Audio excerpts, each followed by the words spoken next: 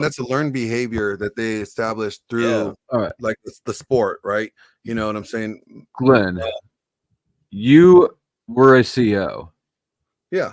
You're telling me that after all the shit that you saw with people locked up, you still think men are emotionally in control? No, I didn't say that. I'm not saying that at all. I have never once said that men are more emotionally in control than women are. I've never said that at all.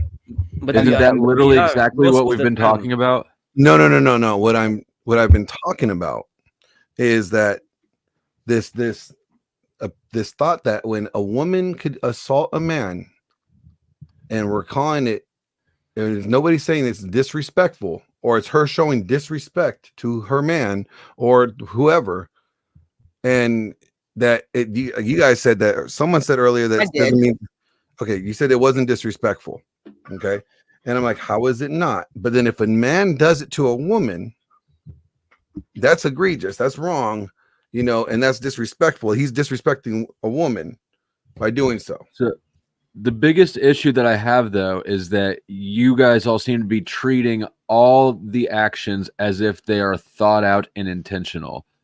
I'm not. It's not the point. Well, I have to go off the video that you showed me, which is where she stood there. Right. Well, hers was. I agree that hers was. Yes, most women escalate the situation flow. They are actually professional button pushers. Every time you get mad with a woman, they try to push her buttons to flow. I've been hit by more women than you, I bet, and almost none of them, I would say, were in control of themselves. Flow. Let's do the anecdotals. Anecdotals are not proof of a bigger type of trend, right? Are a lot better evidence than just these general claims. If that's the case, there's not famine in the world because I'm obese. You said women are professional button pushers. I at least have some anecdote to say why I think that you're wrong. You just made a claim. So would you agree that most women, when they get upset at you, they don't disengage. They actually try to push our buttons to get a small, big, gigantic reaction. Can we agree with that? Most women? I would not say most of them. I would say... Okay. So we disagree? Yeah, we disagree. Hey, Kat, jump on the panel. This is great. We disagree? This is a great discussion for Kat. Kat, I'll send you the link in Discord. I got her. Sleep is for losers. I slept like a baby. Link right here. I slept like a baby. I got her in Discord, so I can send it to her directly. So not everybody and their mom is coming on the panel. Say that again, Grid. Open panel. Oh, I said I slept like a baby last night. I got up. I reminded my wife, why she's married to me, and then I came out here. And she didn't slap you in the face. That shows she respects you. She smiled, rolled back over, and went back to sleep. Satisfied. She doesn't do that anymore because he's rich now. She stopped it. Oh my gosh, Fatty, you're funny. Hey, man. Funny guy. I mean, that's pretty funny. All right, so he means accurate. I see you, brother. I see you. Oh shit. I've been married 19 years, man. Damn. And what you've been through is actually regular. Like there's like woman putting their hand, like we're talking about before you got here. Woman putting their hands on a man is not something obscure. Throughout our lives, if you dated long enough, a woman got into the state where she tried to put their hands on you. You just don't register as a threat because she's a woman. Especially if you date Latinas. If you didn't got a black eye, you probably were like, that wasn't that bad. I thought it was funny, honestly. I thought it was funny that she could give me a black eye. You see what I'm talking about? now give her a black eye and ask, who do you guys do you guys think this is funny? You going to jail now? You going to jail? I mean, because I did actually have a situation with a female roommate. I told the story the other night. Oh yeah. Yeah, where I had my roommate almost locked up because she slammed the door on my hand and like broke the skin and said, "Wasn't even that big a deal. I wasn't that concerned about it." But the neighbors called the cops, and they're like, "Have you guys been romantic at all? Dated anything like that?" I'm like, "Hell no, we're just roommates. I got a lease." And they're like, "Well, I mean, she slammed the door on you and broke the skin. I can see your knuckles are all bruised up and shit. We'll take her to jail right now." And I'm like, at least he didn't lose a finger like Johnny Depp. or whatever it looked right. like with That's right. I didn't get depth, bro. I didn't get depth. But Yo, I had a situation with like an ex crazy girlfriend. She was so fucking mad. She was like a drama queen and shit like this. And she was a. I had yeah, she was like, bro, obsessed. But the thing is, you got that Latin voice thing going on. I bet they're all psycho for you. Nah, not all the time, G. Fight They back. also can Fight back, Alex. They can also, like, you know, shatter my heart sometimes. You know, I'm not like a fucking. You're a lover, not a fighter. Is that what you're trying to say? No, I'm a fighter though. Okay. But you know, So we are not perfect. We also like feel though. When I was younger too, but yeah, this bitch slapped me 5 times, and the first one and the second one and the third, I was like, I kind of like this, right? Because you know she's kind of small, but then she gives me the fourth and the 5, and I'm like, why? Then I like hug her, and we start kissing. But in my mind, I knew this bitch has no control, and she will try to do this again. And I had like a serious conversation with her. Don't ever do this again. What's wrong with you? And I tried to understand what was going on her. But it's not okay as a woman, if you like someone, to do that all the time. Yes, and then we fucked and blah, blah, blah, blah. But after that, my respect went out of the door for her, and I could not continue to date her. And I have to finish it, like finish the relationship. Well, yeah. Okay, that sounds good. All right, so I got another video clip. I see that. I'm about to pull it up. Hold on, let me ask you. Why you said after she hit you, you tried to figure out what was wrong? What was wrong? Yeah, because I was like, instantly my behavior was, okay, am I really the problem? But no, she was the problem. But my instinctual reaction was, oh, what's wrong with you?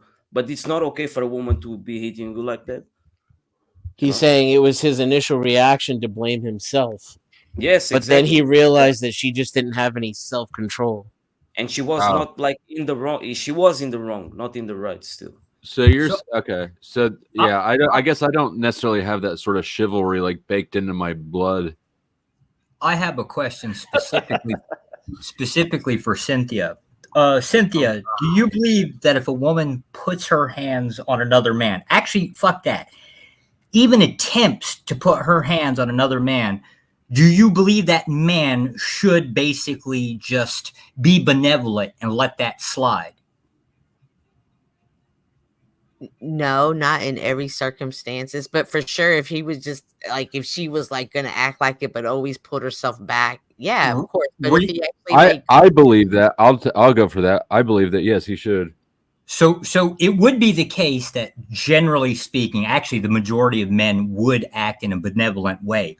What happens, though, when you come across that rare exception of a dude that has no problem ass whooping a woman? I mean, I saw benevolence in what that Russian dude did to homegirl with the blonde hair. You know, she needed that. He did stop at the one smack, right? He did her a big favor because she's going to be fine in like 20 minutes. He did her a favor. What? Yeah. Women should punch themselves in the face a lot more. It'd be good for them. You're trolling. Hold on. So can I play this video? Because everybody's talking. We mentioned, someone said earlier that men or women have emotional intelligence, or men lack emotional intelligence or something like that. And that's what they react. They react and they hit somebody, or the guy smacked the woman. After that, that means he lacked emotional regulation or intelligence, right? Yeah, it's just basically kind of a detraction. It's basically stating that men ought to be benevolent, which the majority of the case is men generally are benevolent, right? Well, let me play this. Keep saying benevolent, though. Men should take physical abuse. That's what you're saying. So I'm going to play this not all of it. I'm just going to play a little bit of this thing about emotional intelligence. Is this going to be a copyright issue? No.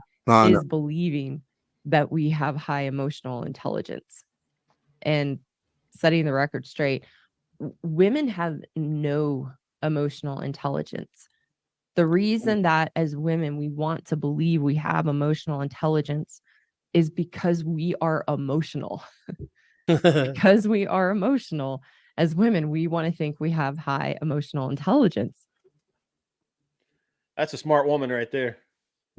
What does emotional intelligence look like? What is this? Can we get a clear definition? I'm pretty It's sure your it's social ability to skills. your ability to interpret and understand your own emotions as well as those around you. And y'all believe that women have no emotional intelligence Compared to men, especially, yeah, it's so close Not to compared zero. to men. I didn't say that. I never said it. She said it. So don't say I I'm believe it. asking, do y'all believe? So you believe that women do not have emotional intelligence? Yes. No. Nobody said that. It's not having compared to I men. didn't say y'all said that.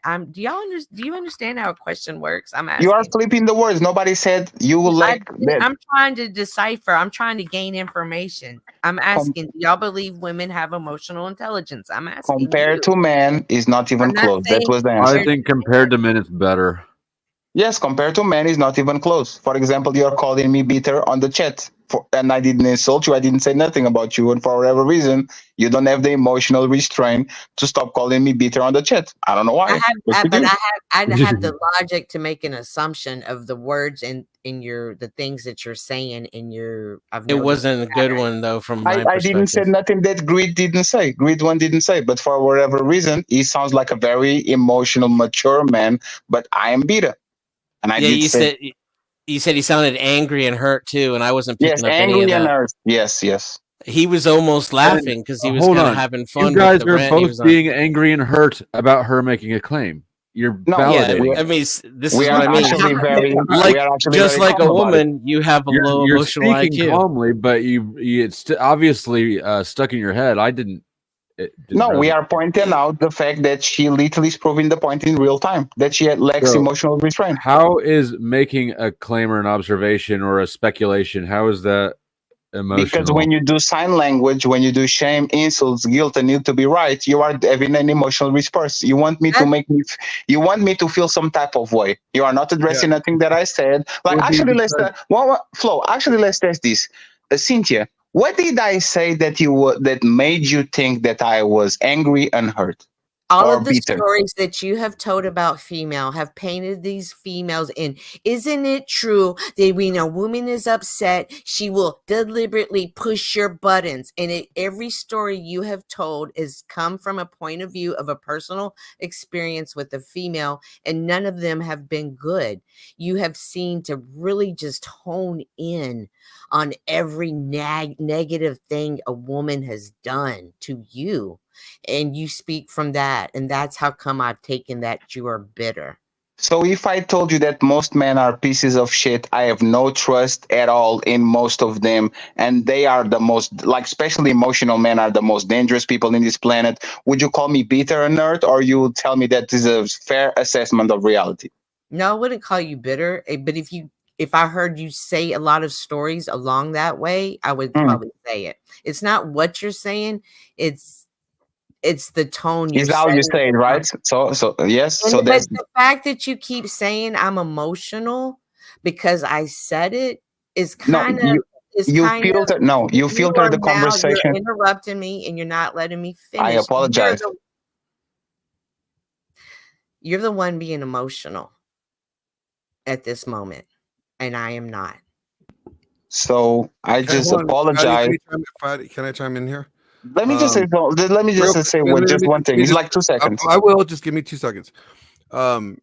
Cynthia, but you said the tone and how it made you feel, right? No, I didn't say how it makes me, like the tone he said in. Yeah, and I don't mean the tone of his voice. I mean the tone of the stories. Again, so you're referring to criticism, how you received it, what you said or what he said, and how it affected you in an emotional sense. What? Whoa! No, that was some serious gymnastics there. No, that's totally. What was the tone? He didn't send it aggressively. It wasn't the content of what he said. It wasn't any of the facts, and even the way he sounded was calm and reasonable. But the tone of it made me think that he was angry and bitter. Okay, and Cynthia, that's a feeling. That's and Cynthia, did you sounds like feelings? Do you have the same feelings towards what Greed one said? I can interpret this situation. This is me logically interpreting it my way as a woman. It's Well, without the deductive logic part, reasoning. though. It's deductive reasoning. Oh, that's totally Okay, fair. then it's So, deductive Cynthia, reasoning. did your deductive reasoning have any type of feeling stories? What Greed one says when he said his wife put him a black eye and all that, and he had a roommate that slammed the door in his hand. Like, did it sound resentful and No. hurt and angry, or like that didn't actually tickle your sensor? No, it didn't feel that way at all. You see what I'm talking about? But if he Didn't told me, feel and then that way at all. He feels that Yeah. way. You don't have the feelings towards him. You have towards and me. he Hold on. hang on. Oh my He god. told one story, but if his next story is about this one time my wife broke my arm and put Yes. me in the ER, and then if he told me another story about a girl that he dated and they were on a date and she slapped him and put him out of the car, then I'd start to be like the same thing. Man, Wait, what some type of chick broke women your arm, is- fatty? No, I'm saying if he told these Holy type of shit. stories. I Yes, would but start what- to, it would be the same thing. What type of dude is he? What type of women is he So- picking up? I would process it the same way. Would I draw the same conclusion? Perhaps, perhaps not. I'm not That's sure. fair. That's fair, Cynthia. But what story did I tell that is worse than somebody giving me a black eye, Black eye. and slamming a door in my hands to the point that the neighbors called the cops? What was the story that I told? I just want to know that so we It's can leave not it alone. the story that Yeah. you told. It's the stories you're telling about your point of view, your Give me an perspective example. of women. Give me an example. You did. I just did about the way about women. Won't they deliberately push your buttons? Everything you say And that's about worse than a black eye? very. Everything you say about a woman is very. No, Cynthia, coming I from got a- you, Cynthia. I understand that. My question was, tell me something that I said that is worse than a black eye or somebody smashing the door in my hand. Something that is worse. I just answered that question. I didn't write. I didn't say nothing that was worse. But for whatever reason, you are okay with You've somebody already that's. shown your conclusion. It's how you but you're narrate more the than welcome blame. to listen, this is we're going to disagree on this. Oh, Okay. no. So you It's- have two different choices. You have a choice to make in this moment. You can either understand that we are disagreeing and we can move this conversation on, or you can keep looping and showing yourself to be an emotional creature. In I this will moment. show emotional restraint and disengage. Okay. Good choice. Wait a minute. Very interesting. Very interesting. Y'all are making me feel ate the fuck up with this shit. I got to be honest, Cynthia. Can I ask you a question? No disrespect or anything here. Have you ever like lost your temper and raged and like keyed a car or slashed somebody's tires, anything like that? Yes. Okay. I never did that in my life, by the way. To all the men on the panel, show of hands, how many times you slashed a dude's tires? Never. Never.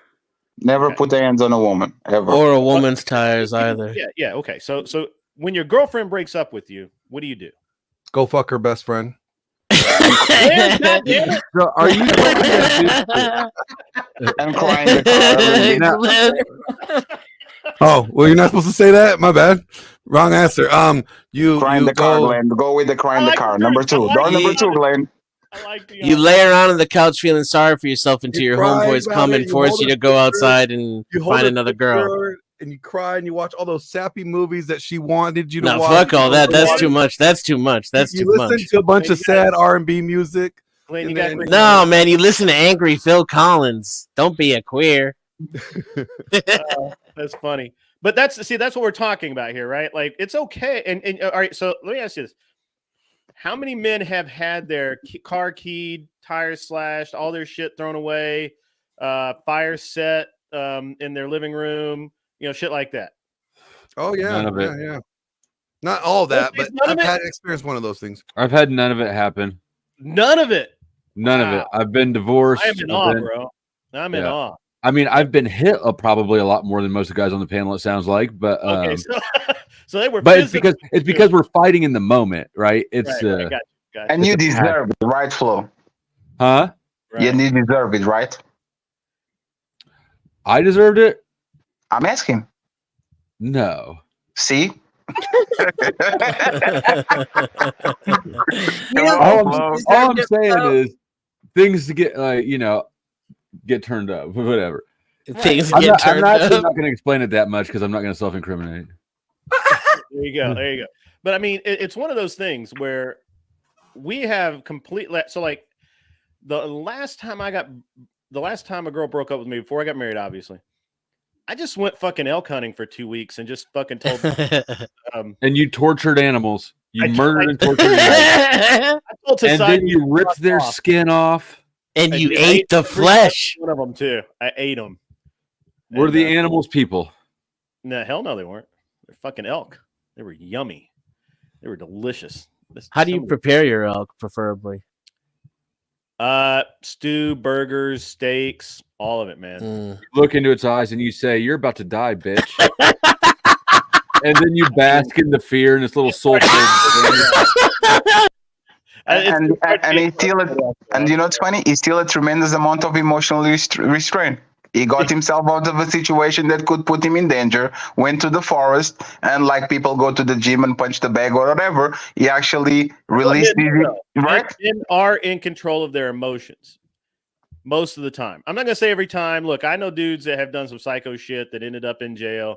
You know, fuck those guys. They deserve everything they get. Fuck you too. Men are socialized to control their impulses more than women. That's how I would put it. So now they're getting punched so full of soy and all that kind of shit that you never know.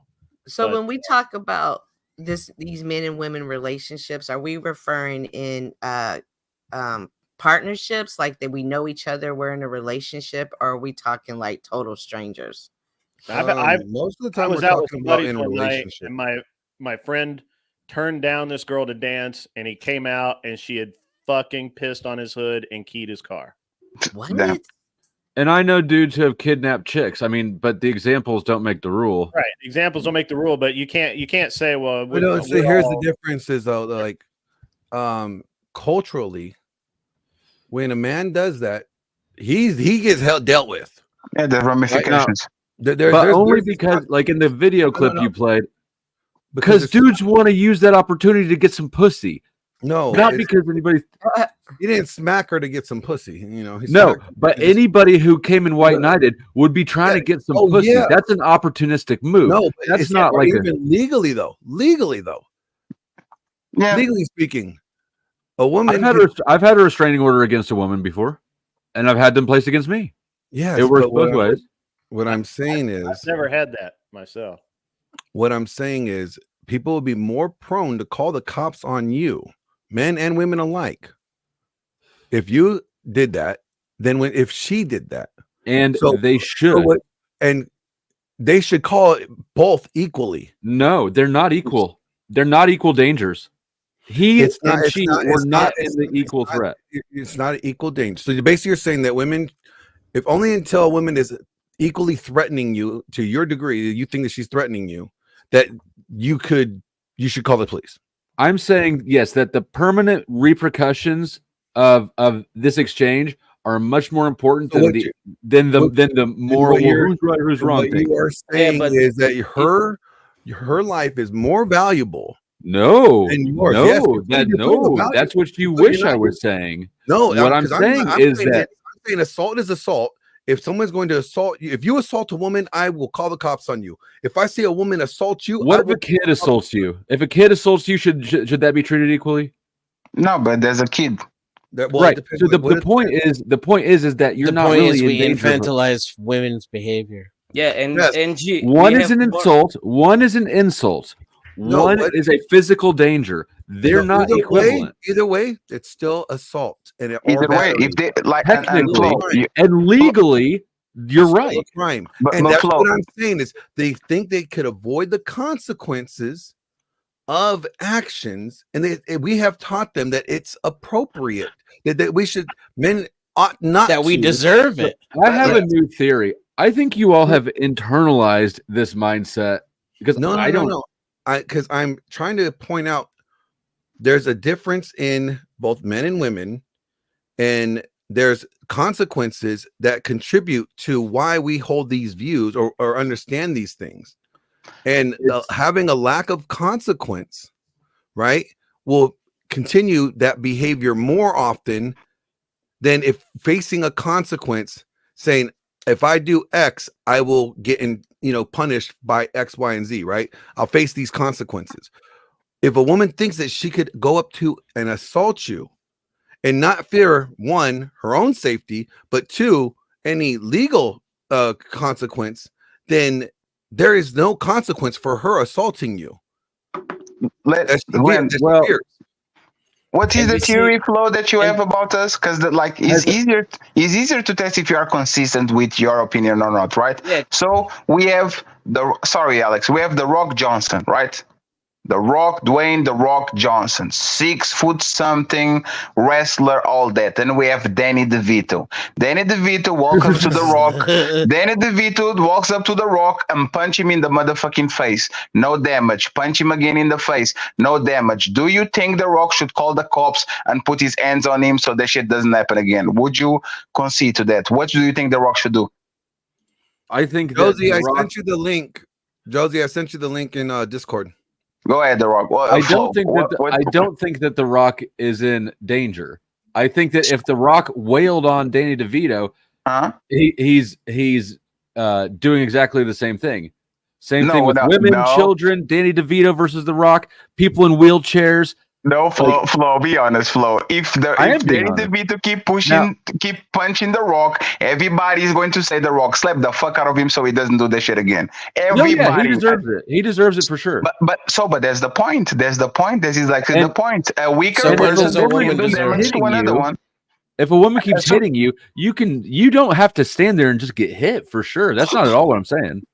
No, but you said that he's not a threat. Like you said, he's not a threat, right? I'm not going to see as the same threat. But when a weaker man goes to a way stronger man and does the same, we feel justified that we should put the hands on him or call the cops and make sure, even though the guy is not a threat to you. Right, this is our point. These are social rules of thumb. They're just not that nuanced that they can distinguish between, well, if the man is this size and this weight, it doesn't get that granular.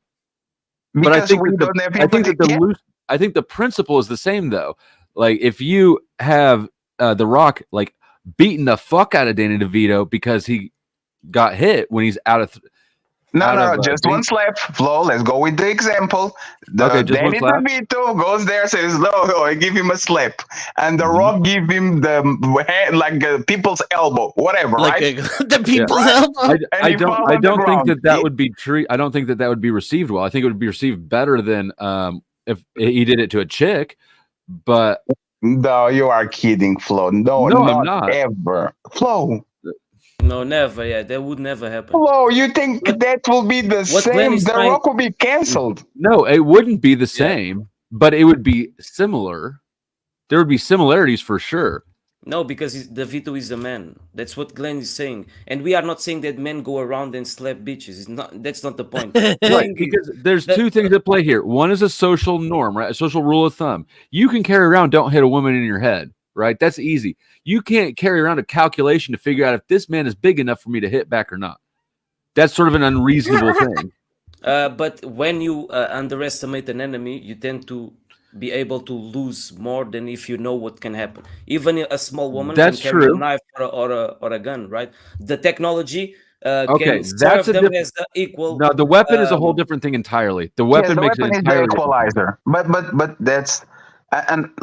Going back to a little bit to the restraint thing, we actually have data that women are more emotionally and out of control than men. Like lesbian couples have the biggest DV rates of every single couple. Compare with heterosexual couples, compare with gay couples. Lesbians fight each other more than anything. So it's common sense at this point. It's like saying men like sports. Women are more emotional. And if you're going if you told me, I use this example all the time. Emotional. They express their emotions. Like, for example, if my daughter came to me and said, "Oh, Dad, I know my husband is rich and he does everything good to me and he's a great father and but he cheated on me with the secretary," I would say, stick with him because even though it's wrong, you are going to leave him just to marry another cheater. Because that's what most men do when they have the opportunity, even though not all men do. Me leaving a woman because she's emotional makes no sense because I'm going to marry another woman and she's going to be emotional too. Makes no sense. Most women are emotional or are in touch with their feelings, whatever the wording is. That you can't avoid that shit. At least. Okay. How oldish are you? Just a second. I'm 34. Okay. Have you been married or in a serious relationship, or anything? I've been on several serious relationships, never married. And you have kids, correct? Just absolutely not. They are still on my nuts. Okay. Good place to keep them. I have them. They just didn't come out yet. Oh, okay. Probably killing tons of them every day too. I thought there was an end goal. No, like I said, what I was gonna say, like, what was the point of the line of questioning, though? Yes, the age. I was just curious. Like I didn't. Your perspective, the perspective you have on women in relationships, yes, reminds me of the same type of perspective I had in my younger years, in my early 30s. Yes. Coming from I was divorced by my mid-20s. That's why. coming and remember, the people that are giving me pushback is the woman that already admitted that she put her hands on other men, and the man that already admitted that several women put their hands on him, which is hilarious. That he's the explosive one in the relationship. Literally, too. they have personal examples of them being the situation I'm describing, and they're saying, "Fed, you are too young. You don't have no experience." But you motherfuckers have. No, but you guys have experience. You guys should be on my side. God damn it. Okay, if you would let me finish. When I was young, I had these and I outgrew them, and I began to see men differently and understand the relationship between men and women differently. But that came with experience, and that came with age. When he was asking those questions, I was happy that he was, because it was giving me information that was helping me to process what perspective or point of view you would be coming from more. And for the record, I've never been hit by a woman who just didn't like my joke or wanted to. I've never had something like that in the video clip happen. Neither did I. But that's the thing. Like, I know how people actually debate on this space. They try to dig for information to use it against it. I think Flo is a little bit mature to do that. But hey, if you guys want to use it, that's totally fine. But we can also got a super chat from Uncle Fatty. Oh, happy Memorial Day! Thank you to all the veterans. Happy Memorial Day. We can do the outliers for them, because we see a lot of domestic violence with fat bitches against like skinny dudes, and that's more common than common. And that's There's true, a lot of domestic violence in both men and women.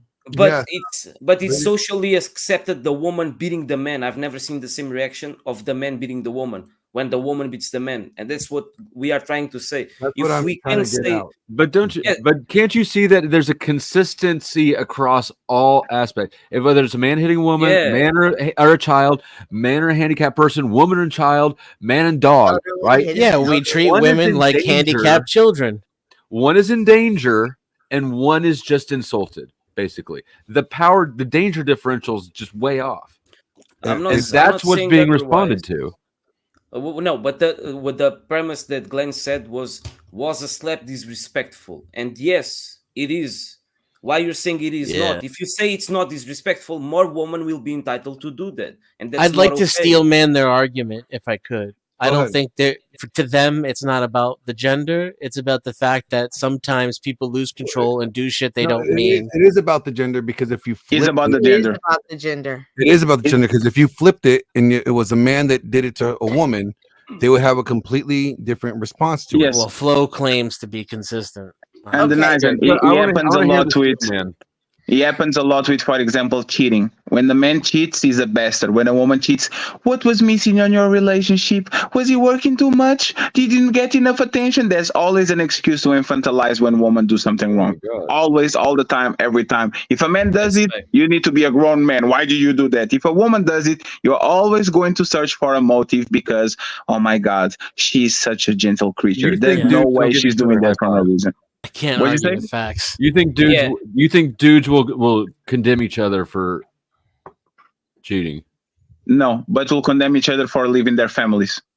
Yeah. And Oh, I woman get will them say, all the time. go I pursue just your think happiness, that girl. If you're not happy with flow, you should like, that's the difference between man and woman. If Glenn And comes to me and that's not says, true. I have 3 kids, but I'm not happy, so I'm leaving, I'll punch in Glenn in the face. We're going to drink some beers, and I'm going to say, What? Glenn, go take care of your kids. When women go to each other and says, I'm not happy, this marriage, go girl, you deserve to be happy. Go ahead and divorce him. That's what happens. take the kids with you. Yes, and take the Yeah. kids and the house, and that's what happens. Is enabling bad behavior and treating women like they are kids. Yes, Yeah, they're we not do. kids; they are teenagers. Yeah. Let's go with teenagers.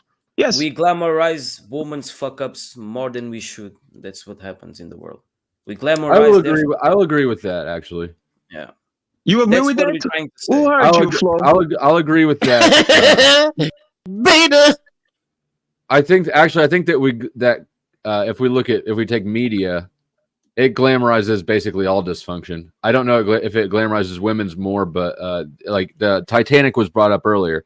If you look at that objectively, the whole thing is trash. She Yes. was Yeah. engaged. She cheated on her fiance with some pool boy, and it's treated. It just sort of skews the social dynamics No, of the obligation. he's doing it for true love.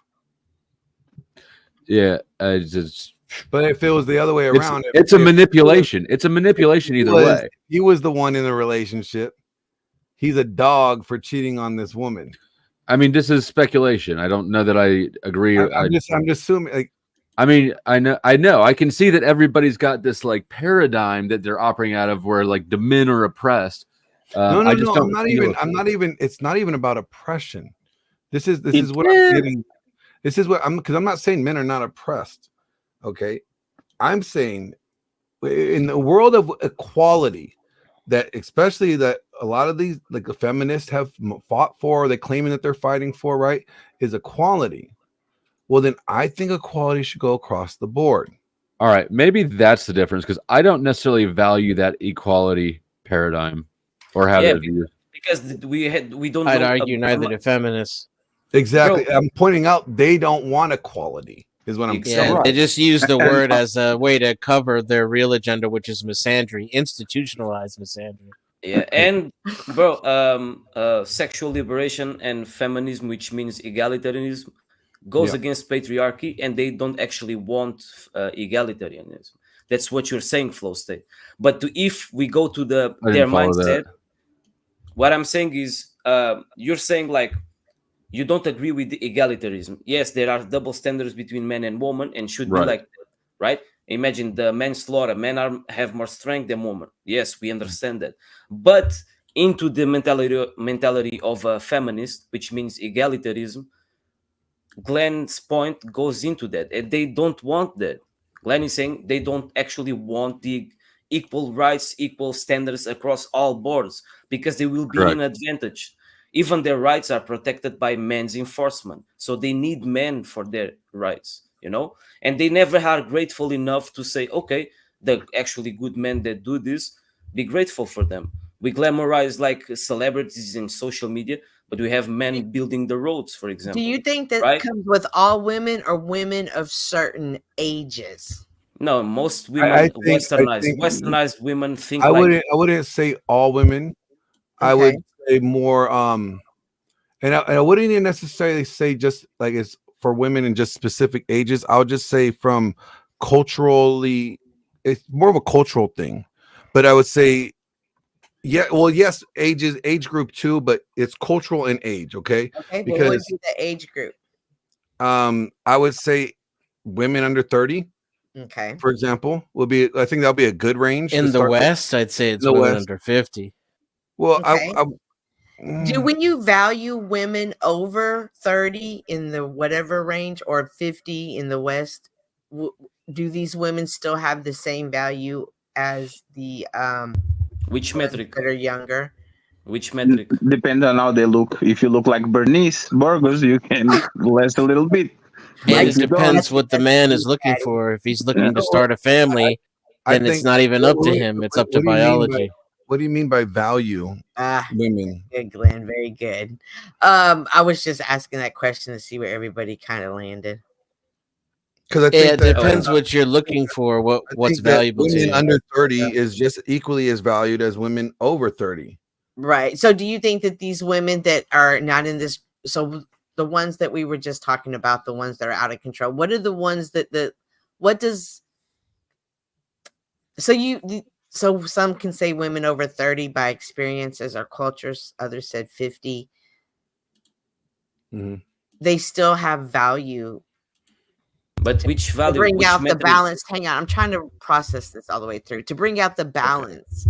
So I just want to, do you not see that it's that something changes? Is it age, or is it the circumstances? Is it the quality of I men? think it's societal norms, what we have society has accepted or has deemed appropriate, right?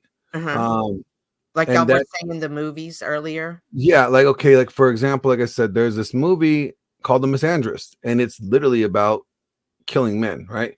And that has a trailer on YouTube, and that's fine. If it was flipped and there's a movie called The Misogynist, right? It wouldn't even get the opportunity to be uploaded without it being taken down, right? So what I'm saying is, so from a cultural standpoint, we have deemed it's appropriate, or we are, in a way, we are propping up this level of behavior, treatment towards men, and we say it's not acceptable if it was flipped. And so if men and women are supposed to be equally of value, culturally, we are saying no, men are not equally in value to women at all. Actually, they're beneath women. If we're saying this behavior from women is acceptable, and men should just, that's normal. And you'll acknowledge that if you're a real man, by the way. Exactly. You're not a real man unless you admit that men are not as valuable as women. Yeah. I think that women, I think that men hitting women is way worse than women hitting men. I also think that women cheating is worse than men cheating. Yes, that's fair. You so didn't the double say standards are not, but so what I'm getting at, again, it was the disrespect thing. I said, is it disrespectful? Yeah, this fair. You didn't do nothing wrong, Flo. It was just the fact that you don't see like the majority of women, right? And another conversation that we usually have on this place about is like, because she was asking about value, is that we as men are very like we have no sympathy. You're fat, you're a loser. You live on your mama basement, you're a loser. You have no money, you are a loser. We actually determine winners and losers. My question to Cynthia Cynthia, can you describe a woman that is a loser? That's a good question. It'd be a one that just gave up, that just didn't try, didn't get up and try to better themselves, didn't clean the house, didn't try to eat healthy, didn't try to walk. Someone who just gave up. So even if she tries and she fails, because we try a lot, I try to be rich, I can. I try to go to the gym, I can. My results determine me as a loser, right? So could you? No. Yes, my results. Like if I'm 55, living on my mama basement, I'm out of shape, I work at McDonald's, I don't have a car, like society is going to deem me as a loser because I didn't achieve, right? Is my results, even though I tried. So can you give without the trying thing, because all of us try, can you give me metrics that tell a woman, yeah, that woman is a loser? The equivalent would Absolutely. be a spinster or like a cat lady. Well, spinsters, that's a whole genre of porn. So yeah, that's if we want to bring porn into it, you can hardly say that women are treated as better than men. What? Porn is violent and degrading as fuck. If we're bringing porn into the cultural conversation, that changes. No, I'm just saying. I said spinsters, like but that's the point. So Flo, would you define those Flo, would you define sex workers as losers? Sex workers, prostitutes or strippers, or there's degrees, right? I would say prostitutes. Yeah. What about you, Cynthia? Prostitute, is she a loser? No. What about a fat woman? No. What about a woman with 3 baby daddies? No. You see what I'm talking about? There's we can point out they don't like what about a dude with 3 baby mamas? One second. The value of man is dependent on what they do. A woman will always have value no matter what she does. I wouldn't care if it was a male porn prostitute. No, I wouldn't care if it was a man with 3 baby mamas. I wouldn't care. No, that doesn't make them a loser. So let me ask you this: a man that doesn't take care of his kids, is he a loser? No. Come on, Cynthia, that took so long to answer. There are women that will keep their kids away from their men. There are women. Yeah. No, Cynthia, don't do that. Alienated. So no. If you can't say Cynthia, that. Let's be fair. A man that doesn't want to take care of the kids, he knows the kids, has access to them. He's a loser, just as a mother's a loser who doesn't. Okay, so we're getting somewhere, right?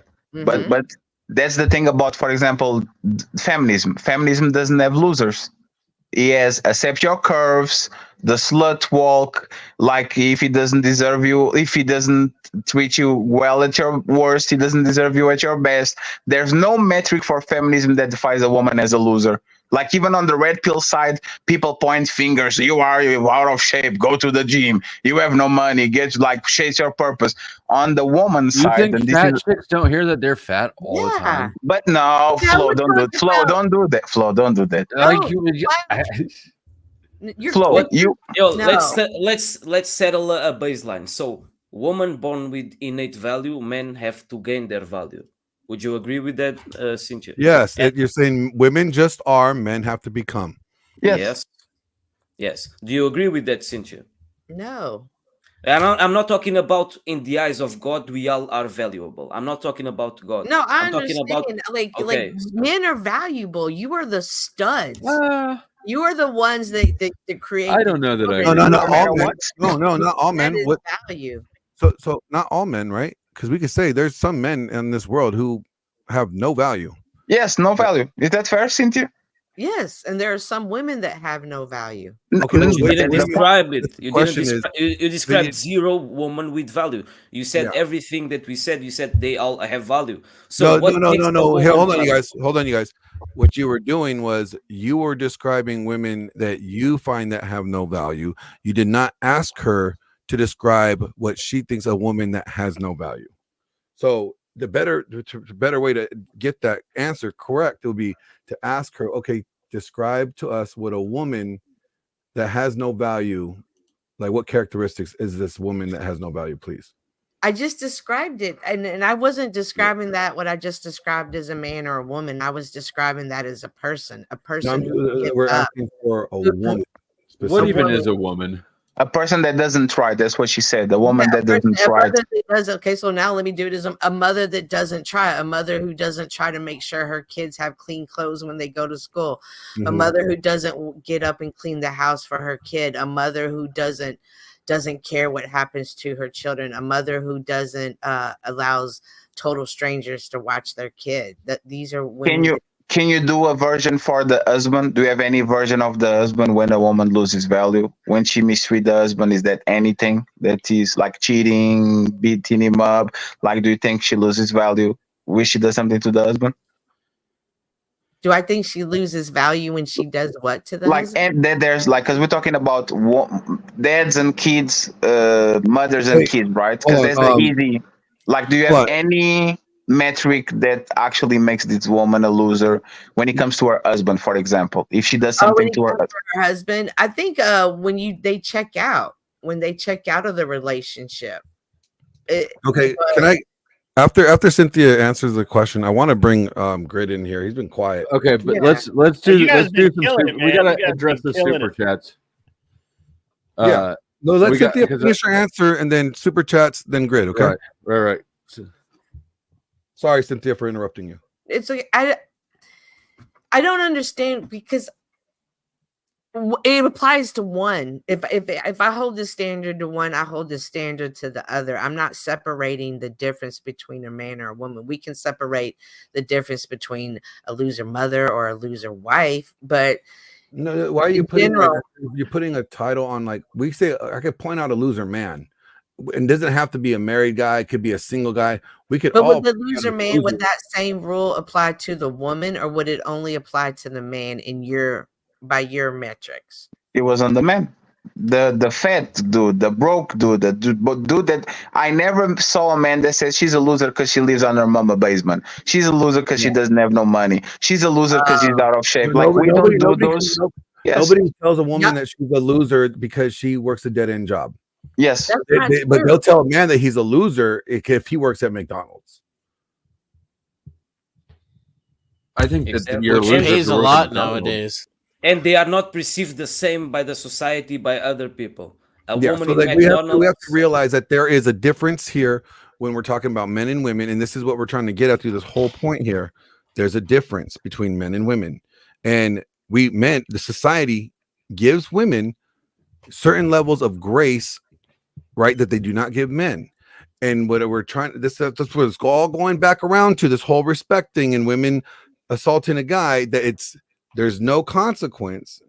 And as Flo mentioned, like, well, she's not considered a threat, or she would not do as much damage. It's not the fact that she would do damage or lack thereof damage. What it is the principle of the fact that someone is assaulting you over something you said, and they have no fear in consequence, neither by physical threat from you or society holding her guilty for committing a crime. That's where we're saying there's this huge, Or social shame either. exactly, there's this huge discrepancy here.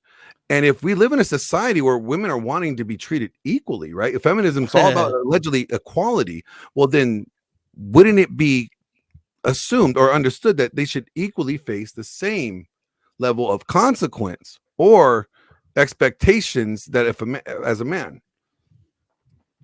So we Yes. demonstrated that they're not equal. You know what? Let me not.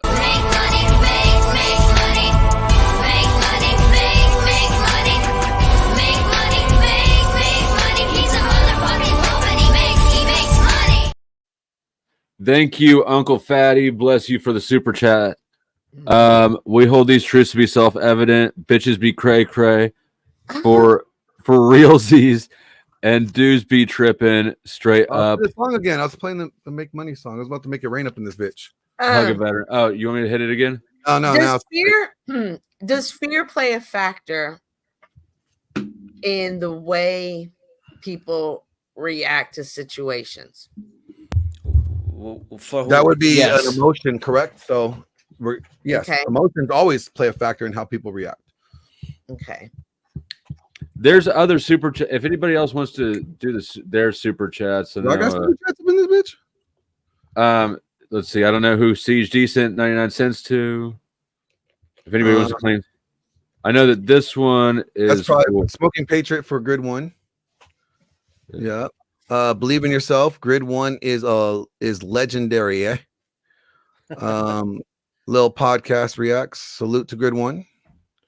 And Lauren with the memberships. I appreciate you, Lauren.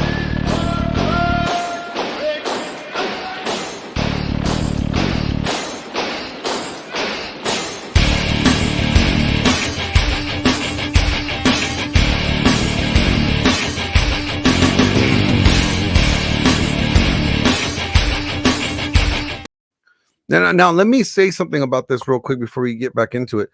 I am not saying that I'm complaining about anything about the way that men, and women. I'm not complaining. What I am trying to point out is that if we say that this society or culture that we're in now is supposed to be pushing for equality, then equality should be a push for across the board. It's a blanket equality across the board, right? You want equal pay, you want equal rights, all this. Then you have the right to face the same consequence as a man.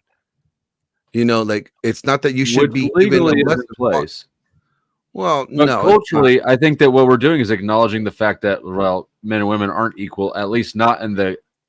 It's not even. We're not equal. We know we're not equal.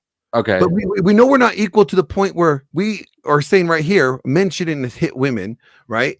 And he has no emotional regularity. If he does, even because she's not a threat or whatever you're trying to say.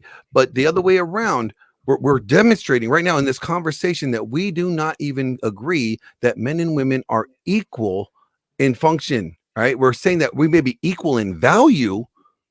We could agree that we're all equal in value. Every life is valuable, but we're not saying that this equality thing, we're not equal.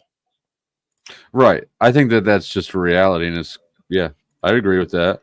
Yeah, and the whole point is to make people realize that equality is not an efficient way of going into society. And I'm impressed that I agree. Cynthia's saying like a prostitute like is not less valuable than a mother that's not a porn star or whatever. It's kind of well, you should probably know my background.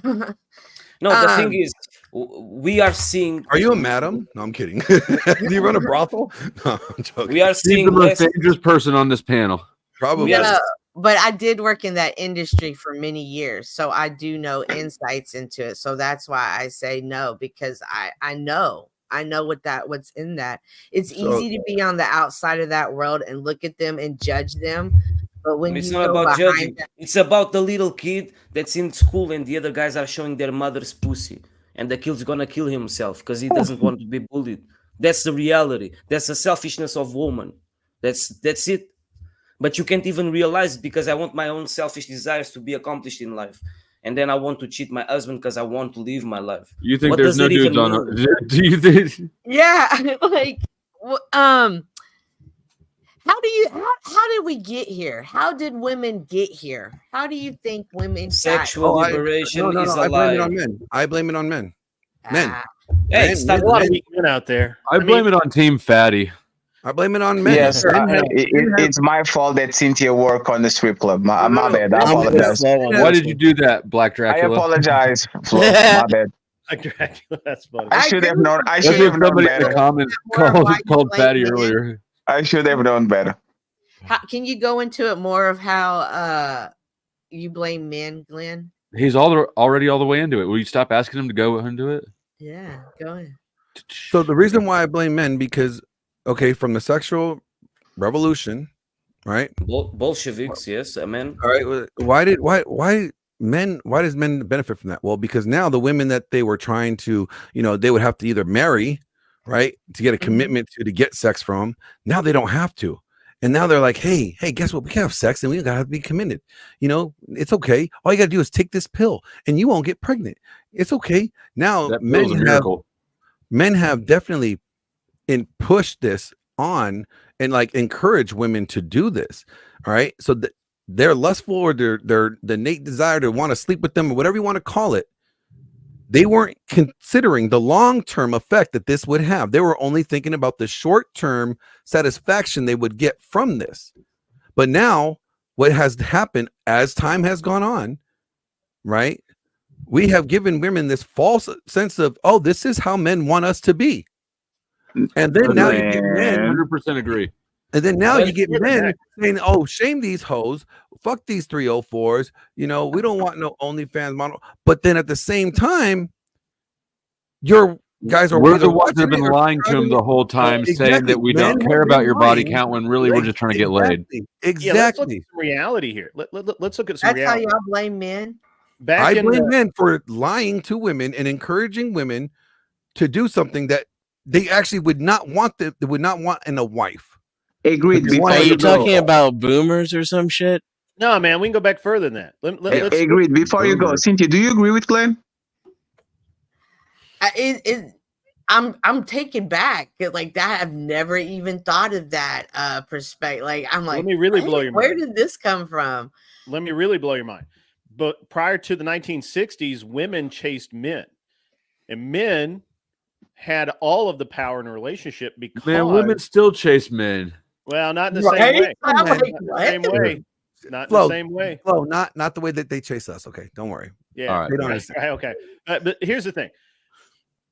Men looked for a great husband, and a man knew if he was going to be good or not. Give me a piece. And he had all of the power. Cat, can you give me a peace sign? Oh, Cat's coming up. Cool. Oh, Cat's morning, Cat. How are you? All right, cool. And then in the 60s, weak men gave all that shit away. It gave it all away. And ever since then, it's just been a train wreck after train wreck after train wreck after train wreck. And now you have women who think that they're in control when really it's just a train wreck. Huh. They can't be in control. They don't know how to lead. You can't lead. If you can't lead, you can't be in control. If you can't be in control, the whole fucking thing falls apart. And you've got weak men that are so weak that they're not even coming out of their fucking houses to go even try and get laid. The only way they can even have any kind of sexual reprieve is to pay for it online. And the women have taken advantage of this to the point that OF makes the owner of OF paid himself $1.3 million a day last year and still owned the $1 billion company. But how is that man's fault? It's like you saying. How is it not men's fault? Weak men created that. So let's do this, right? Created that. No, that's fine. Weak motherfuckers that went around and said, you know what? I'm not getting picked. Yes. I don't have 4 women lined up on my dick. Mm. Men back. Look, have you ever watched any of the old movies from the 60s back? Those are pretty accurate portrayals of daily life. What about women chased men, not the other way around. Only when feminism came into it, only when feminism really came into it, birth control came into effect, women had no responsibility. And all of a sudden, because before birth control, right, there was a consequence to sex, right? A woman was afraid that if she had sex before marriage, one, she would get pregnant, and then that would make her look bad because she would be it would devalue her chastity, her virginity was of value to her. Right now with the pill, you could have sex and no one will know whether or not you had sex or not had sex because you avoided the consequences that would show that you had sex, which would be that's men's responsibility. No, it's men's fault. But this is the problem. It is your responsibility to keep your dick in your pants. No, the men never put men in the history of mankind. There was never a time of period that men put their dick in their pants. Men like to fuck. That's what they've been doing since the beginning of time. So if you guys want to go to traditional values, you have to admit that men never had dick discipline. This is a new concept. Traditionally, men had more sex than they do. Yeah. Now. But let's do this right. Like it sounds like I agree with the premise that men created the circumstances for this. I agree with that, right? But I think you guys telling half of the story. If I get a orphan and I adopt him, I give him shelter, I give him all the conditions for him to succeed, I give him books, I give him everything for him to become the person that he truly deserves to be, and the motherfucker backstab me, it's not my motherfucking fault, it's the motherfucking kid's fault. I raised him to be the best version that he could, I put the roof over his head, and now you're telling me that I am at fault? It's the same thing with women. If man invented birth, let me finish. If man invented birth control, if man let woman get properties, credit cards, go to school, become an astronaut and all that, and woman abuse the power, we have to recognize that these women actually are using and abusing the power that was given to them. So it's their fault. We have to actually say, if there's a difference between giving them the ability to have power and encouraging them to use it this way. An adult with agency is another.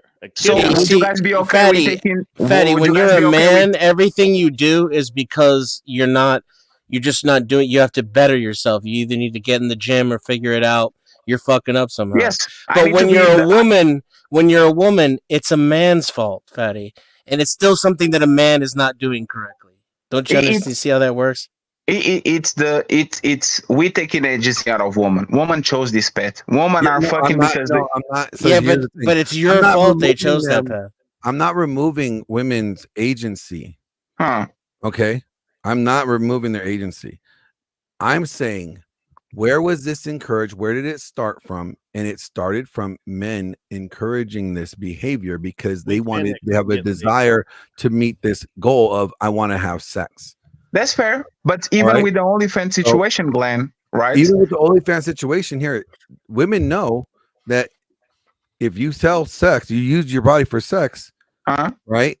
Men are not going to want to marry you, more likely not want to, then they would. If I they had a think choice, there's a lot of women between- who are caught off guard by that. Yeah, but Exactly. Glenn, but that was not my angle. It was what Greed said, right? Because he said men are actually financing this shit. It's like me being on a corner and says, it's like me being on a corner and says, I'm a drug dealer because Alex buys coke from me, so I have to do it. No, I have personal responsibility. I chose to be a drug dealer. I don't care how many customers I have. Motherfucker, I chose to sell drugs. But as soon as we put the woman in that position, no. she's The just- thing is, the difference is you know the consequences of selling drugs. and you know the consequences of selling pussy. No, you don't. not when it's told that this is what men want from you. We spend. I only sell coke because people, that's what they want from me. Yeah, I want drugs. Yes, people like drugs. I sell joints. You see what I'm saying? Like in we World put of Warcraft. when a man Some when of a us have man been does- rated before. when a man does something that he shouldn't, we don't put the blame on the people that are actually going to him and say, hey man, how much is da da da da. But if a man goes to a woman and says, how much for a feet picture? Oh, this is man fooling the economy. As it is, but she chose to sell feet pictures. That's a responsibility. The men are just going there and doing what they have to do. Like And this is it's really men fucking up too, is infantilizing women instead of letting them. he's taking agency out of woman I'm choices. not taking age. So here's the Nobody's thing. taking agency out of woman's I choice. always say this at the end of the day, right? Everybody needs to be responsible for their actions. Now, if a Yes. woman decides to sell her ass, right? And you know what? After she's done selling her ass, she wants God to settle bless her. down. She wants to settle down and get married and live the happy wife with the white picket fence, all that stuff. Cool. If that's what she wants, and she doesn't find that a guy that she desires wanting to settle down with her based off of her past, well, that's the consequences of her actions. Yes. Okay. I'm not removing that. Not at all. Not at all. That's I know several But- people that have done that and are happily married. Okay. And- Again, and we don't. come You're from talking from a different worlds. solipsistic point of view, not from a solipsistic. I'm talking about generally speaking. I can't On say that average. from where Okay, but and we I'm could starting say to that. realize We could- we are from we- different worlds. And No, we because could I'm we could also say we taking could that- say that on average in a general way, right? That okay, if that's the case, if that wasn't the case, why do women use, oh my god, she's such a slut or she's such a hoe? Women, It yeah, makes women you credit women. women understate their body count, men overstate it. I mean, that's a thing for a reason. And I think every guy can agree that he doesn't want to wife somebody. The higher the body count, the lower the less he likes that in a long-term partner. However, probably all the dudes have told more women that we don't care about it because we're Yeah. acting in short-term Exactly. interest. And so that's why I say at the end of the day, look, there's a difference between fault or blame and responsibility, right? Men, we may not always be at fault, but we always need to be responsible to make the decision. It may not be our fault that we're in this mess, but we Pass. have the responsibility to act. And Glenn Yeah, has yeah, another but you video don't- backstage. I think this is his proposal for a solution. So you want to be hip? You gotta suck your own dick. Wiggity what? What? I You don't gotta have suck no your own video. This is dick. not my video. This is bullshit, bro. So you want to be hip? You gotta suck your own dick. Wiggity what? What? You gotta suck your own dick. Glenn, that's a very cutting-edge proposal. I Very have to say, innovative. I'm intrigued and I want to learn more. How is it that sucking your own dick can Pat, make what do you think? Yeah, I think Pat wants to talk. Yeah, I think he's right that the reason why women act like this is because men who have short-term mating strategies tell them, we don't judge. I want a girl with experience. I want all this. It's fine. Nobody's going to care, blah, blah, blah. My wife is going to have tons of experience. Don't worry about it. And then other girls who want to lower that girl's value also get in her ear and say, yeah, nobody will know. I won't say anything. Live your life, girl. Go get it, girl. It's fine. And it's just, and if you don't have a strong father to say, they're going to lie to you, these bitches are going to lie to you, you're not going to know. So, but that's all they've been saying to her. All of this, like this problem is, tell kids, tell sons, do what's right, and tell daughters, do what's right for you. tell sons, do what's right when you do business with Glenn. Do what's right for your parents. Do what's right for your dad. Do what's right for your city. But as soon as it becomes woman, do what's right for you. Don't trust these guys. Don't they're trying to fuck you with like be guarded. We've been telling men, you need to do the right thing. When we tell women, do what's right by you, girl. Yeah, that's what he said. It's different. Men and women are told completely. Men have to always do what's right. Women just need to do what is right by them. There's a difference in the thought process. That just kind of shows you the level of responsibility also that societally we put on men and we don't put on women equally. So there's a claim of moral superiority there as well. Not only is a woman supposed to do what's right for her, but it's empowering. It's morally correct, regardless of what the action is or the outcome is. The choice itself is moral for a woman to make, and sacrificing choice is generally considered moral for men. Nobody will, like, we are so fucked up that nobody will look at a woman kind of crazy if she has a kid and she goes to the fire department and she leaves the baby there. I was young. What the fuck are you talking about? No. Listen. I'm gonna read this super chat that I got real quick. Okay. Yeah, let's do that. All right, it's from. Can you put it up on the screen? Because I don't have. This is not my screen. Hold on, I got you. Let me get there. This last one from Dwight Baldwin says, from what I've read, young men spend too much time inside video games, streaming, degraded their social skills, and lower their sex drives. Yeah, it sedated them. Too much soy. Neo males. Nice work, man. Keep up the momentum. And then Tio hit. I assume this is me and Fatty. Each shout out to 5. So we appreciate that. And I think Kat's right. I think Kat's onto it. And I think that strong fathers, strong men in general in women's life is very important. And what we have is an overabundance of weak ass motherfuckers. I'm getting too much money. Absent fathers, which I was taken back that wasn't any of y'all's answers, because that's truly how I see it. And I also see it from the other side, like where I come from.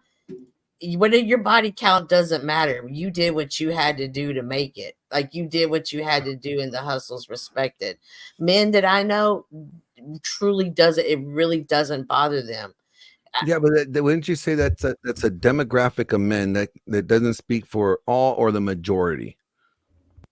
It doesn't. It speaks for a demographic of men. It shouldn't be dismissed because it's not.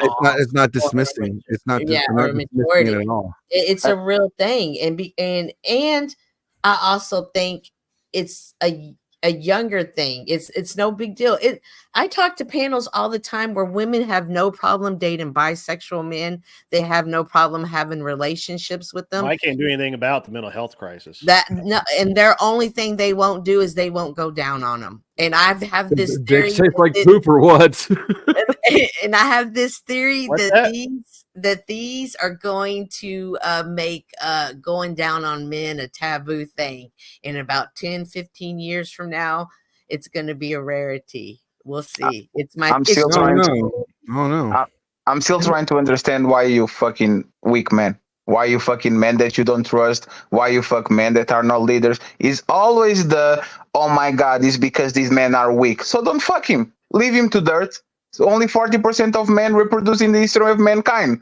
It seems like the woman from yesteryear were smart enough to say that motherfucker is a weak man. I'm not going to fuck him. But you guys are fucking everybody. And they say, oh my God, he was a weak man. So why did you open your legs to a weak man? Why did the man that is actually weak is bending you over and slapping on your fucking, like, why? We They cannot put the take. weak men in charge too. They Why? vote for him, and they take Yes, they vote strong for men him. They and prop they try him to up. shame. Yeah. They Yes, shame yes, yes. masculinity too. If Yes, you they say, who hurt you? You guys hate women. you While sound you so actually, bitter. Why are you so yes, Oh my aggressive? gosh, y'all are Yeah, holding be on proud. to that. Just You be ain't gonna fucking let there's that proud. actually go. is the fun part of the process. You guys actually push weak men, like he said. You guys put them on pedestals. You guys subscribe to them, buy them books. Steve Harvey, Derek Jackson, all these liars, and then you complain, oh my god, because men are not strong and real, because you motherfuckers keep pushing the weak men in front of you so you can get all the bullets. So go So, ahead, you got this. You got what you wanted. and I understand what Glenn said. Yes, there are men that are weak, cannot attract women naturally, are like a little bit awkward interacting with women, and they will Mhm. use these excuses to have sex, right? To Yep. like, oh, it's okay for you to, and we understand that's very real. But the blame is on both sides, men and women. And I'm not obfuscating I'm not moving the blame away from men or women at all. I am saying that ultimately the buck stops and started with what? Men pushing this. Men encouraging Would you this. cuff an OnlyFans model, Glenn? No. But it's Are you a weak man or a strong man for that? I'm a man that's standing on my own morals and principles. But that's exactly the point. And some people, I'm not going to say names, Cynthia, are going to shame you probably because body count doesn't matter and because this and this and that. Like this is what is. No, that's I what she don't said. Like understand this. anything. Slow down. Repeat your point. I lost your point. What are you trying to say? Glenn wouldn't cuff a woman on that profession because he knows what comes with promiscuity, especially on the woman's side, right? But half of the society, and Alex is from my city, so he can attest to it. If I go to the street and I'm talking with people and I'm saying, I'm not fucking that woman because I know she was a wild girl in college, people are going to shame you into actually saying, you are insecure, you are a weak man. No, I'm just a strong man. I have my line, I have my standards, and I'm not going to cuff a hoe. So, like, woman can't even understand what strong is. Like, insecure is you saying, she's a hoe, but I'm going to have her anyway because I have no motherfucking I don't know. standards. Women instinctively know what strong men are. Bullshit. Yeah. Not anymore, brother. They don't even know what a well, leader Not is. anymore, brother. You know They're what? all No, fucked they up in the still- head. They think strong men are a threat. No. So Man. let me explain. I don't know, man. Kat, will you tell these Feminism motherfuckers- has rotten everybody's hold on. brains for the Hold last on, 4 hold on. decades. Let me first. Can we just first ask the two women on the panel if they know the difference between a weak man and a strong man, and what if they could explain by defining what a weak man is? I have to give the disclaimer. Kat is not 21 years old. I know all you motherfuckers out there think she's 21. She's like 50. She's like 2 years away from 50. She's Really? fucking old. Yeah. She is 48 years old. So She got Yeah, them good genes. I saw the walker on the back. I can confirm. So don't- I want this question to go to Cynthia and Kat here. Cat, go What is- first. Go first. What is a good man, or what is a strong man, and what is a weak man? Glenn, check your email. I got it right here. I see it. Appreciate you. Okay, weak man first, no standards, will accept anything, will accept bad behavior, will pretend he's not jealous as a mating strategy so that he can just get scraps. He's okay with that. Okay with not working and letting a woman support him. Doesn't really have any goals, loose morals, if any, loose principles, if any. Will lie, cheat, and steal to get what he wants, and will backstab other men. I mean, I could go on. Are you There's shit talking drizzle? I mean, we should. Strong men don't lie or steal. They don't like the drizzle. They like the grizzle.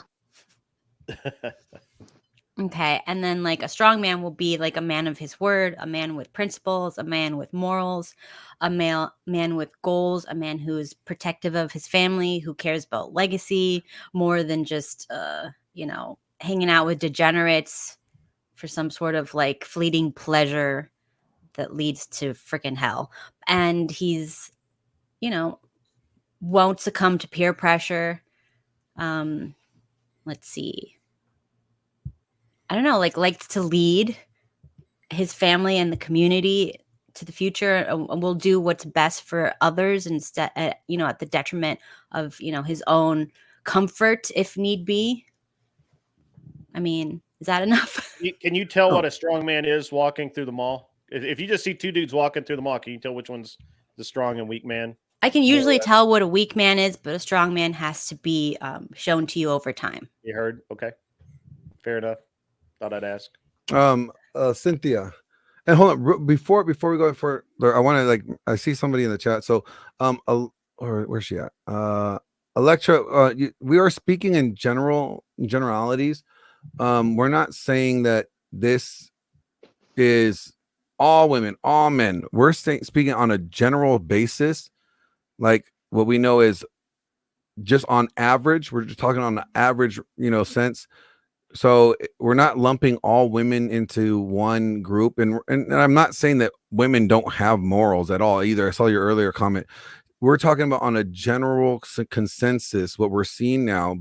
Okay, that's what we're talking about, generalities. We're not saying, all women are this way or all men are this way.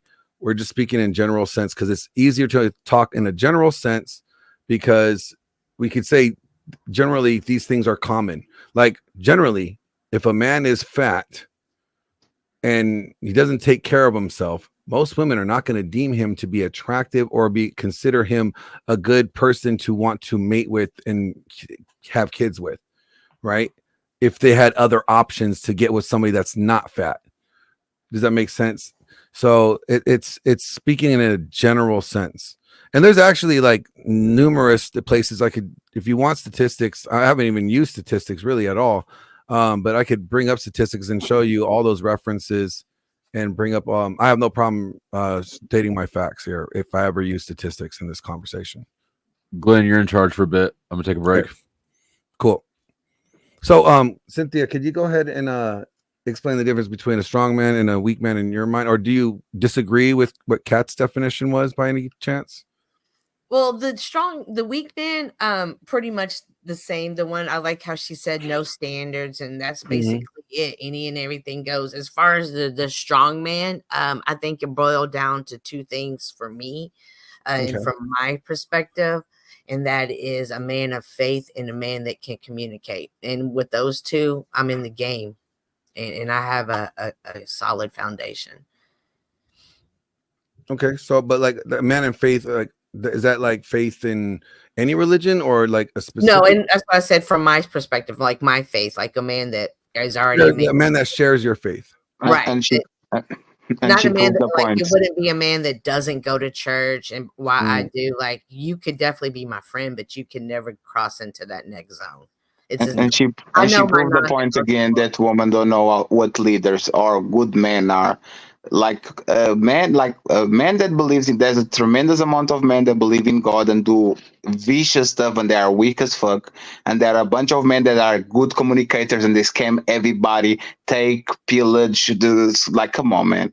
This is the super, the what's the guy that closed the arena in New Orleans because the super church? What's the guy called? What's the name of the dude? So I would like to just point out that it's Olstein. That I just shared with you my honest answer, and you used it to kind of weaponize it against me, Fatty. As I should. What's the problem with it?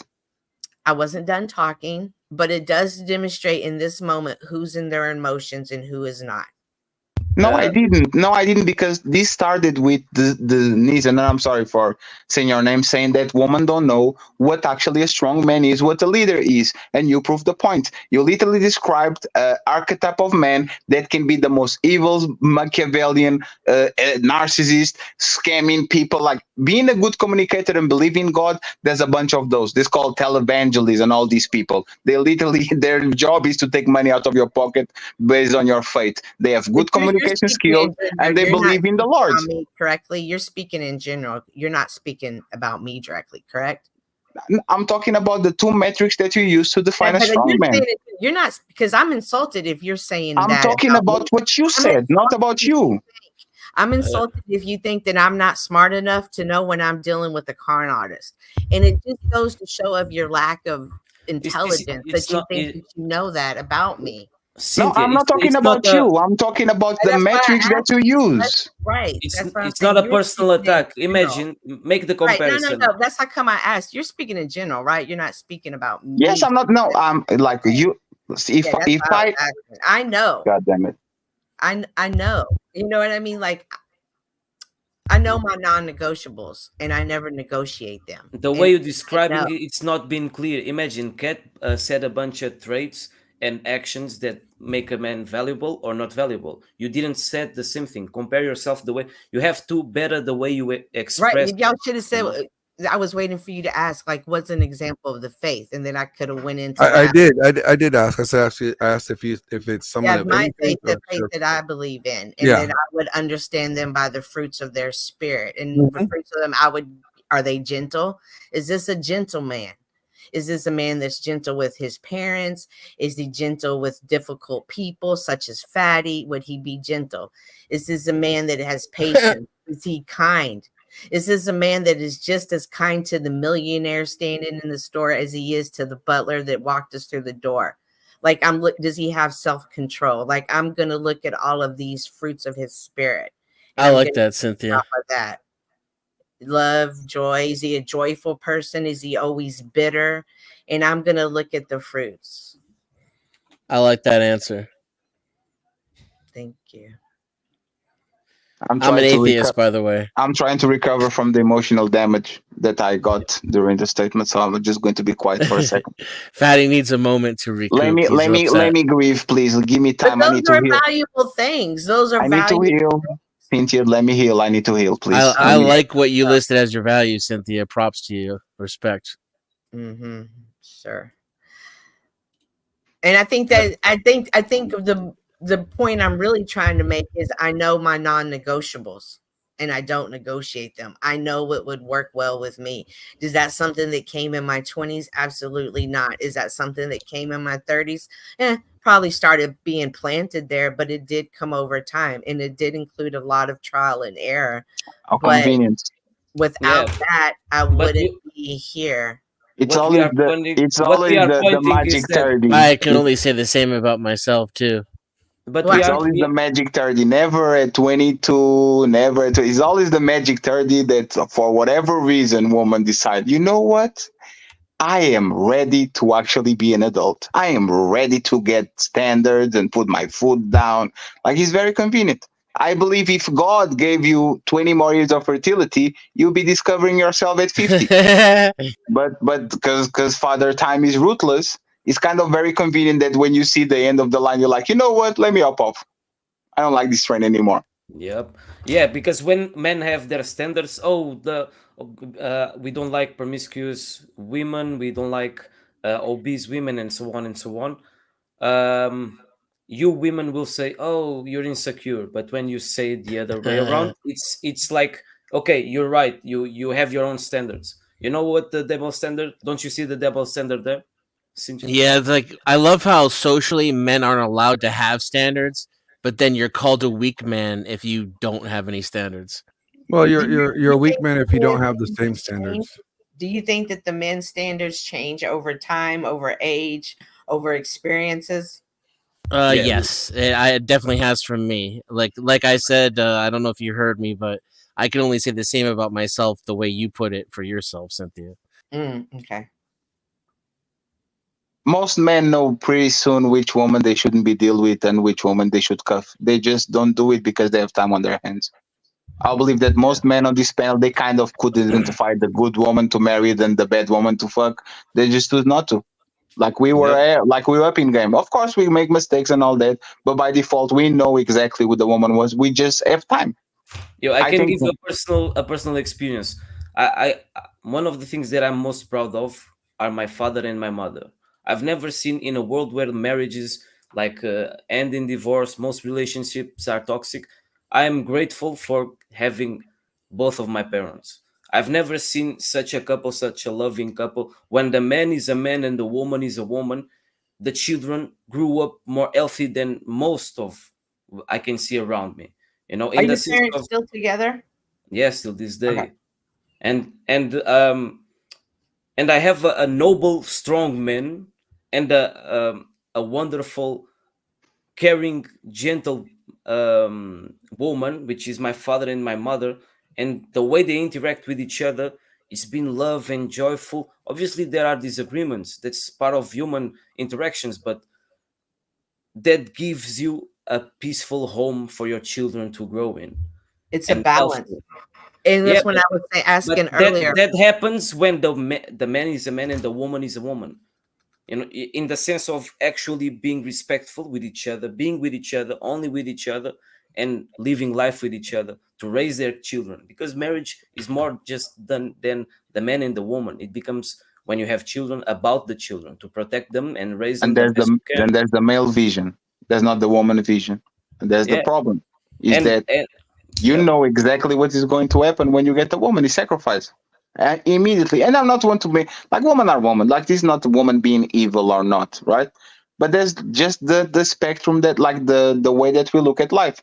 Men look at life knowing exactly I engage with a woman, I will have less time, less energy, less money, less patience, more stress, more responsibilities. Women don't look at marriage like that at all. They don't even look at relationships like that. Is I will be better if I'm with him than I'm not with him. So I'm going to be with him. They're starting to look at them that way, though, and they Mm, have their own economic independence too. And yes, but I'm all for it. You know, But I like to say, why did that happen? It started after World War II, when men were at war and we needed women producing supplies for the men at war, right? And then we didn't make the transition, making women coming back to the home properly.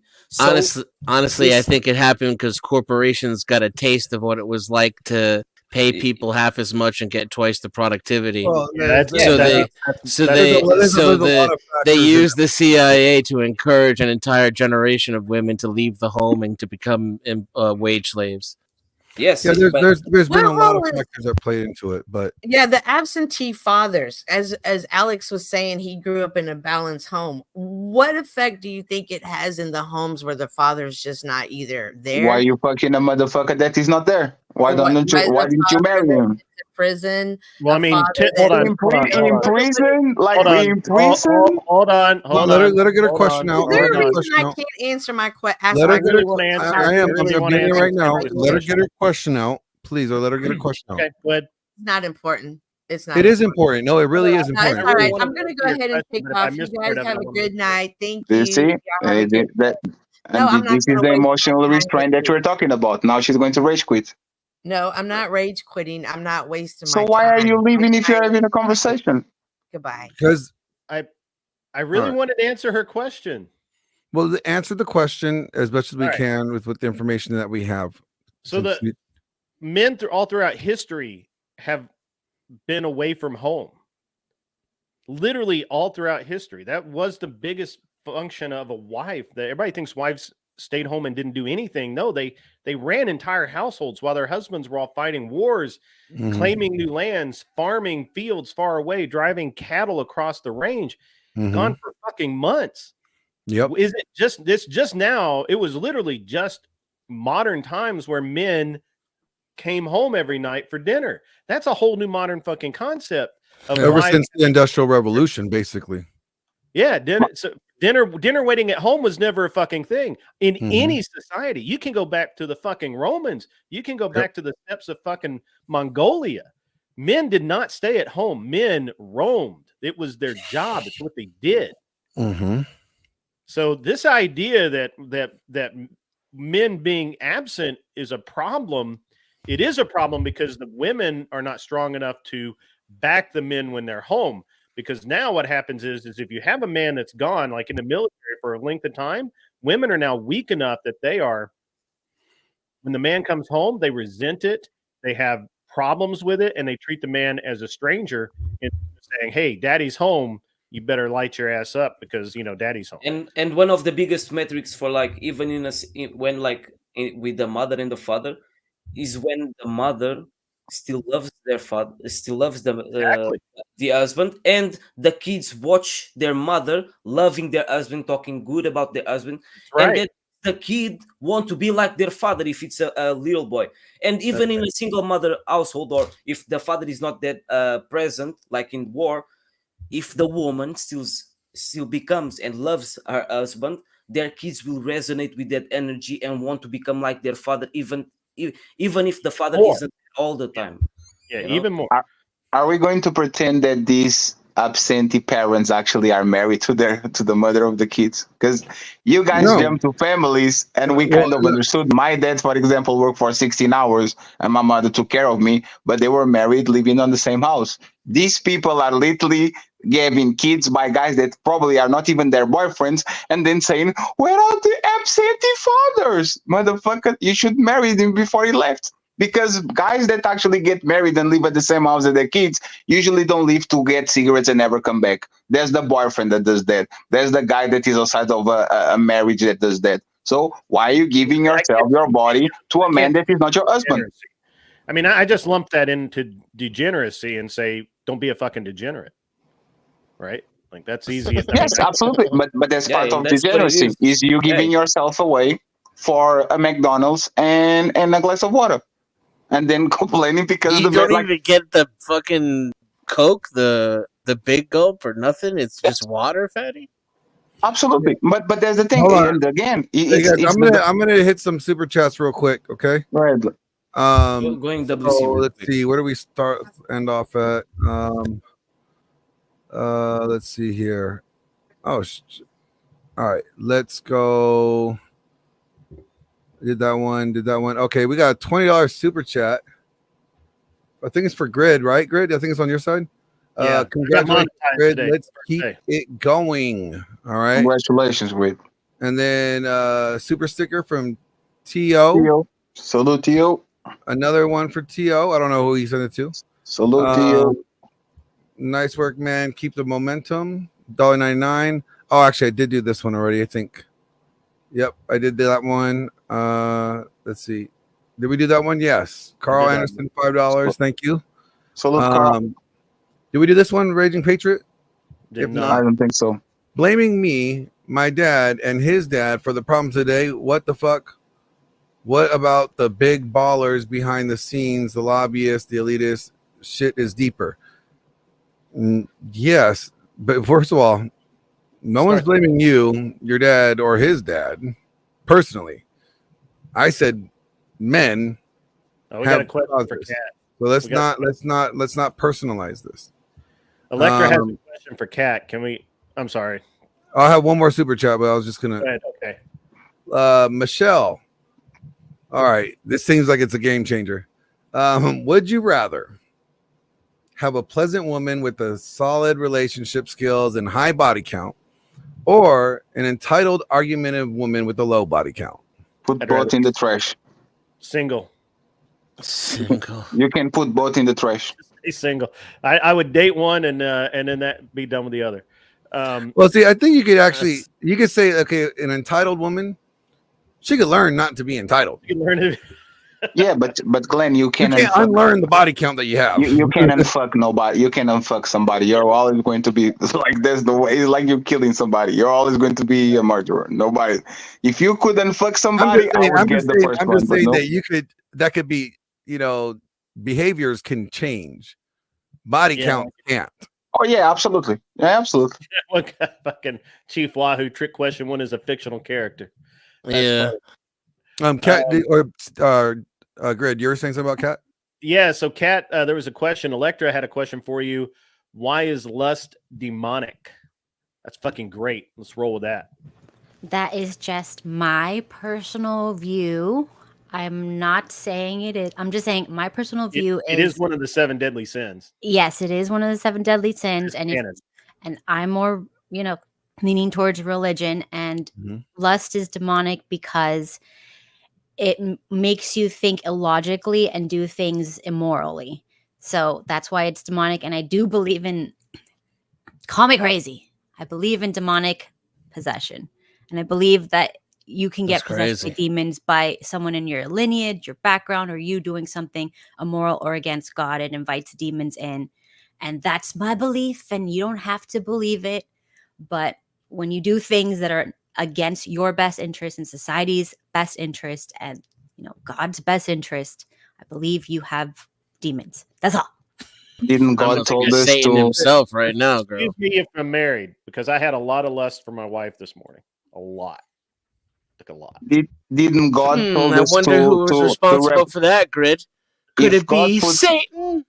yeah, if God put us on this planet to reproduce, isn't lust actually a part of the concept? If you didn't have lust, like lust is literally go make babies.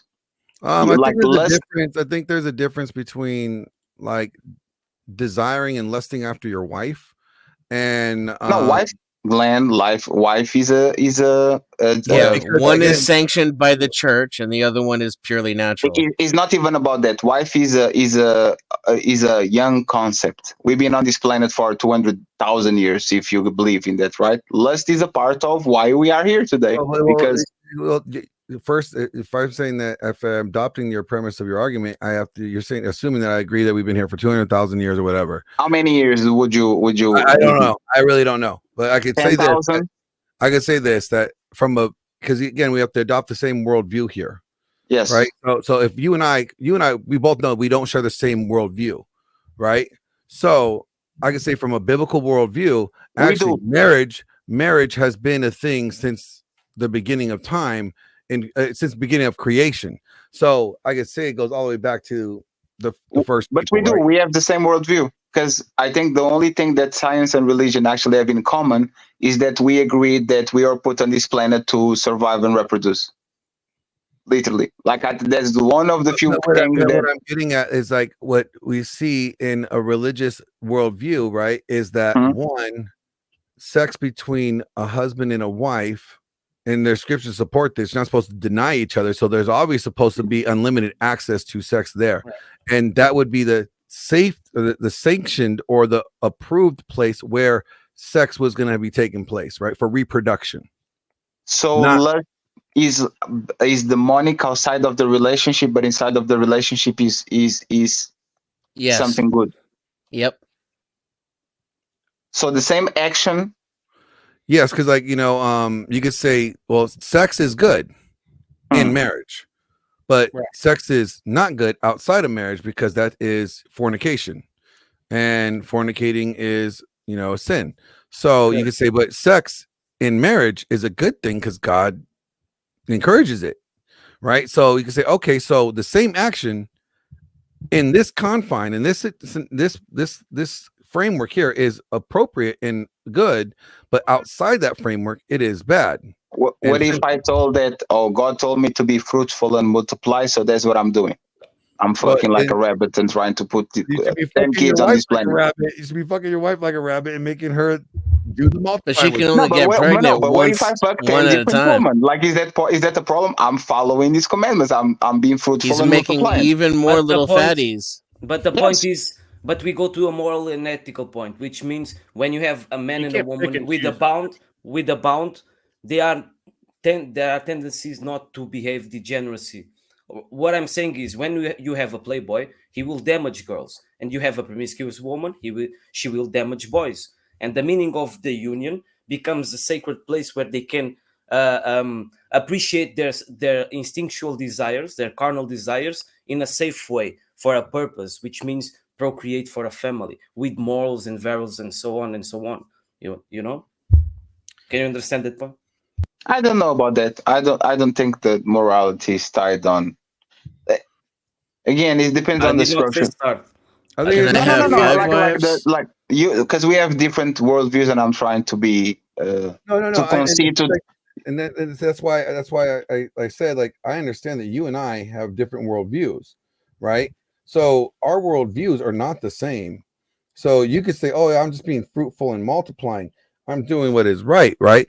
And I'll say, well, no, because it also clarifies that you're supposed to have sex within marriage. And can I have 5 wives?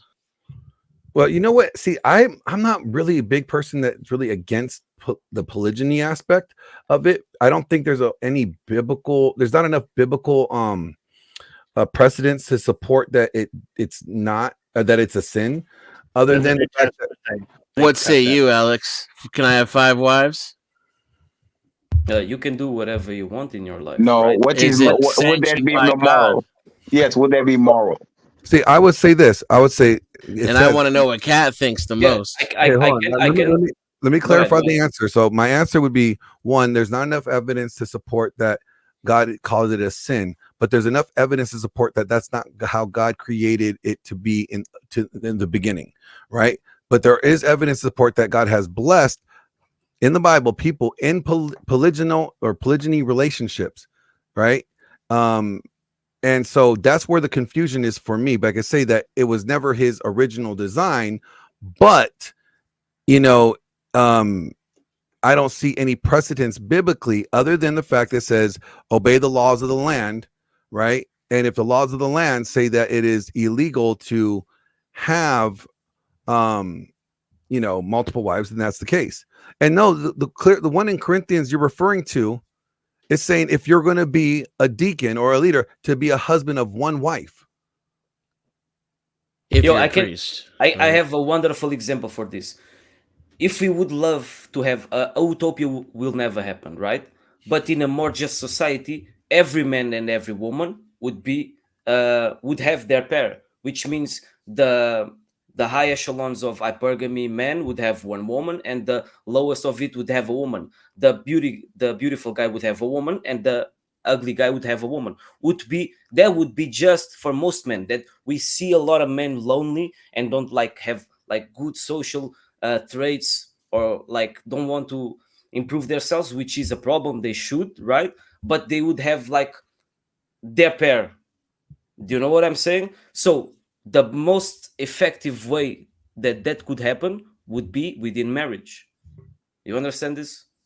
And the most healthy way for you to raise children is watching your parents, seeing that they love each other. Imagine a guy that has a lot of women. I'm not saying in all cases, but one child sees that their father treats better one woman than the other. The child of the mother that the woman does not is not appreciated the same way, that child will feel the sentiment of rejection. Why my blood is not treated equally? And that can create trauma within a child. And I'm talking about childs. I'm not talking about the adults that are okay with a man having more women, a bunch of wives.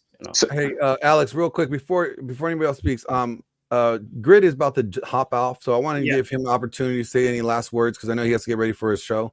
So I got my show coming up at noon. Thanks, man. Appreciate that. No problem, Grid. Go ahead. Any last words, guys? You can find me over at An Unreasonable Man. We do a show every Wednesday, Friday, and Saturday evenings, 8:05 Central Standard Time, and Monday and Thursday I do daytime. I call it a day shift from noon until 2. Typically a hard out at 2. I got things to do. I need to go work on my airplane. Really appreciate you guys having me on this morning. It's kind of a treat to get up and just come out. I'm kind of relaxing today, so had a great time. So I really appreciate it. And Glenn, man, as always, happy to hang out with you and the rest of you guys. It was cool. Kat, nice meeting you. Congratulations on the monetization, by the way. I subscribed to you a couple of days ago, but it's kind of funny that you congratulations. Yeah, man, I appreciate it. Yeah, I'm doing the best I can with what I got. So and watch that right hook. The right hook, yeah, no doubt. That was years ago. She was a little younger, a little more, Like I told you, you are a rich man. You don't have those problems anymore. Those are broke people problems. So you're good, brother. Keep going. All right. Well, you guys have a great rest of your day. If you, if around noon you want to wander over to my channel and check it out, it'd be cool. Talk to you guys later. I'll swing by. And see you later, man. All right. Thanks. Take it easy, Grid. Take care, G. Nice to meet you. So, Kat, can guys have multiple wives? Kat is dipping out on us too. What the fuck is this, Kat? This is bullshit. What? No, she has a pool party to go to. Kat, actually, I want to compliment your the way that you. It sounds like you're happy-go-lucky. I don't think women know how powerful and how nice it is to see a woman that is actually happy to be alive anymore. Like, you see what I'm saying? I don't think most people actually tell this to the women that come on these panels and all that. I don't know nothing about you. I don't know nothing about your beliefs, but just the fact that you actually sound like you're happy, or look, you're happy to be here, and you're actually jovial, that actually means a lot to a lot of men. So are you from a Western country, Kat? America? She lives in America. She's in Boo, Florida. she's a modern woman. Butter Glenn. No, I'm In kidding. Miami. She's in Florida. She's one of those Florida Miami broads. No, I'm kidding. Yeah. But see, the difference is again how she was raised, her values, the values that she was taught, right, in society, her morals, like all these things do factor. They're out of fashion. You would agree now, wouldn't Yeah, you? like you would think that like it's a rarity, you know, and if we're It's the fact contrasting, that she doesn't have a gray cloud above her head, which is very rare. Like you It can is. feel the energy is not like the. well, it also would reflect her husband. Shout You out know, to the- the relationship with her husband as well, right? It would also reflect what we're noticing here, because since she has a good husband that she trusts and respects and values, right? Then she was going to respond, and her behavior, her attitude towards men or towards a situation, this topic would be as reflected of that. Can he have more than one wife? Damn. I'll take that as a no. That's a little crazy though. Okay, don't get me wrong. She's the type to go knock on the neighbor's door trying to kill him for getting a little out of hand. So Cat's kind of crazy. Just leave her alone. Yo, Katie. Oh, is she speaking? No. She can. I can. Fatty, I understand when you're saying like men that have more financial power, status, and looks, more women are willingly to allow them to have more women. But we are talking in about a society. Most men will not become very rich, right? So yes. the what I'm trying to conceive is what would be the most just product for most men and most women. You know, to be more just, good parents have more kids, shitty parents have no kids. Good, that's literally my moral standard. There's a lot of people that have 7 kids and they shouldn't have kids because they are shitty parents. People need a license. And there's good guys that should have 10 kids and but they have 2 because they are responsible and they can only have 1 wife. So I think you deserve what you get. I'm not going to cry because Pookie and Rere have 7 kids and the good guy has only 1 kid. But in reality, what morality for me is good woman, have 10 of them. Bad woman, shut your motherfucking legs and never have kids. And with the men, it's the same thing. Hey, man, if you're a good dad, have whatever kids you want because I know for a fact you're going to take care of them. If you are a shitty dad, I don't care if you are 6'9", $3 trillion. With all the respect, to go donate that money and just leave us alone. Like I'm doing my part, Fatty. Yeah, I agree with you 1000%. Because what I'm trying to see in the way of an utopia, and that's the reality. That's facts. Not everyone is a good person. Not everyone is a bad person. Should people need a license to breed? Respectfully, I'm going to be quiet about this one. I think a marriage license needs to be one of the most hardest things to obtain as well. So, but is my opinion. Church marriage is superior to state marriage. There are a lot of incentives for women to get divorces with state marriage. What happened on the church marriage? What's the difference? There's no difference these days. You have to. There's no difference. Very few churches will even conduct just a covenantal marriage without a state marriage license. So the church can enforce nothing. And me and Alex are on the country that you pay child support until you're 20, like until the kid is 25 if he goes to college, and he will because this is cheap as fuck. So church is not going to enforce nothing. If the woman or the man want to leave, they say sayonara, get another woman or another man and move around. So yeah, that's true. Yeah, and our country is bro. Have you seen our statistics in Portugal? On divorce, bro? Last 10 years, 70% divorce from 2010 to 2020. Wow. But I can talk about this because this is the West. This Christian values. Is that just marriages ending in that time period, or that's marriages that started and ended in divorce? For every 100 marriages, 70 marriages end in divorce. 70-something%. And the last year was 96 in 100 marriages, which is insane, bro. Wow. It was because of the C-19 restrictions. The No. courts, most of Yeah, them you are guys, closed. So like, when we gotta be careful when we talk about these statistics and stuff.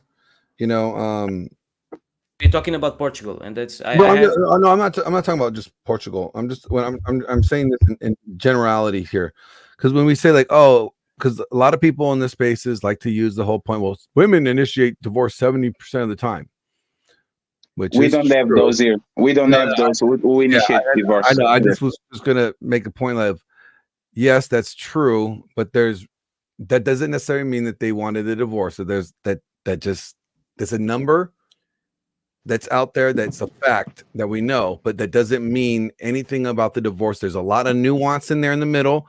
There's a lot of minutia we would have to get to in order to get into that conversation.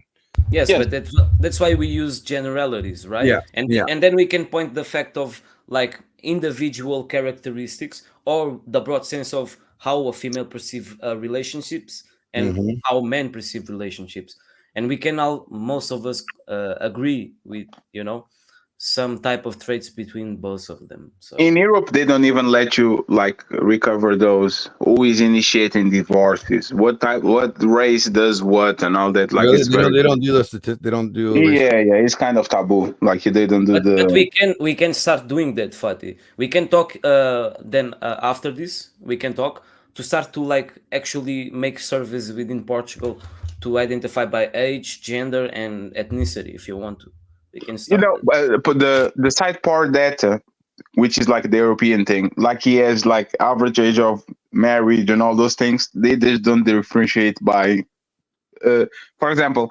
DV, like domestic violence on the United States, who started, if it was the woman, the man, or if it was mutual. In Europe, they don't like we don't have the culture of it was 7 traffic stops. How many were Latino? How many were black? How many were white? Like this kind of taboo doing the shit here. So they never have the numbers of who starts the divorce. You just know that is extremely high. And for most part, every time you ask, what usually is the person that is pushing for. The only one that I've seen that is like racial differing like racially are the crime statistics, which are the minorities going to immigrants, and then they divide it between immigrants and actually citizens of the state, but they don't say the color, they don't say where they come from. They like just separate both of them. That's what they do here. They don't like to do that shit, and I understand why, because they don't want, like, especially Europeans, they like they are pseudo conservatives. They don't like they rather have like the fake, oh, everything is okay, and the divorce rates are sky high, even though everybody seems like they don't have these conversations, while the American seems like it's the opposite. They are very okay with talking about this shit. If on our country we talk about submissiveness in the dinner with people, like somebody's going to rip us a new one, because those are not topics that we discuss over here. Like, what is submissive? What are you talking about? Yo, Ferry, real quick, how can I add you on Twitter? How can I add you? YouTube, Team Ferry 8, Team Ferry 8, Team Ferry 8. No, if you have IG, just let me put it on the back of my email, and I got you. Do you have a show too, by the way, or are you just like what are you doing? So I've been streaming a little bit now and then when I can. Most of the time I'm like video editing, because I do video editing. Same here. Yeah. And part time, like I come to stream, talk to people, trying to improve my English to have better way of. It's funny. You sound like me when I started to do this, and I still have my Russian accent, but it's kind of funny. I was confused. I'm like, "Are you Brazilian?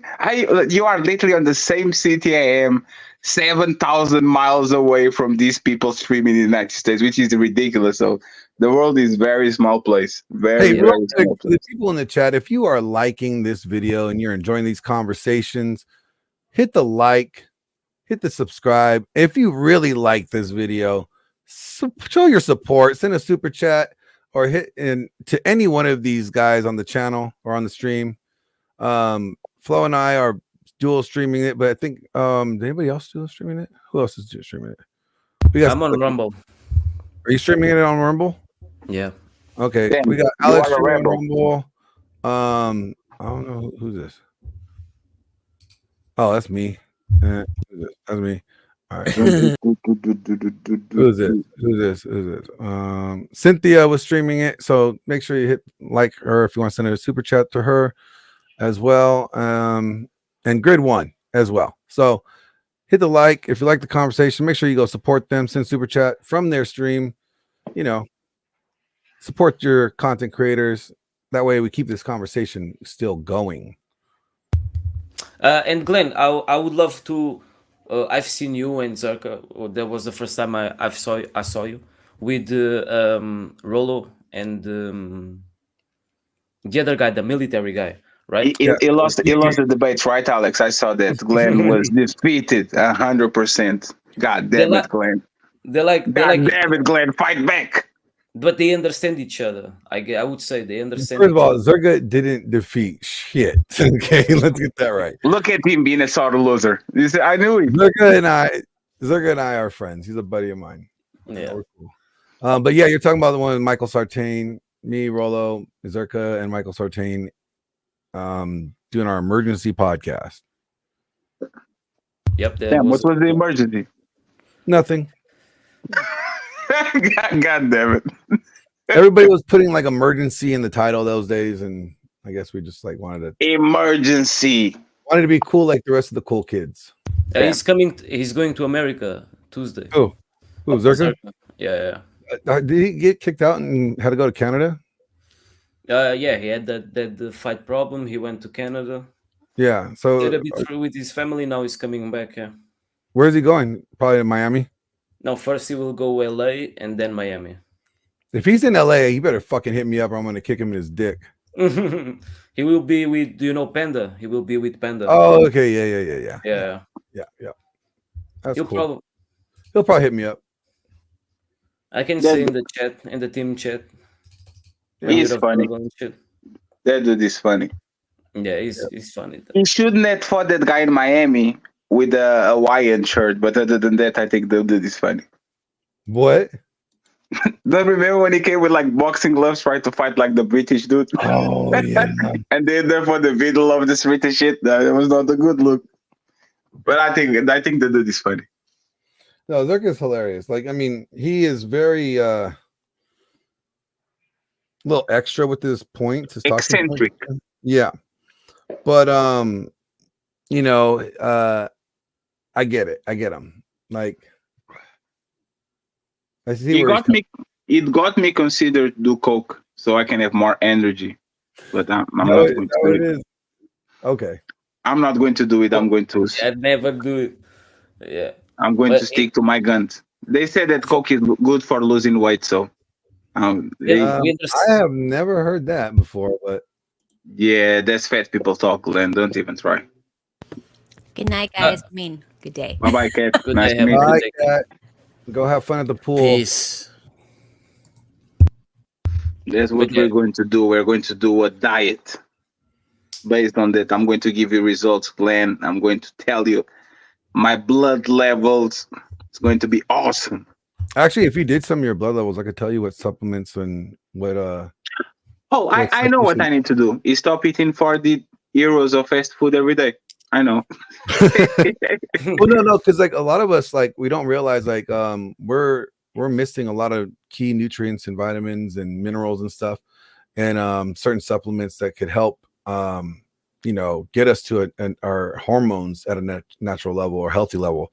See, a lot of people think like weight loss is all about eating and, you know, working out, and although that's the main general consensus, yeah, but a big factor is your hormonal levels, like your vitamins and minerals, 1000%. Yeah, if your hormones are not balanced correctly, it doesn't matter how often you're in the gym or how little do you eat fast food, you know, you will still not lose weight.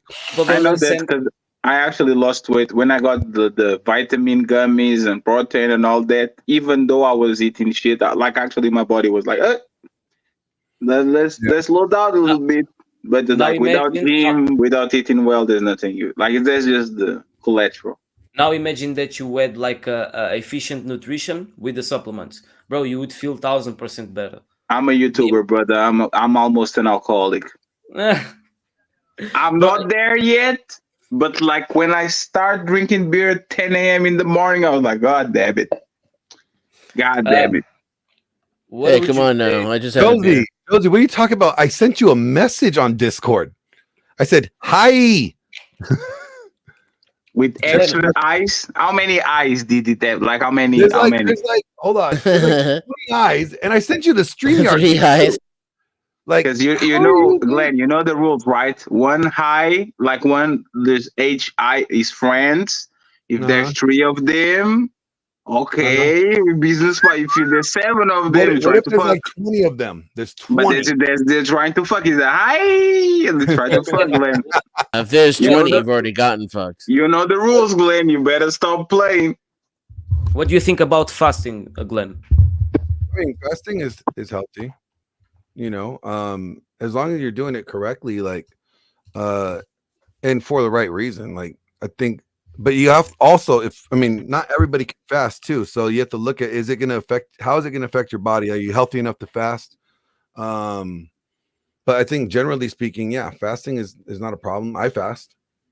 So I would say everyone should try it, even if it's not like 18 hours the first time. I would never go on that long, like an 18-hour fast, but but you could like make small periods and then test it a little bit longer, because we consume our carbs and then our fats, and that's the way you can cleanse your body, and for the record, spiritually cleansing too.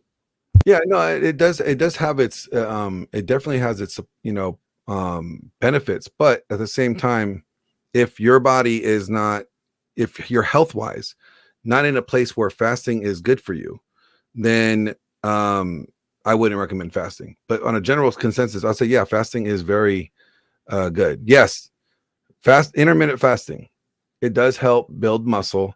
It can, if you do it again correctly. Shout out to Yo Mama for the $10 super chat. Salute to you. Thank you very much for your support. Appreciate that.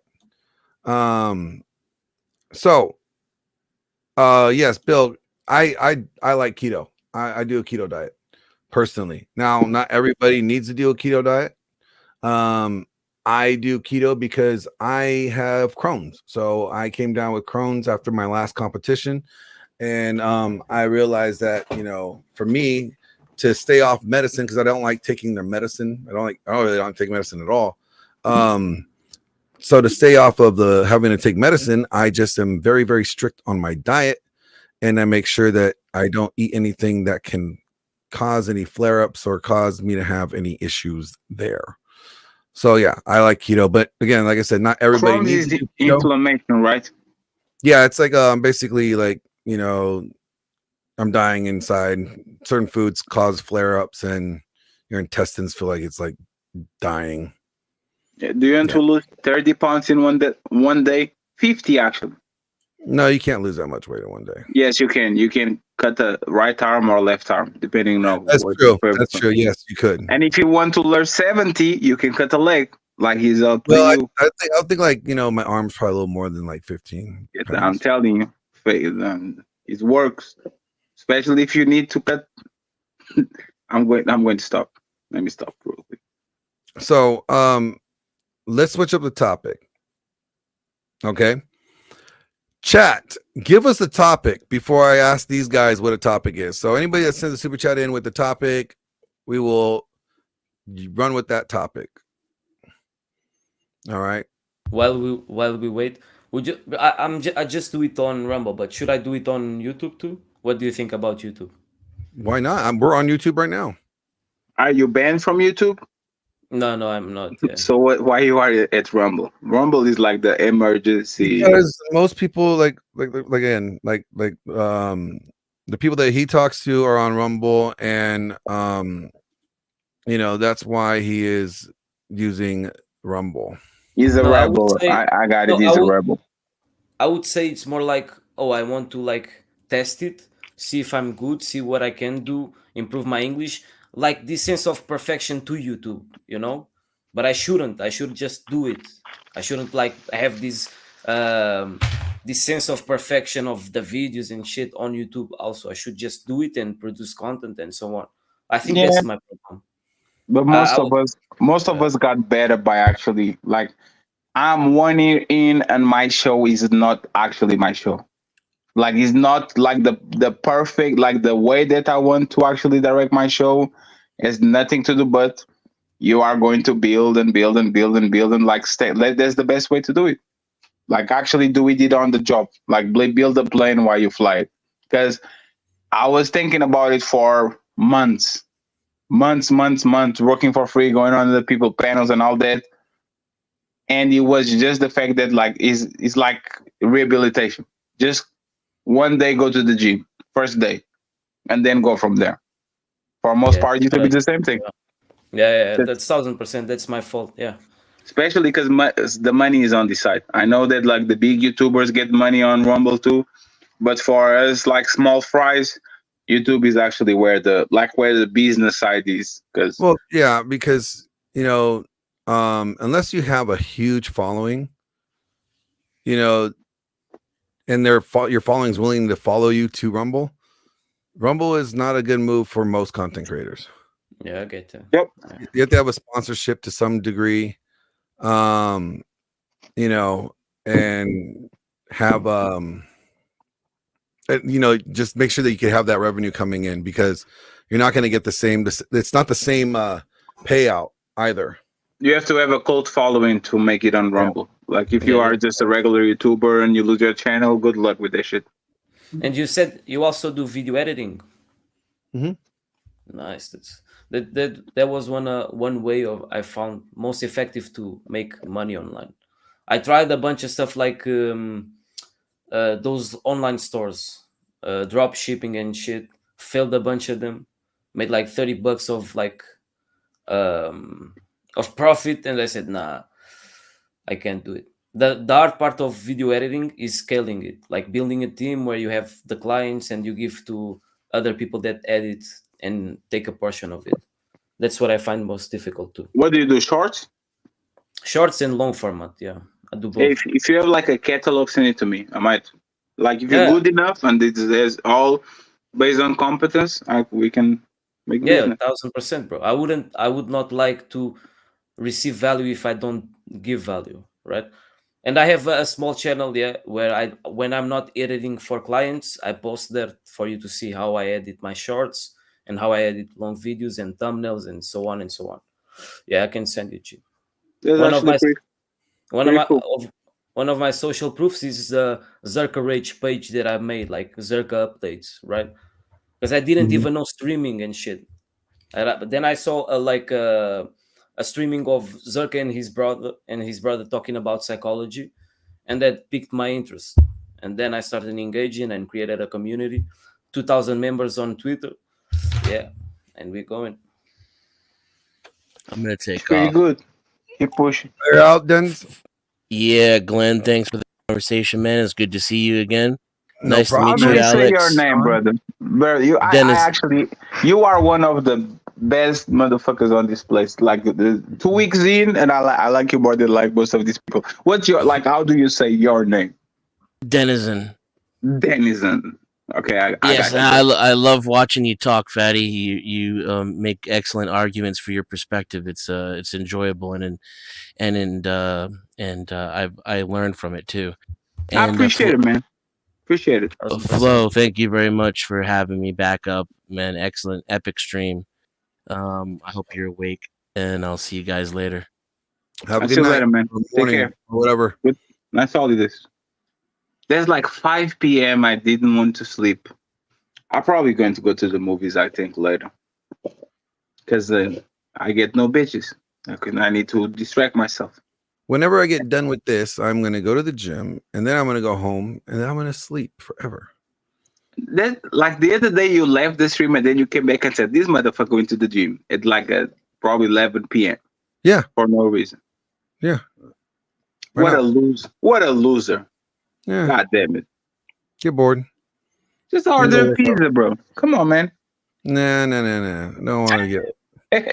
Like I love pizza, man. I love pizza so much, but that's the shit that fucking will fuck my stomach up. Yo, Fatty and Glenn, this type of spaces like a manosphere or red pill or god pill, what would you say are like types of people that we should avoid as a content creator? When you're in these debates, what type of traps do you see more common within when they disagree with you? So this is what I mean. Let me clarify this whole red pill thing. I'll just give it to you straight. Like, if I see someone behaving that's bad, no matter the gender, I'm going to call it out at the end of the day. So whether it's a red pill consecrator or a non-red pill consecrator, I'll just call out the behavior that I don't like, right? Yeah. Or I don't agree with. Again, it's also when you're debating people or when you're sharing your worldview or having an opposing worldview with somebody, you have to understand that, like, one, it's important to know their worldview, right? So you can address them. Yeah, figure out, instead of, like, people are so quick to jump down someone's throat because they have an opposing worldview, and not so much like understanding to find their worldview, find out why they hold that worldview. Yeah, because to have a discourse or find commonalities or actually present your point, we should be able to understand their old or worldview. That's what what would you say? Because I've seen a lot of type of debates. It's easier, imagine someone that's in the wrong or have a bad worldview, right? And I'm not saying that I'm the judge of this morality, but it's easier to make understand the better side of things by annihilating their worldview or transforming their worldview. What would you think is the most effective? Can you repeat that again? I'm sorry. Imagine when you're debating someone, right? Mm-hmm. For them to understand the higher picture, imagine that you were in the right? Mm-hmm. In a topic. Would you say it's easier or more effective to destroy their worldview or transforming their worldview? Well, I think in order to like, again, get understanding of their worldview, find the flaws in their worldview, like find how they got there, and then show them how their worldview is incorrect. So you're not necessarily destroying them, but you're giving them the option to see the errors in their worldview, and how your worldview or the other worldview that you're presenting is either more beneficial to them or more sound and correct. Mm-hmm. Like, that's just my opinion, like transforming it, right? Addressing the mistakes and this is a better solution probably for you. Yeah, exactly. Now, but that's just my opinion. Now, if you ask like Andrew Wilson, he will systematically destroy your worldview based off of the way that he does it. Or if you ask anybody else that does debate, like I'm not big in debating. I don't debate much. I just give you my opinion, my worldview, and if you disagree with me, that's fine. We can talk about it, but I'm not here to debate or try to win you over. It's about a conversation and pointing. Yeah, I get you, which is healthy. Yeah. And it's really the way that people can understand, right? Like, I don't need to attack somebody for having a different worldview than me. If they want me to explain my worldview, I'll explain my worldview. But I don't need to attack them for having one different. Unless they become disrespectful. Like obviously you have your values and you're able to defend them. Yeah, I get that. Yeah, and even if somebody's being disrespectful, like, then you get to the point that now you got to the point of diminishing returns, and that's when like the point of diminishing returns is when your conversation, you're not getting anything from it. The odds of you getting anything substantial out of that conversation is very, very low. Minimal. Becomes a circle of not the inability to understand both sides, or one side doesn't want to. Yeah. I don't think that actually is bad, because you plant the seed of doubt of people.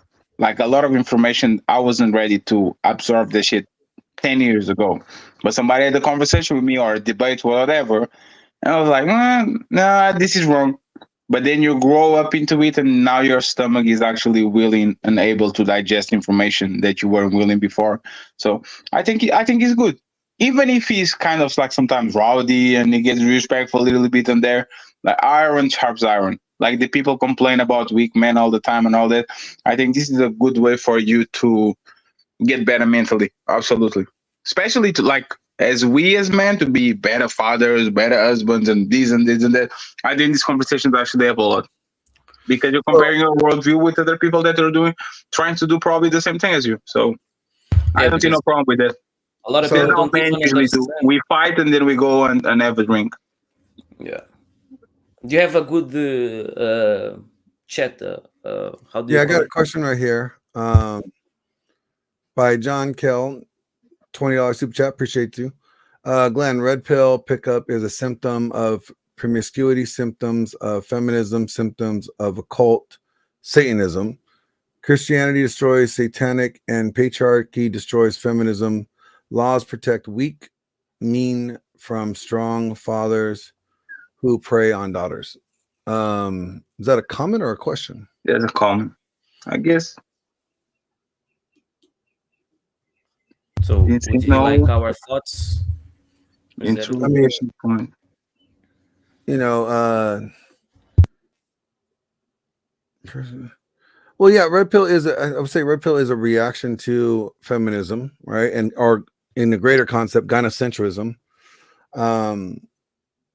Right. And Christianity is trying to destroy satanic and feminism. I can see that. Laws protect weak, mean men from strong fathers. I don't get that part. I don't get the last sentence, but I think he wanted to say protect weak mean woman from strong. I didn't. Yeah, you gotta clarify. Yeah, I'm confused the last line, but yeah, we see that red pill is a natural response to the extreme of feminism, right? Natural response or just a response? I would say natural because we live in a world of opposites most of the time. I think you're wrong because, like, my first introduction to the red pill was a book by an Argentinian woman called Esther Villar. She wrote that shit on the 70s. Like the book is called Manipulated Men. Actually, it's on YouTube. I'm talking about quantity. But quantity, we see more. That's what I'm saying. Yeah. So there's the popular these. Like the way that women behave towards men is being documented through history. Like actually, the Bible is actually pretty good depiction. Like even if you don't, either you believe it or don't. Like Eve being unruly and eating the apple and all the stories and all that. Like we just been ignoring that. Like for thousands of years, men be telling you, "Hey man, be careful. Hey man, be careful." That's true. Yeah. Yeah, so the popularization of the red pill, because we have the internet now, is like feminism. Feminism wasn't a big deal in 2010, but with Instagram and TikTok and all that, now it becomes a big problem because he kind of blows a little problem into a big problem. So the red pill is the same thing. People kind of already knew about it. There was game, there was pickup parties, there was the Mac pimping, be mean to this woman, don't reply to these messages, all that. Like, I think it's just not mainstream because it's still a like small segment of the internet, but it's just the popularization of it. This been for a while. Like this like treat a woman on the opposite that she wants. If she expects you to be nice, be mean, hot and cold approach, like don't reply faster. I think this shit was done. People been telling me this for like 2 decades. I was like, nah, women are very cool. A woman wants roses. She wants to be treated right. But we also start to see a big problem within younger men. Like they were also, because of social media and this type of lifestyles, like just streaming or just influencing, and we see less and less men that want to become strong and naturally strong physically, mentally, and spiritually. And we also see like, oh, this type of women are chasing this type of men, and they here's the question. All right, here's a question I have for the panel. Have anybody hooked up with a woman and just for the hookup, like you wanted the that best ass? sex that I have was with women that I truly hated. annoying. You just hooked up with her because you Yes. ran some game, you got her interested in No, you. no, sex and was you're good. like, Sex was good. That they hated me, so Okay. it was a challenge. I wanted to conquer them. Yes. okay, Yes, so yes, also equally. all right, we all done that. All right, so then we could all say that we have contributed to the degeneracy That's and true. to the body counts of women, right? Yes, absolutely. Yep, absolutely. Right. But Okay, but cool. I never Now, made the whole. would you do it today? Yes. If some hot ass woman just threw herself at you, would you still just smash, knowing that you're going to be adding her another body count that somebody will use against her because of her body count, right? Yes, absolutely. Yes. Yeah, and I will actually later be with a chick, right? And bro, I know that I will never marry her. But bro, I don't have any other options. Most of the women don't want. Here's the thing. Do we really have the ground to bitch about body count when we know that we are going to be we are playing our role in increasing the body count? Absolutely. Yes. I never made the whole. Because it's They also were her hoes before they met me. yes. I Yep. never made the whole. One man can only fuck a woman once. Glenn, if you fuck a million women, their body count will be one. What I'm getting at, what I was getting at is like, so you're saying that you don't have the desire to lead by example and say, no, this is not how I want it. No, I'll lead by example. I treat the bitch like a bitch. I treat a woman like a woman. If they want to fuck and if they already were hoes, I'm going to add to their body count. I never made a hoe. They were hoes before they met me. Then I'll say There's this. never I'll say a woman this, that you can say, Spenny turned me into a hoe. I wasn't a hoe before, but then I fuck him, and now I decided to give it away. No, they were already hoes. So that's not my problem. There's their problem. What Fatty, what Glenn wants to hear is this. I could do more damage than what I've been doing. Is that better for you? Well, I'm saying is like we could if men are supposed to lead by example, right? Yep. And we're saying, hey, we don't want to marry a woman like this, or the high body count, right? But we have no problem adding notches to these women's body counts that we get with. Then they're the ones selling or giving up their own strength. I wouldn't lose anything. She would. Exactly. And so I think the importance, I would add to her body count, but I think that she also has the right to know that she's giving away something. Yes. Not but here's the thing. This is where I'm getting at. Is like, we're only thinking about, even in this conversation, we're only thinking about what we gain from it. We're not concerned about societal.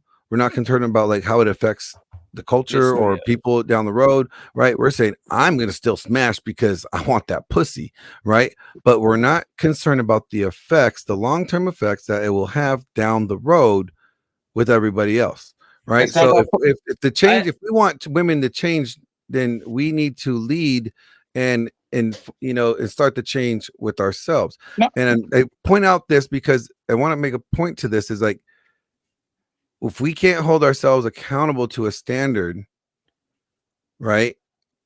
We can't, then we should not be, we lose all ground to really call out women for bad behavior or what we consider as bad actions. Yeah, we don't. Okay. But we don't. It becomes anecdotal, right? So I could give the first argument, that is, and I would say that maybe can be a thing of maturing, right? Maybe when I get older, I become more. I can renounce that side of me more than now. But the thing is, the first one is I could be doing more damage than what I've been doing, right? And you could have done less damage than you've been doing too. Yeah, the thing is, and I will be honest, I love woman company, bro. I cannot lie, bro. I love having like a woman that loves to be with me. We are like joking around, laughs, body touch, and bro, it's normal. We love that shit. When you can like be peaceful and joking around, having a good time, no drama, right? But the thing is, we don't see like a woman like before, bro. They have their priorities like fucked up in the head, man. That's what I'm saying. Well, what I'm getting at is like, can we really hold them to a standard that we don't hold ourselves to? Yes, we can, because we make a lot of money, and we date a broke woman tomorrow if she was good enough. It's a double standard. Money is irrelevant, and to the degree No, of it's relevant because we believe in double standards. Like Glenn. no, I'm talking about on again, because all these conversations do come down to a moral standing. That's fine. Let's engage in that. Let's engage in that. Do you believe that's that? what I'm saying? It comes down to a moral argument, right? What is morally acceptable? What is good for? What's supposed to be good for the future, the society, our children? You know, all that stuff. That's what we're talking that's fair. about. So the question is, do you believe that good woman should get a way better treatment than shitty woman? I think we should treat people equally, but we could value them differently. No, But so Glenn, imagine if you one second, Alex. If you show me respect, I'll treat you with respect. If you try to actually push me, I'll fuck you up. That's literally the laws of the land, right? So I believe that you treat good woman like they deserve, and you treat shitty woman like they deserve. Fuck bitches, get money. When a good woman comes across you, treat it as such. A bad woman doesn't deserve the same treatment as a good woman. So absolutely not. If I was double crossing good woman, if I was breaking their hearts, if I was using them, you are absolutely right. But if I'm fucking a woman that's already a hoe, if I'm fucking a woman that's already promiscuous, if I'm fucking a woman that doesn't value herself and is not a good woman, I don't believe that she should deserve the same treatment as a good woman that is actually should be rewarded. Then do you not value do you not have value for yourself if you're fucking a woman that is like has no value? It's irrelevant. My value is not actually, my value goes up because more women are going to want me. My value is like, I'm asking you for what if you get AIDS? Then your value still went up. What if your dick falls? What if your dick falls and you lose it forever? That's my point. There's a consequence to you doing that, but you're saying the consequence is necessarily positive. Is irrelevant. In reality, it's not necessarily positive. It's irrelevant. I don't have no STD. I don't have no kids out of wedlock. It's irrelevant. Hold on, before you guys start grinding, let me offer a different perspective on it. The invisible hand of the economy is an economic concept that basically states that nobody's in a better position to look out for my best interests than me. Mm-hmm. And that if everybody in the economy all has shared accurate information, and acts in their own self-interest, then the group well-being will be maximal. I can make an argument maximized. For both. Imagine an alcoholic. He starts to drink less. Instead of 10 beers, he drinks one. Would you say he's doing a good job? Good job. Yes. Keep I don't know where you're at, but let me finish the point. Oh, sorry, G. If women are just not misled, right? If they just understood that a source of their strength or power or whatever influence is this component, that body count does matter and does adversely affect them later on, then they could make their own decisions in their own best interest. But I think what we've got now is they're being lied to. Could it be that we don't need to look out for them? They just need to be enabled to look out for themselves. Yeah, but considering that they're halfway between men and children, and we know that they move emotionally despite knowing the truth. So I hear what you're saying, Flo. I hear you. If they only had the information, guess what? Every single one of them has the information, and they choose not to go with it. I think that they get lied to constantly by every dude they encounter who's just we already covered that earlier. Yeah, I know, but Base just got here. Well, sure, they're lied to, but that doesn't mean they don't know the truth. Look, we're lied to. We're told that McDonald's is good. I don't think they know the truth. I think a lot of them don't. So, right, but to your point, then, do men all know the truth? Yeah, no. I can understand that we can participate in the degeneracy, like Glenn said and Flo is saying, right?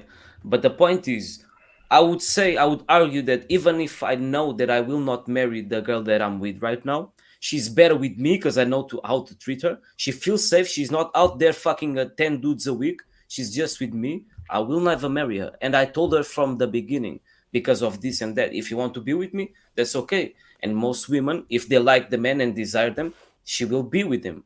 There's a difference. When I'm so you're saying the girl that you're with, right?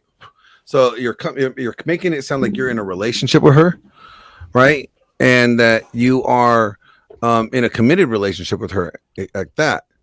So if you're in a committed relationship, well, you said your girl with me, like, unless you're saying, hey girl, you're just a booty call, like, just so you know, blah blah blah blah blah. That's, again, we as men, we consider someone as a relationship, someone you can see, you can have children with. I would say for me, and I would never see me having children with her, because what I feel for her is nothing less than enjoying the company and sex, and she knows this. And I think she's better with me, just, instead of being, well, how is she any better with you if at the end of the day, you are adding to her body count. You're not going to make an honest woman out of her. And someone else is going to use her body count against her. I get that. I get what you're saying. The body count, she chose the body count till she came to me, right? That's the first one. It's her responsibility. Now, what's my role within it? Okay, my role within it can be making her know what type of men she should find, appreciate the type of men that are actually good men, right? And making her not in the market being a hoe, and actually, making her enjoying herself with a man. That's me, for example. That's an example. Instead of me, imagine Alex a couple years ago fucking 3 bitches a week. That's that's not it's a playboy. We don't want that. That contributes for degeneracy. Now, instead of like fucking 3 different bitches a week, probably I have like 1 or 2 girls that are the same and are just with me, till I find you just went from 3 to 2. No, but they are the same. They are not different. That's what I'm saying. Wait, what did you say, Alex? Until what? You said until you like find better ones? Is that what you were saying? No, it's not about finding better ones. It's finding the woman that I know that wants to that shares the same values with me, in the sense of creating a family. That's okay, so when you find that one, then you get rid of the other 2, right? It's not about getting rid of it. They know that it's for, what do you want to call, recreational purposes. That's it. Yeah. No. So here's what I'm saying. So, okay. So let's say, again, I'm not saying that you got to be your brother's keeper or, whatever that the word's saying, but don't we have, if we know if what we're doing with this individual is going to, we're not going to marry them, we're not going to, or get in a relationship with them or have kids with them, right? Where you're using them for recreational use, right? And even if they know that, are we not making it complicating or devaluing them? Do we not have the duty to at some point not play our role in their level of or they're devaluing? Do we have? They're going to be devalued, but we don't. But Glenn, we don't. Like, flip it. If men were giving money away, would be their fault if women are taking the money? If men were literally with their open wallet, would that be woman's fault for taking the money? Shouldn't someone also tell him, hey, stop squandering your resources? Stop. Yes, sir, but he knows. He knows about it. Because you are going to be poor if you give up all your money. It's fair. It's fair, but he knows about it. He's doing willingly. As his open wallet, every time he meets a woman, he bashes, like, give her money, cash apps and all that. Will that be fair? That is not the woman's fault. The dude choose to actually give money away and resources away. Would that be fair? If he chooses to do so, I mean, again, it's their choice, but at the same time, don't we as men have, as leaders, I agree with you. It's degenerate to do that. But that's the thing. Men never refuse sex in the history of mankind. The same way women never refuse resources in the history of mankind. Men use power and money to get sex. Women use sex to get power and money. That's always been the game. Nobody will blame a woman. What you're saying. Glenn, nobody will blame a woman to go to a man that is very generous with his money and actually get the money. So if women are opening their legs, at the same time, we will blame a woman if she is, we call her a gold digger. And Okay, but the guy gave her money willingly. Yeah, no, but because the same way they separate men that they want a long distance, like a long term relationship with the booty call on a Friday because they are drunk and they want to have fun, we do the same thing. We are going to treat hoes like they are hoes, and we're going to treat good woman when we are good woman. The people that mess it up. How do you know what is the difference between a good woman and a hoe? She actually respects herself. She's not willing to give it away. She's a woman that tells you no, she doesn't want to have sex with you, right? Yes, and I respect that. Yes. No, I would say it's a woman that does not have a big body count. No, but you never know that. That's the point. But you don't know that, Alex. That's the thing. You don't know that. Women literally are going to become 31 and reset the body count like the motherfucking crook salesman that goes back and says this car doesn't have 300,000 miles. He has only 20. You will never know. But the yes, thing you will. Yes, you will. Okay. Because over time, truth always comes out. So off of the rip, day one, you're correct. You don't know. Just like you wouldn't know if somebody's a liar or if somebody's a scumbag. You don't necessarily know that from day one. But eventually you find out, correct? You don't. No, you don't? Okay, you just live in blindness? So, Oracle, okay, the question is, what is the difference in behavior between a woman that has a 30 body count and 103 body count? What's the difference? Obviously, every woman is different, but on a balance of probabilities, the one with 103, I mean, let's say they're same age, same whatever, she's probably even less respecting of herself, even more hateful of herself, probably less chance of ever pair bonding settle. Right, there's all these effects you already know the answers to. You are. I told you that I didn't. I told you the difference. Less is not a difference. It means that they have the same traits. They either show you more or show you less. Tell me the difference between a woman that fuck 30 men and a woman that fuck 130 men. What's the difference between both of them behaviors? Yo, I can conceive to Glenn's You're not point. hearing me. I'm actually hearing you. A woman, for example, that has a very low body count, she will actually make sure that she separates herself from the crowd. Like all these what's women, very low? What is it? Define it. What's very low? Very low in the West right now, 10 bodies and less. Okay, what if she's 18? That's still a low body count? No, let me actually define it. At 30 years old, 10 bodies and less. There's like you got a virgin if she has 10 bodies and less, especially if she's attractive. Now what? I mean, that's your definition. I don't necessarily agree with it. Yes, but there's the thing. You said that you would know. In my opinion, most of these women, by the age of 30, they have 20, 30, 40 bodies. I agree with you on that. Okay, so now that we established that, what is the difference between their behavior and a woman that has double the bodies? You kind of don't know. Like, is there going to be a shot in the dark? Right, your question is... count their hoodie count. How many men's hoodies do they have in their closet? That's a better question. That's actually a very good point, Glenn. You got this one. Yeah, well, I wonder where Glenn got that from. So with that... Yeah. So with that, what's the difference? To your point, just understand what you're getting at. What's the difference between a man who has killed 5 people and a man who's killed 50 people? Is there any difference? The other one, it probably a psychopath. The first one is probably a Marine, I guess, or something like that. Right, there you go. Right, so there could be a distinction, right, in terms of the quantity, but here's the other question. What about the quality? What about the reasoning? What if the woman with 30 bodies happened to have 30 boyfriends and she never cheated? Not that would happen. I'm just saying, for example, versus the one with 100 who just going out and being a club hood rat. Yeah, both of them are disqualified. It's like the woman that is a virgin, but she gave 15 blowjobs.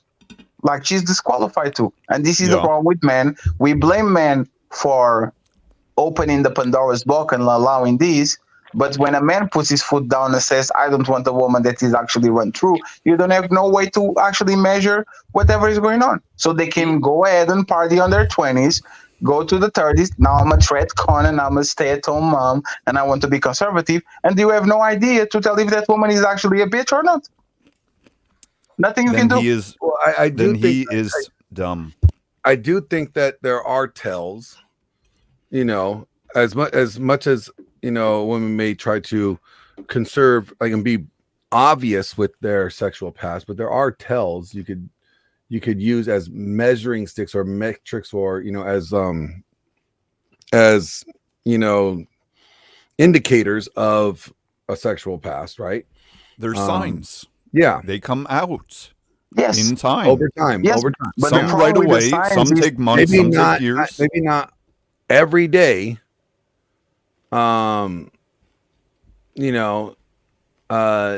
not like you want. They're not very obvious, and maybe not one sign is a complete indicator of a sexual past. You may need, multiple instances, because not everything is just like, oh well, she wore a low cut shirt, so she probably does anal. Well, yes, no, is an educated guess. There should be more than one data point that you're using to try to judge this.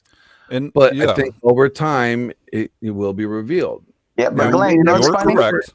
You may never know the actual number, right? But you will know whether or not.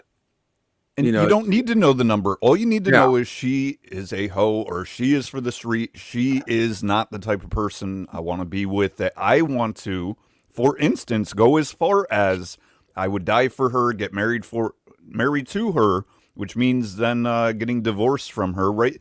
These are paths that if you don't want to go down, then you will use discretion, judgment, right? You will pay attention. You won't be a desperate dude who's like, oh, it's vagina though, so I better behave.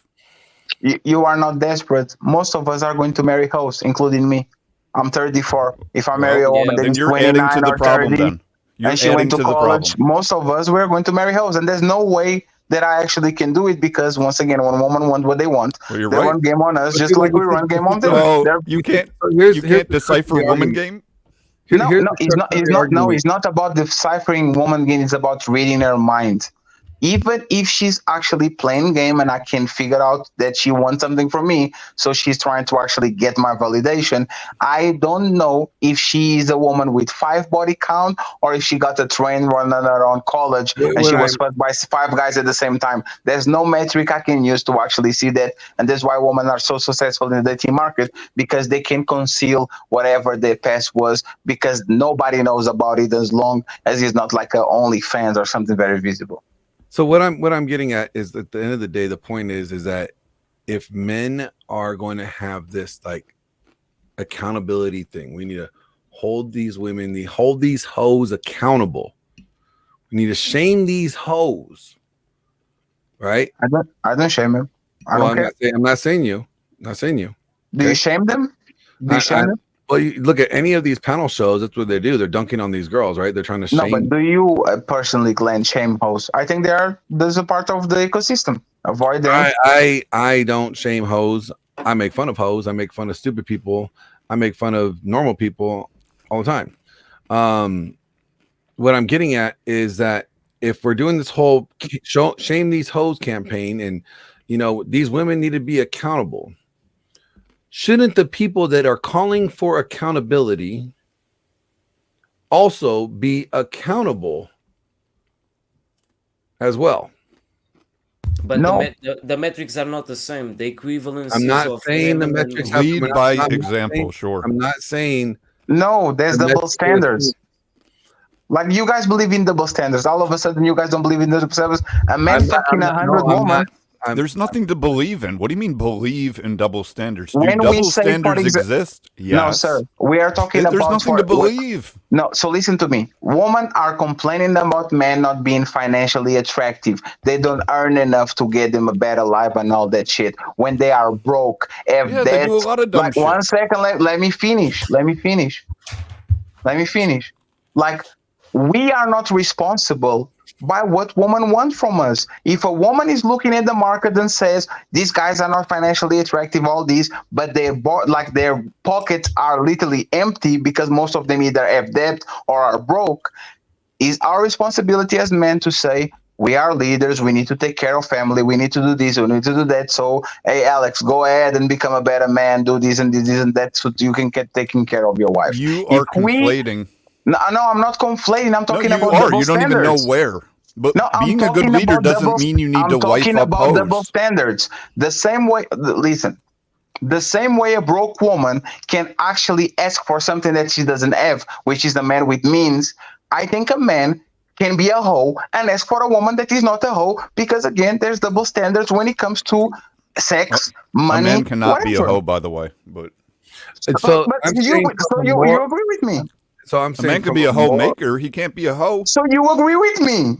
I'm saying from on a very moral, few points. again, I'm saying on a very moral standpoint, if we are as concerned about the future and our children's children and all this stuff that we say, you know, right, and that degeneracy is, you know, bad, and you know, these hoes are, you know, are bad for the future, and these men sleeping around with all these women are bad for the future. If that's the case, if that's what people are arguing and they agree with, then for every guy that says that, you know, he doesn't want to marry a hoe, then he shouldn't be in the business of contributing to the notch counts that make them a hoe. There were hoes before they met that man, Glenn. You don't never know made a that. woman a hoe. You're assuming that. You just No, said you You don't got Glenn. all sorts of cope, fatty. You'd No, be like, no, look, he's there not. was He's not. murderers No, he's before not me. a. It's okay. No, he's not a cope. If I No. fuck a Fatty, million Fatty. women, Fatty, let me give you Hold on, guys let me- are, you let me guys make a don't point here. understand basic math. That's No, the I problem with this understand. shit. You guys don't understand basic math.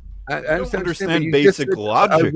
No, if I fuck a million woman will have a one body count. If a woman lets a million men fuck, she will have a million body count. It's Yes, her I choice to decide to understand be a what hoe. you're It's not my choice. I You understand what you're lead. saying. I understand what you're saying, but you just said she was a hoe before.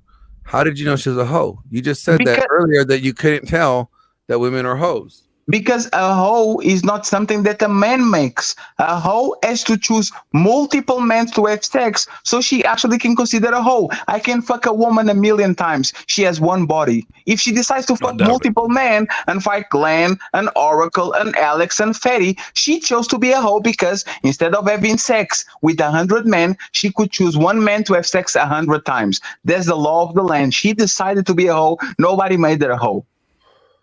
Men make her a hoe, right? No. But she does Oh my decide. God, She this does is amazing. decide Yo, what yo. she does with that. But men lead. So a woman deciding to Yes, fuck yes, 10 men men. is the man's responsibility when she chose one at a time. Yes, men Yes, lead. it is the men's responsibility, accountability to a degree, and it's the woman's own self-accountability, which leads her to not have any and be a Yes. hoe. So when men do bullshit, it's the man's fault. When women do bullshit, it's man and woman's fault. They can never actually be alone. Well, that on would the be the pulpit. dynamic of leading following. No fucking shit. Would you say that But every man? hey, sir, I don't. These women are not getting led; they're getting fucked. And this is the problem with your rhetoric. Oh, okay. No, listen very carefully. Oh, These what a big women are not. distinction. These women are not submitting. These women are not cooking for men. These Why are women you are so not cleaning angry their at women? house. Oracle, let me ask you something, right? Did you fuck more women that woman cooked for you? Like instances of How sex many versus women? instances. How many women cook for you, and how many women did you fuck? Did you fuck more women that cooked for you? Oh, like more different women. Yes. Probably, yeah. So that's exactly the point. These women What are the not fuck saying. was that the point? No, the point is simple. Most men have more women sucking their dick than actually women that cook for them, that clean for them, that take care of them. If you are tarnishing that, let me finish. If you are tarnishing that woman, you are an absolute piece of shit. Because that woman. Yes. So what is your fucking point? My point is this, Oracle. If you are breaking good woman's hearts, if you are using this woman, you are for fucking and dumping, you are a part of the problem. I concede. But if you are fucking women that are hoes, that are coming on your house, sucking your dick and leaving, having one night stands, They don't never have came nothing to on your my life house, other than Fatty. fucking, that's not your problem. They decided to be that. Is that a fair deal? Is that fair for you? You go so far into the weeds that you lose complete track of where this started. But sure, that's fair, so we can move on. No, how don't you agree with that? Ferry. No problem. He can disagree. I understand your point of view, and I understand their point of view. But then the question is, are every man good leaders? And the answer absolutely, is no. absolutely the answer is not. no. Absolutely not. Absolutely. Yo, Ferry, we gotta understand what's their question and where the question comes from. And then what is better? We already know that we live in a degenerate society. Yes, that's it. So, but then the question Agreed. is, it's better for, imagine Ferry has a girl that he will not have kids with, but that girl is only with him and not out there fucking a bunch of men, what you're increasing her saying is body like, count. isn't this the better of the lesser of the two evils? That's Yes. what you're getting at. Yes. And well, at the end of the day, it's still evil. Evil is evil, right? Yes, but you can like it's the same thing. An alcoholic like trying to leave alcohol. It's the process of like toning the degeneracy down. You know. Alex, is better, but there's the thing. What we are doing on this conversation is punishing the good woman. Because good woman should get rewarded. Good woman should be separated from the flock. What we are saying literally is we should treat women in a monolith like they all are good women and we shouldn't fuck none of them. I'm not saying that. Who said that? Who the fuck okay, said that? These so we are going to one second. One second, please. So Glenn and Oracle, should I fuck a woman that is a hoe when she's throwing her ass to me? Should I fuck her? Not First if of all, you why want. would I go on? Yeah. I really want. I don't care. I don't care what you do. I'm just asking you. In general, let's go in general. All the question is proposing was: are you not contributing to the degeneracy or the body count? I am, but they were always before me. They were tarnished before me. Okay, I'm gonna answer your question, Fatty. Are you go ready? ahead.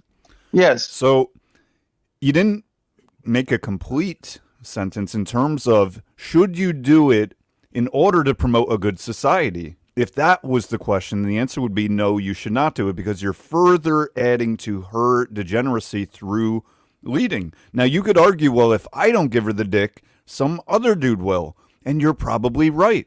But that's the same argument that a drug dealer would use. Well, if I don't sell the crack, he'll go to somebody else for the crack. When everyone has that mentality, we end up with what Alex just described as a degenerate society, which I agree in. It's a bad analogy because it would be like me presenting you to crack, and that's very dangerous. That's the good woman. That's me coming with a bag of crack, and you never smoked it, and I said, you know what, baby, here we go. That's actually what makes the society become extremely toxic and degenerate. If that person is already a fucking crack addict, and you will go and say, man, I have a crack addict, here we go, have it. That's you. You didn't make her a crack addict. She was a crack addict before she got to you. That's a very so you would give her the crack, obviously. But listen to what I'm saying. But that's exactly I listened, unfortunately, because you're going nowhere. No, because you have to listen. If she listen very carefully.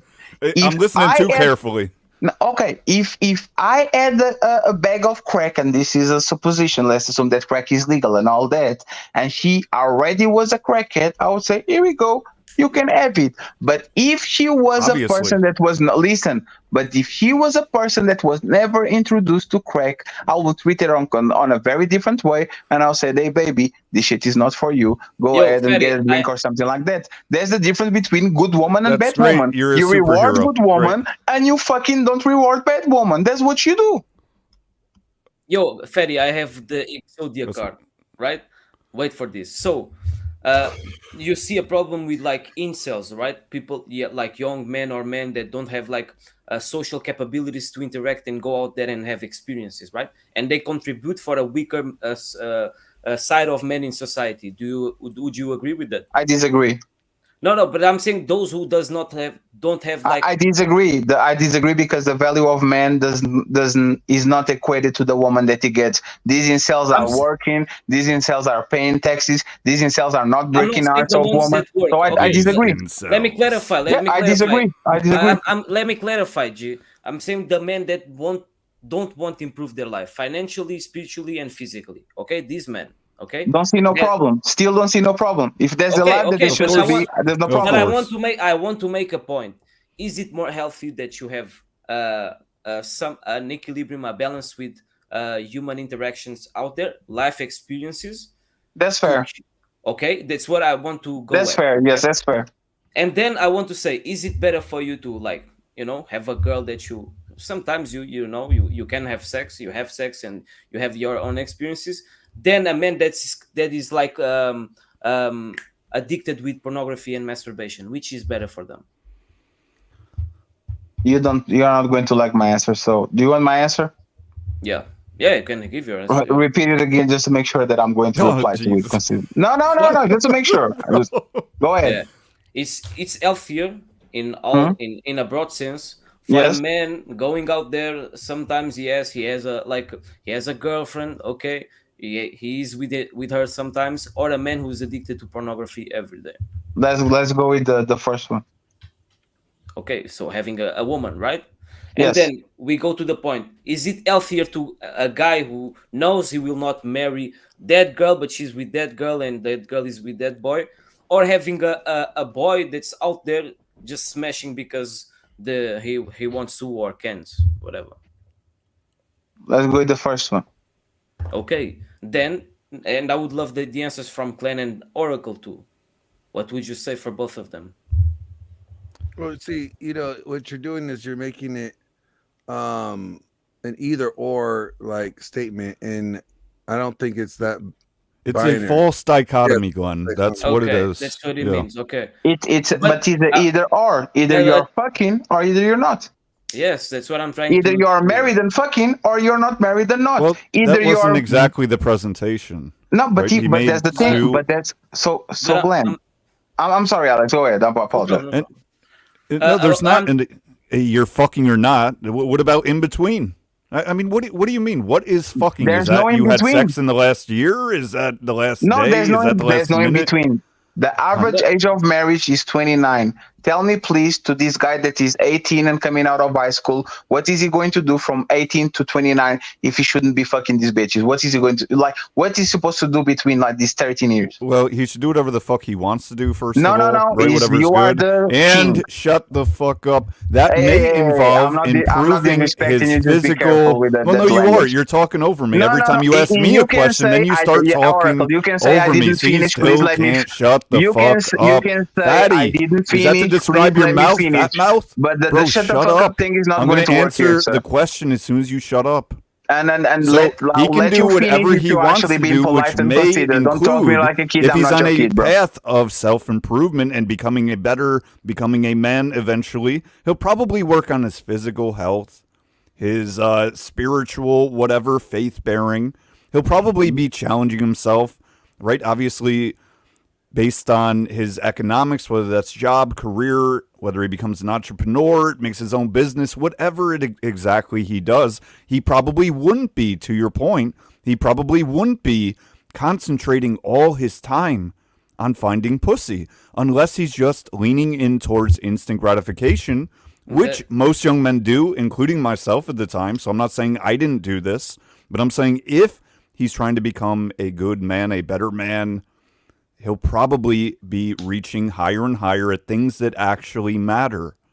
Do you think a 29-year-old virgin is adept to actually dealing with the woman that you have in front of you every day? This woman of 2024. Is a 29-year-old virgin man adept in getting women? Is that the question? No. He did everything you said. He focused on his career. He didn't masturbate and medicate himself with porn. Now he's 29 and he's going to this dating market. He didn't contribute for nothing. He didn't break hearts. Wasn't a womanizer. He didn't fuck nothing. He's going to meet his counterpart that is 29, and this woman been to college, did what he wants to do. Do you think that man is qualified and ready to actually lead that woman to whatever is going on, or that woman will run laps over him because she actually has way more experience than him at that point? What does having sex have to do with leading? Because that's how you actually get better at dealing with women. We'll deal with multiple of them, like you go to battle, and then we win the one. I want to make sure I get this right.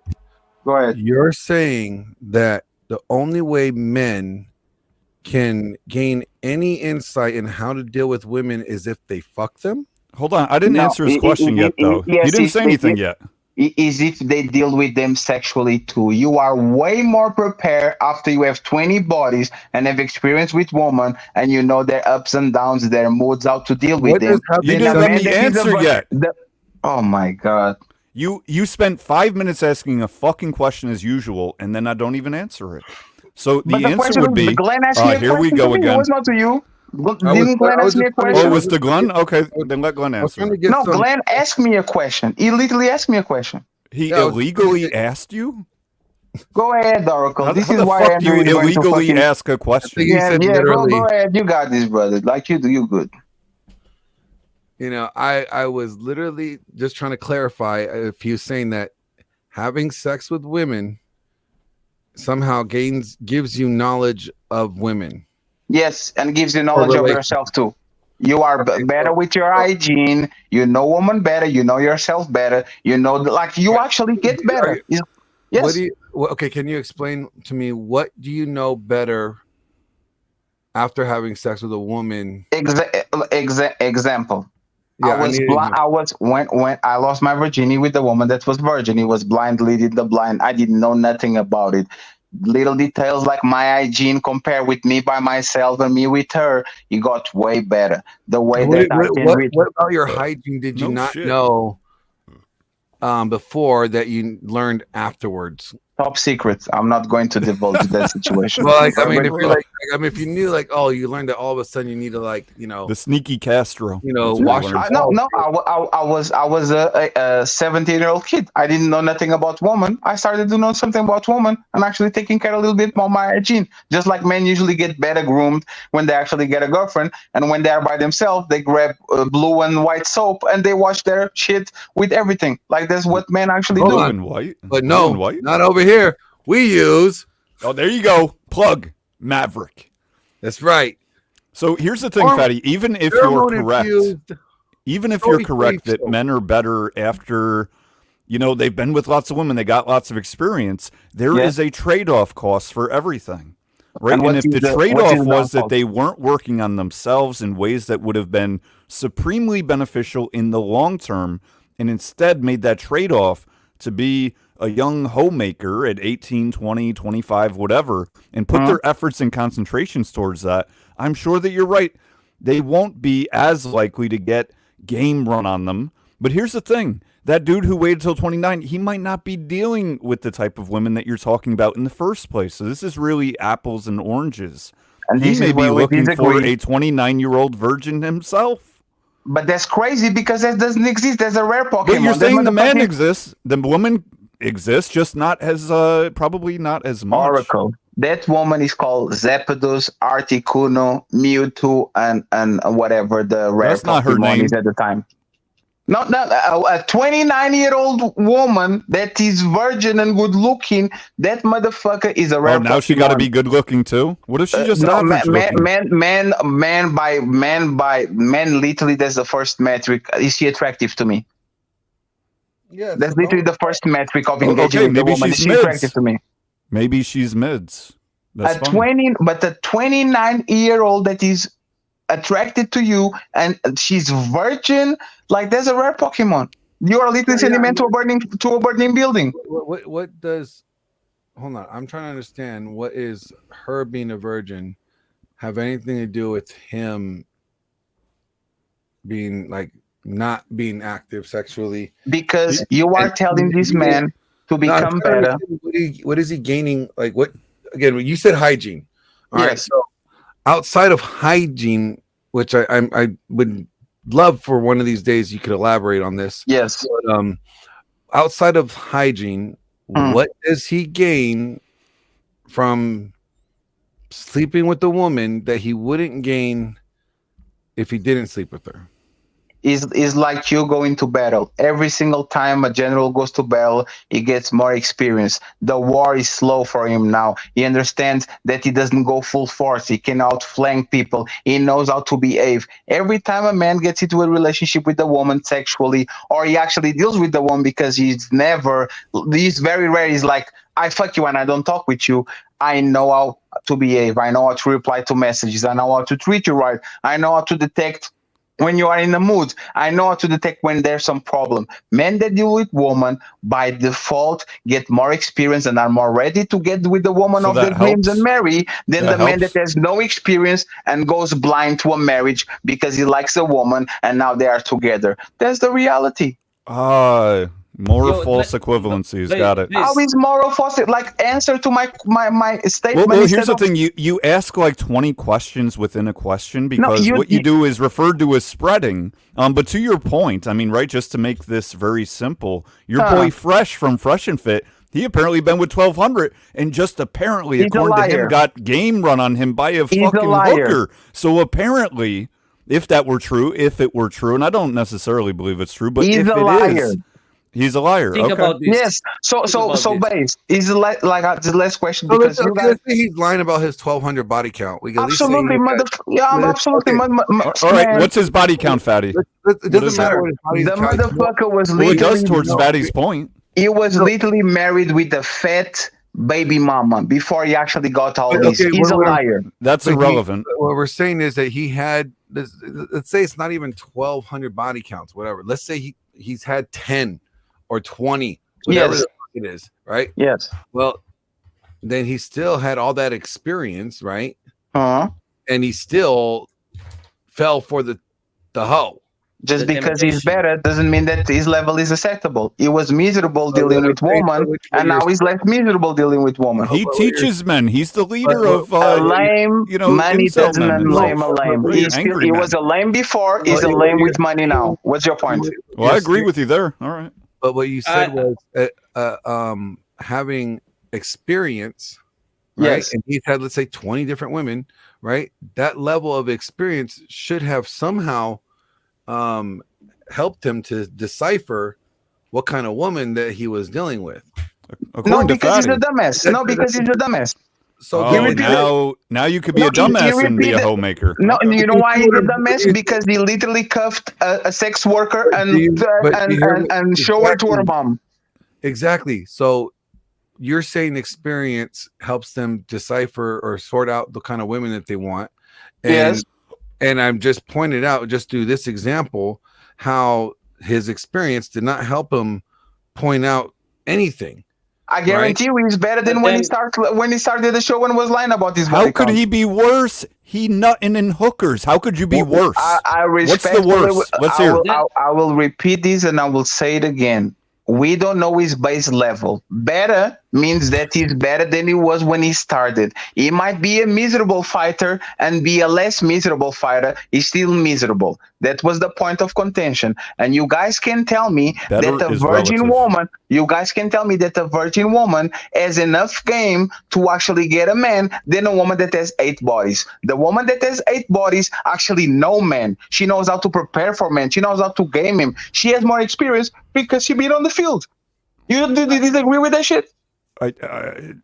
You're Answer the question. Do you disagree that a woman with 8 bodies knows how to get what she wants from men more probably than a woman that is a virgin and she never had sex? no, she never you're got with actually men? wrong. The virgin knows more how to get from men because she's Oh my retained her God. dignity, her self-respect. The one with 8 and then 80 and then She 800, she's getting less and less towards what men want in the This is long actually term. you Unless are see, the Fatty can't let anyone answer a fucking No, you question are because his talking fat in best mouth faith. never stops running. A virgin He can't has shut the more fuck up. game No, than I get a it. This woman your with game, 8 gish bodies. galloping, spreading. I got you. Like Right, overwhelm the so- opponents by not shutting No, the he's fuck not up. overrun. You are literally telling me that a woman that never kissed the man, never fucked No, the no, man. I didn't is more- say anything because you won't shut the fuck up. So I really didn't say anything. Now you actually trolling, bro. There's no way that you are actually having this Now you're conversation in English. trolling.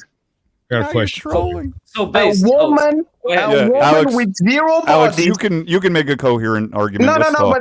but you don't have to pass the microphone. If I want to give the microphone, I give it away. But the fact that you actually Oh, get look at to say- this big man on campus. No, he's not a big man. This is not my panel, but you are being disingenuous. The Okay, fact the that fatty you can, man. The fact go that you can concede that a woman with 0 bodies that's actually going to have puppy love for the first guy that fucks her. You and don't she's know going that. to be. Come on, like this is just stupid, man. At this point, Yeah, this it is stupid that you put a blanket statement on everyone, and it's simply based on their bodies. It's a which there could be generality. different. Well, yes, as generalities, we've already dissected this and answered. Sir, have you ever been to puppy love? Have you ever been to puppy love? I'm not Have you going down ever this been rabbit through hole with puppy you. love, meaning that you Your were like appeal a, to anecdotes doesn't form a no, coherent there's argument. that's not the point. The point is No, I know that's not the point. That's okay, why I'm okay. stopping you before you make another dumb yes, point. and this is So why anyways, I'm going Alex, to, what were you like, gonna say? clean you the floor because you are just a bad faith debater. Absolutely, Yep, you got it. You got it. Alex, you don't what'd you say? concede to basically. See, he like can't to, shut the fuck up again. I think Caucasian had an answer. He just came in. I don't know if I had a question, Go actually. ahead. Go How ahead. many I'll how many talk after. people here have children? I Fatty? don't. I wish. No, okay. Now I'm not judging. This isn't a judgment. Until you have a daughter, you have no idea the power a virgin has over a man. Mm-hmm. Because she walks up and says, "Daddy, I can't," and you do it immediately with no thought process. There's not a, "Oh, I don't know how to do that." There's not a, "I can't do it." Some men carry this concept over into the future of their existence. They continue doing this sort of white knight process even past their adulthood, right? So when they come across a very innocent girl, they have a tendency of helping rather than immediately reaping the benefits of naivety, is how I will put it. Yes. Wonderful. Or I can play her better than I can play a seasoned woman. Or I can actually use the naivety more because she's green. Yeah, you can be a piece of shit, and it sounds like you are. Oh my God, Based Oracle, shut the fuck up, man. I know, point out the truth. I know you don't like the truth, No, this is ridiculous. It's ridiculous. You can manipulate a virgin woman way better than a woman that has 10 bodies. This is ridiculous. But Caucasian just pointed out that a virgin woman knows how to get men and what she wants from men. Elaborate. Can you elaborate on that, please? Yeah, you don't. They don't do anything nefarious. They walk up, give them the sappy puppy dog eyes, and say, "My tire is flat." Rather than saying, "Yeah, it's flat on the bottom because it has a hole in it," they fix the tire. Yes, and only fan models can do that shit by 10,000. Manipulate men, that was the point. Is changing them. tires. My flat is tired. Can you help me, please? And men will do it the same. But it's a unicorn saying that all men will find a virgin. But what you're saying is that it kind of disputes the argument that you made earlier, Fatty. That's all he was pointing out. No, but he doesn't, because the woman that has the OnlyFans will gain way more men than the woman that is virgin. Yeah, no, you're missing the point. Men for marriage are not the same as men sending in $2.99 to see your cooter, Fatty. So you're missing the fucking point. Men don't crave marriage. Women do. We are getting married when women want to get married. Actually, I would say that's not the case today. I would say more men today are wanting marriage, and more women today are not as interested in marriage. Well, look, innately, whether or not you call it marriage, commitment to the extent that they would have children together, that is throughout history, right? 90% of women, something like that, have reproduced, where it's only around 40% of men. So history shows that is the case, whether or not you want to call it marriage. But on the surface, sure, that's correct, Glenn. But when you look deep down, women clearly want family. It's based on history. How many years?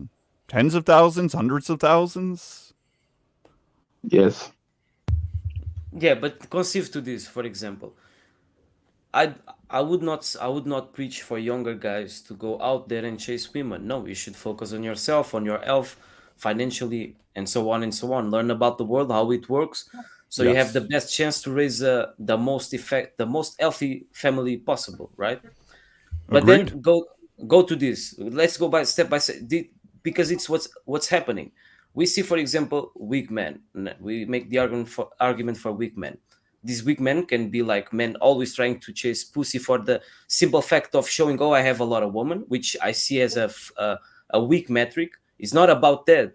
But if you're a man that you have the options. Women come to you since you were a teenager, whatever. You have the possibility, because women tend to come towards you. That naturally happens to some men, right? And then you can mature and think about it. Okay, did I damage some girls? That can be true. Did some girls damage me? That can also be true, right? And then you mature and you understand how to behave more. And then we go to which type of person, woman or man, deserve more or less. Those who can go into the consensus of, okay, I had bad behaviors back then and I matured from them. That's wonderful. Recognizing X and going into the solution Y. But, Hey, Alex. That's good. How old are you? Huh? How old are you, Alex? I'm 26. Are you now more prepared to be a good father, a good husband, and a good partner than you were when you were 17 with no bodies. Sex has nothing to do with whether or not he'd be prepared to be a good father. He actually yes. I would say that he's baking it in. I would say that it's because I love my family and I saw how my family was created that I know how to be a father, bro. You didn't love your family before? I always loved them. That's the point. I saw how a good example of creating a family is. So that I would say that's a bigger metric than having a bunch of girls. No, we're not talking about what is more. Oh my God, we're not talking about what's more important or not. I'm asking you as a virgin and you as a man that you have right now, having the sexual experience with this woman. And once again, it's not just the sex, the intercourse. It's the fact that you message them, you talk with them on the phone, you go on dates with them on the phone. Are you better? Explain how is having sex with a woman make you a better father? Because once again, and I will repeat, you all. Oh my God! Why you keep doing the fucking ad libs? Yo, I understand where you're going. I can answer you. So, what Fatty is saying is having experiencing dealing with women, conquering them, know what type of woman there is, what type of behaviors and relationships there is. No, you can select a better woman for your children. You want a peaceful woman. But that has nothing to do about being a good father. It actually does. How does fucking have anything to do with learning how to be a good father? Because Fatty says so it must. No, it's not because Fatty said so. It's because a lot of us, before we got married, for example, we deal with single mothers. We did with women that actually had kids at their disposal. I, for example, myself, and I probably had the only one, I fucked women with kids before. I actually had good relationship with women with kids before. Good job. Sorry to hear that. You see what I'm saying? But this is the point: is when you get the answer and you actually know that it actually helps, because now you know the dynamics of you being with the woman that has a kid. Now it doesn't help anymore for the conversation. Now let's go back to whatever we have going on. You fucking other woman and dealing with woman gives you experience for you to be prepared for the woman of your dreams. That's the reality. If you want to downgrade it, but that doesn't apply. How can you apply that to men without applying the same concept to women? Are you saying that stacking up a body count for women makes them a better wife for men? There's a tipping point. Yes, there's a tipping point. I believe that the woman that has 1 second, let me finish, please. I believe that the woman that has 2 or 3 bodies and has long-term relationships, let's say 4 years, 5 years, 3 years, when she gets to 29, is way better prepared to be a better wife for you than a virgin that never had a man, never get a relationship with a man, doesn't know the dynamics of dealing with one. I would say that woman is actually better prepared. A woman that has 30 bodies, absolutely not, because it gets to the point where you don't get diminishing returns. Meaning now she's getting with Alex, and instead of learning, she's getting trauma, she's getting scars, she's getting that's what happens with woman. So what are we talking about? You're like an intelligent caveman. I see what you're saying. I get you're at this break. You never listen. The point. You appeal to authority on your own anecdote for nearly every single point that you put out. And I got you. You emotionally damaged. I got it. All right, cool. No, G. Would you say that when you were younger, if you had, you don't have the best moral compass that you have now, you were a young boy, right?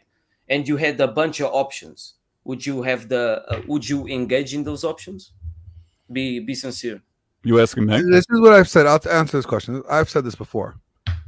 Now, I have had my fair share. Okay, trust me, I have. It is what it is. If I could go back and redo things, I would have done them differently. I have a friend that's 30 years old, good-looking guy, great shape, owns his own home, has his shit together, and he's a virgin by choice. I mean, he's been on dates with women from. But does he really have his shit together, given that one fact about him? But what I'm saying is that he avoided problems that I didn't avoid because of engaging in the whole sexual, freedom, getting laid, all that stuff, like going after that. I realized in doing that, there's been times that has complicated my life more than the actual sex was worth. Does that make sense? So you agree with Fatty? So you have more So experience. you agree with me? Wait, Fatty, Fatty, wait. What I'm saying is that I wish I would have not done that and engaged in those things, because it did complicate my life more than it was benefited it. Yes, you can have the sentiment of regret, but that gave you what wisdom towards what relationship dynamics are, and you were able to help other men, correct? And women. You only can have regret if you actually learn from your lessons. That's exactly the point. Yeah, but where did Glenn say that he taught other men? I mean, that may be. Have you done that, Glenn? No, he just ignore that slipped because in it's there. a straw man. You are going to pick the little part of his argument. Let's assume that he doesn't No, actually, teach men. you're straw manning, and I'm pointing it out. I'm asking Glenn, was that actually your premise, that you have helped other men with that knowledge? Let's assume that he doesn't teach men. The fact that he has regret, meaning that he learned from what his experience was. That's what regret is I acknowledge that's something that I did. So you're saying that's the learning? Because you're Glenn, did you learn anything from those experiences? Yeah. Checkmate. I learned like it complicated my life at times more than I needed. So now you're better prepared to deal with the woman that actually deserves your time. Yeah, but here's your straw manning. Did you learn anything? Oh, you did learn something. Now you're better prepared. I absolutely learned anything. I literally tell you my hygiene is better. Here's the point. I was already told this. I've already seen this, right? I've already watched this happen with other people that I know, and I assume that it will be different for me. So the whole point is like I already learned what I've learned prior to, and then I experienced it because I didn't believe that it would happen to me, right? So it's what I'm getting at is like, because that there was a lesson learned, you learn a lesson in everything, right? But if you avoid the learning of the lesson and you keep repeating that action, you're not learning anything. Yes, but that's your problem. Couldn't you say that you've matured, right? In another sense, right? You've matured through your experiences. Through experiences, yes. Like a general goes to war, he gets stabbed enough times, and now the motherfucker knows where to go and how to move.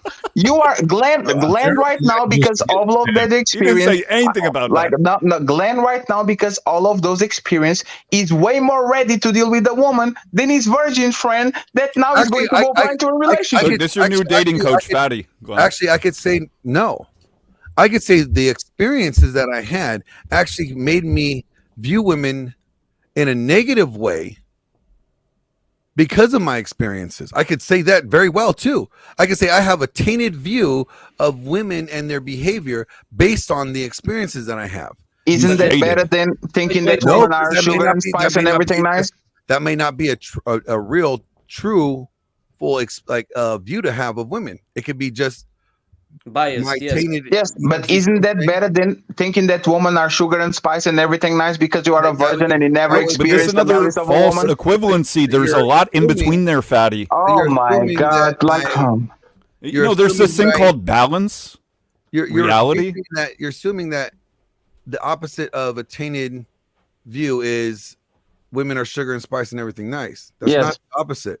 When you don't have experience with women, most men have that point of view. Remember a few days ago when we're talking about your virgin friend? We have been taught. It was a few minutes, not days. But society has taught us that yes, women are sugar and spice, everything nice. That's what we were taught growing up.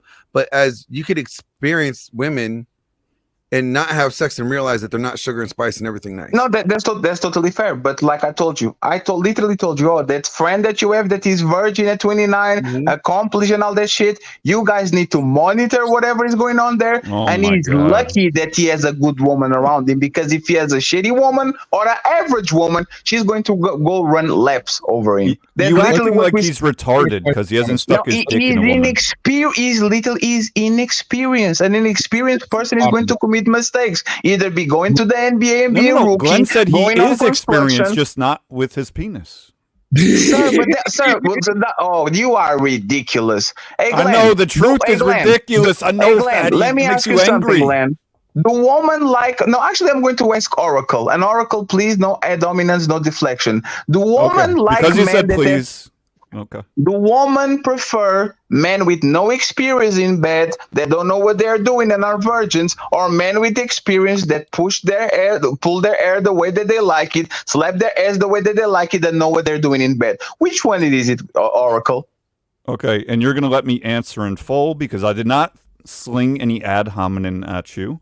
Yes, sir. So, certainly when we dissect women, what we'd refer to as hoes would absolutely prefer what you're saying. As far as good women, I think that would be more of a preference, and I can't speak for all decent women, or let's say they were virgin women themselves, right? Isn't that the kind of pinnacle that you were referring to earlier, right? There's virgin men and then there's virgin women, but to your point, not many of those virgin women exist. So I know you're looking for a generality. Generally, I would agree with you, but that doesn't make it right. It doesn't mean that most women are good, because most women suck. Most men suck. So if most women want to be abused, let's say, right? And it seems that most women in society seem to prefer that at this point. That doesn't make it right. That doesn't make it good. That's doesn't true, mean that yeah. you should do it. All that to like, do you agree or disagree, sir? I answered you in multiple ways. No, I gave you generally. I gave you the dissection. No, that wasn't good enough, this Fatty. is crazy, bro. Like this is. Oh, like I me know asking reality's crazy. I know the truth is nuts, sir. Like it's just like me asking a woman, do you like do women like tall men or short men? It depends. Oh, you because wanted a some women like caveman short- answer. I got you. That's Women, you're full of shit. bro. women want fire. Let me present this question. You are full of shit. If you know, back to your crack position, right? Yes. If you know crack is going to harm people, right? And you know that they've done crack before. Yes. Right. And you know, like, you're concerned about the future of people or society. Would it be morally good to give them crack?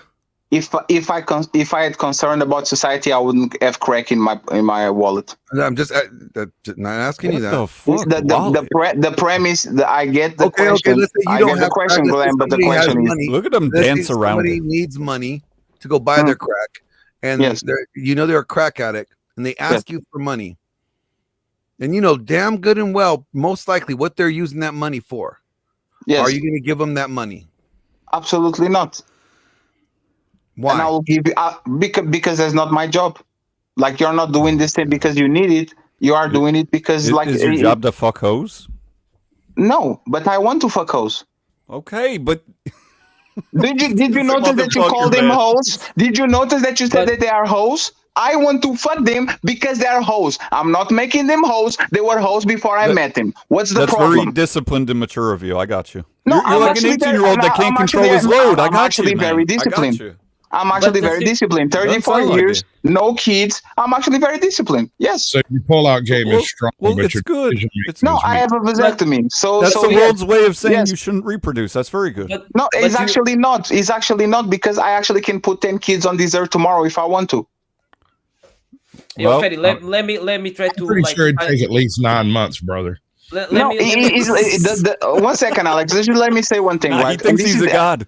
No, this is the part about like how these people, especially these men oracle, the man child, right? If you had a bunch of kids, you will go saying, "Oh, you are not disciplined." If you actually are disciplined, you have no kids. This man is God. You would be ridicule me no matter what I said. If I said I had 3 baby mamas, will be a problem. If I said I don't have nothing, you'll be a problem. So once again, sir, argue like a woman. No, you are literally the one arguing like a woman. You do ad hominems left and right. So and you're trying to get a reaction that you are not going to get because you control a troll. You're Spurgin. I'm pretty sure we got the reaction. Let's try to find the commonality. So you agree most men and most women are actually not that good, right? We all have sins within ourselves. We are imperfect, correct? So by that metric, we would say that if most men had the option to have a lot of women, they would.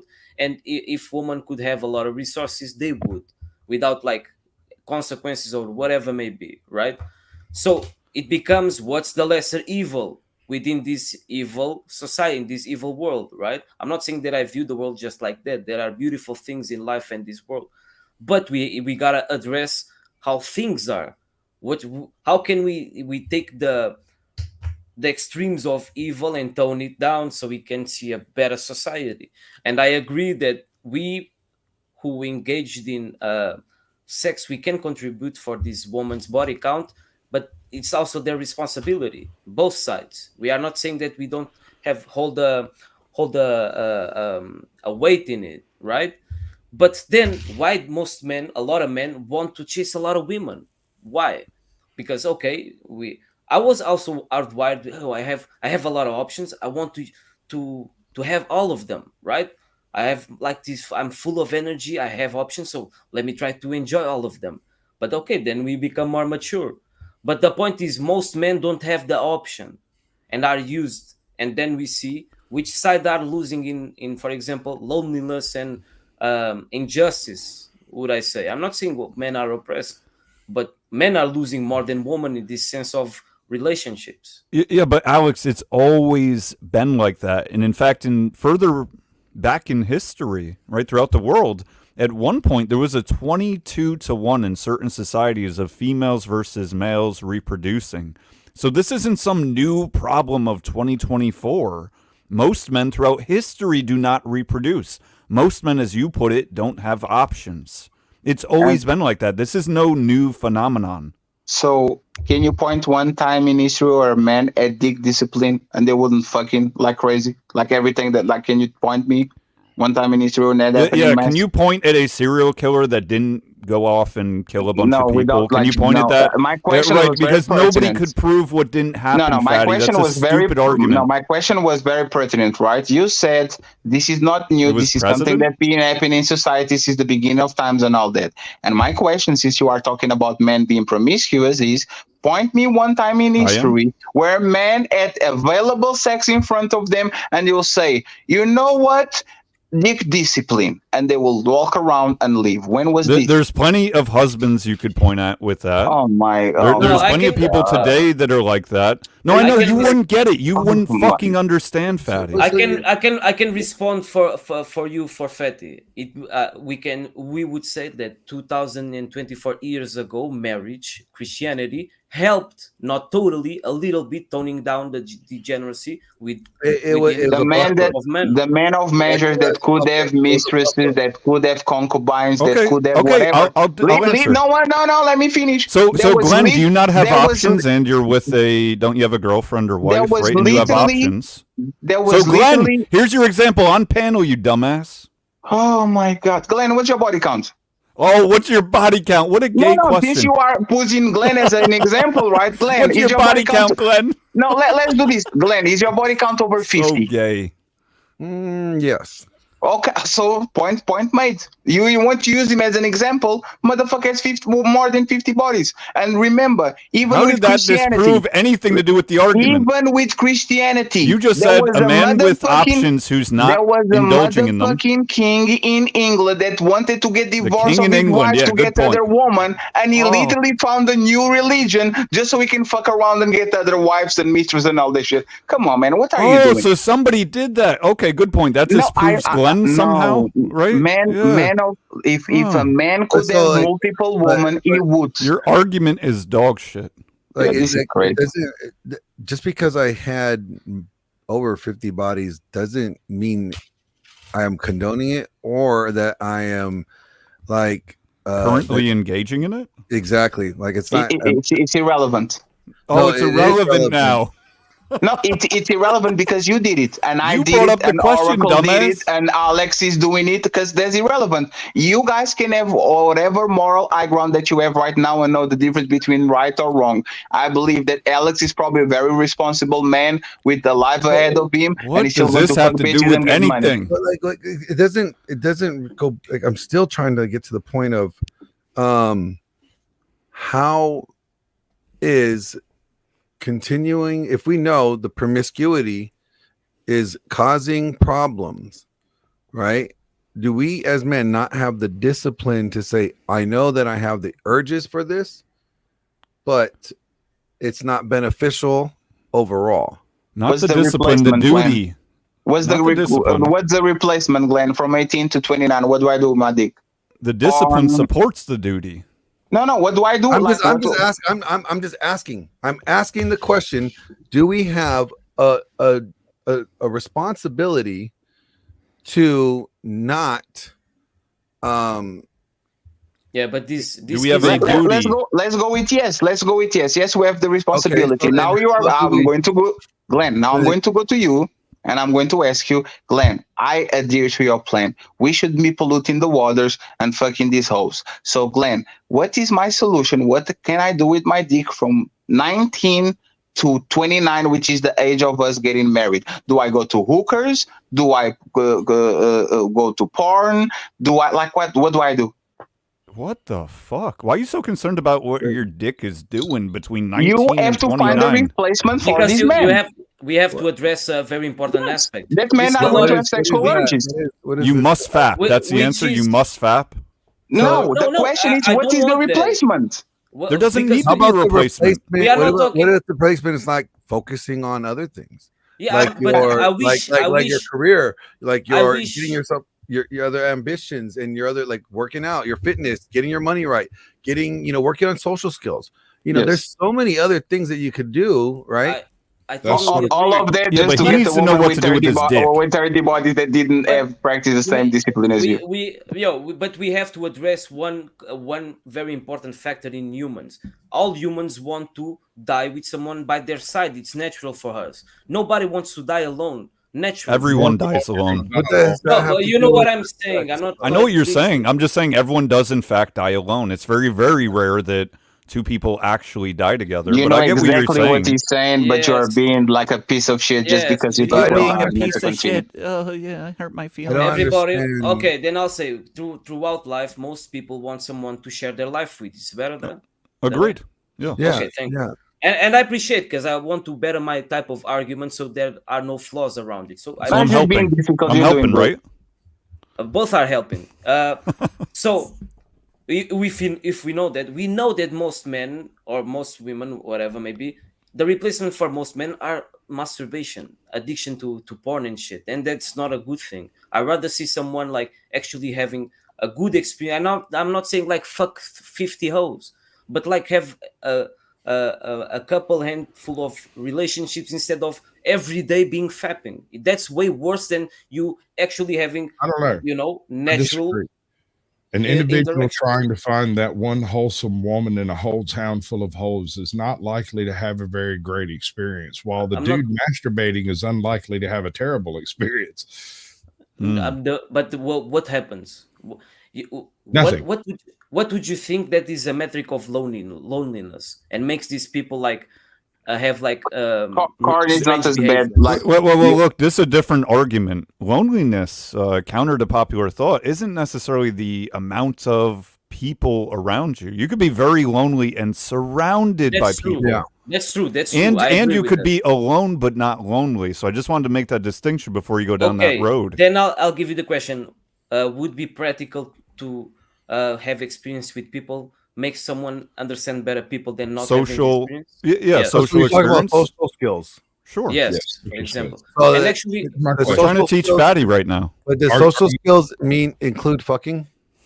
yes. See, that's what I was saying. Yes, earlier. because when you don't finish the deal, there's actually going to lead to frustration. Let Caucasian get up in here. He's been quiet this whole damn time.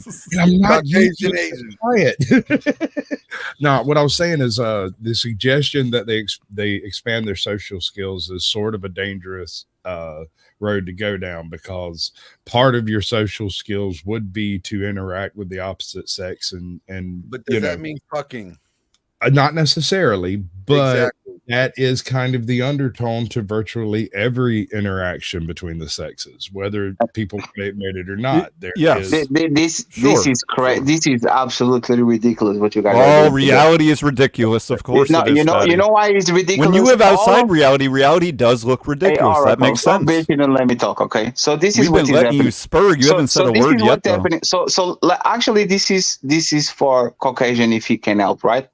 We talk about post-nut clarity time and time again, all the time. I thought I wanted something, I got a nut, and then I actually got my mind clear and I know exactly what I'm doing. We for multiple decades been talking about the fact that as soon as you fuck a woman, now you know exactly what you want from her because you are clouded by your urges and you're clouded by your sexuality, whatever you have going on. And now all of a sudden, everybody plays dumb. Wait, having sex with woman doesn't help you thinking better? Wait, having experience with woman doesn't help you actually clear your mind? That is ridiculous. Post-nut clarity exists because we as men are so motherfucking horny that you only know what you want from that woman after you fucked her. And now all of a sudden, a virgin has the same mental capacities as a man that fucked 10 women and actually be through the droughts and the the drunk feeling that you have when you get pussy. That's hilarious. You a real victim.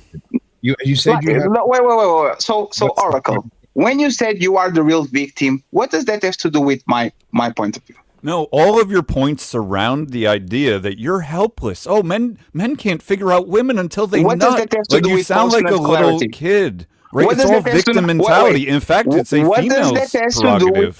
Your argument standpoint all comes Oracle, from do you refuse victim, the concept I'm of afraid I got hurt. I'm afraid I'm hurt. You I'm won, emotionally. right? No, we get it, yes. Fatty. I'm just so letting now everyone else know the, this is why you are the way you are. So now that we took the dominance out of the way, do you refuse the concept of post-nut clarity when a man fucks a woman, gets his nut off? I refute when you just said, "Oh, we all been talking about that." I don't recall ever bringing that up in any conversation. Totally fine. So you are not one of those. Do you? Yeah, I'm not one of you victim mentality, right? Oh, I didn't know any better till I had my nut. I can't make decisions until I nut.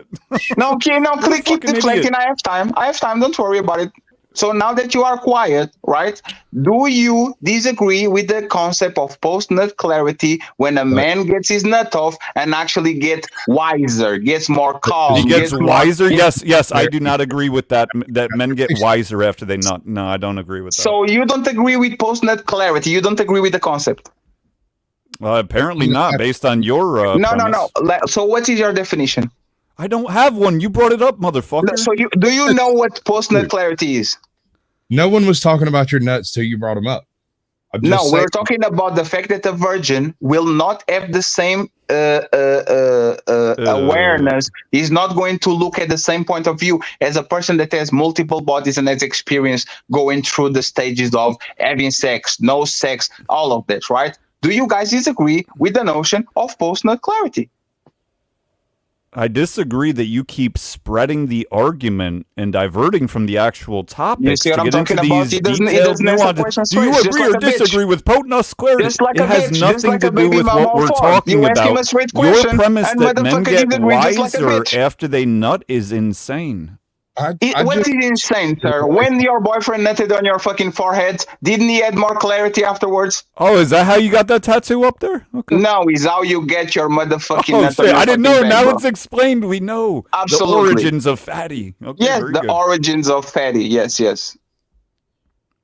This shit is ridiculous. The point I know you can admit defeat.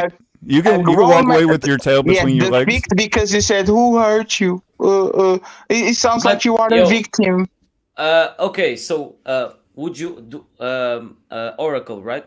Oracle, would you agree that most men have the tendency to want to have sex with different women? I'm not saying they have to engage. Absolutely. Okay. Yeah. What is one of the greatest metrics that we see that can help men be monogamous? I would say it's God, for example. You would say what?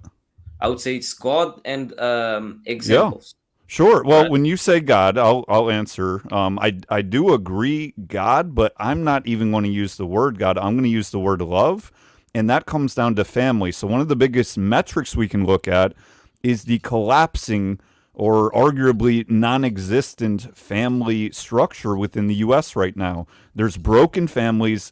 If we look at stats with children, they're not good.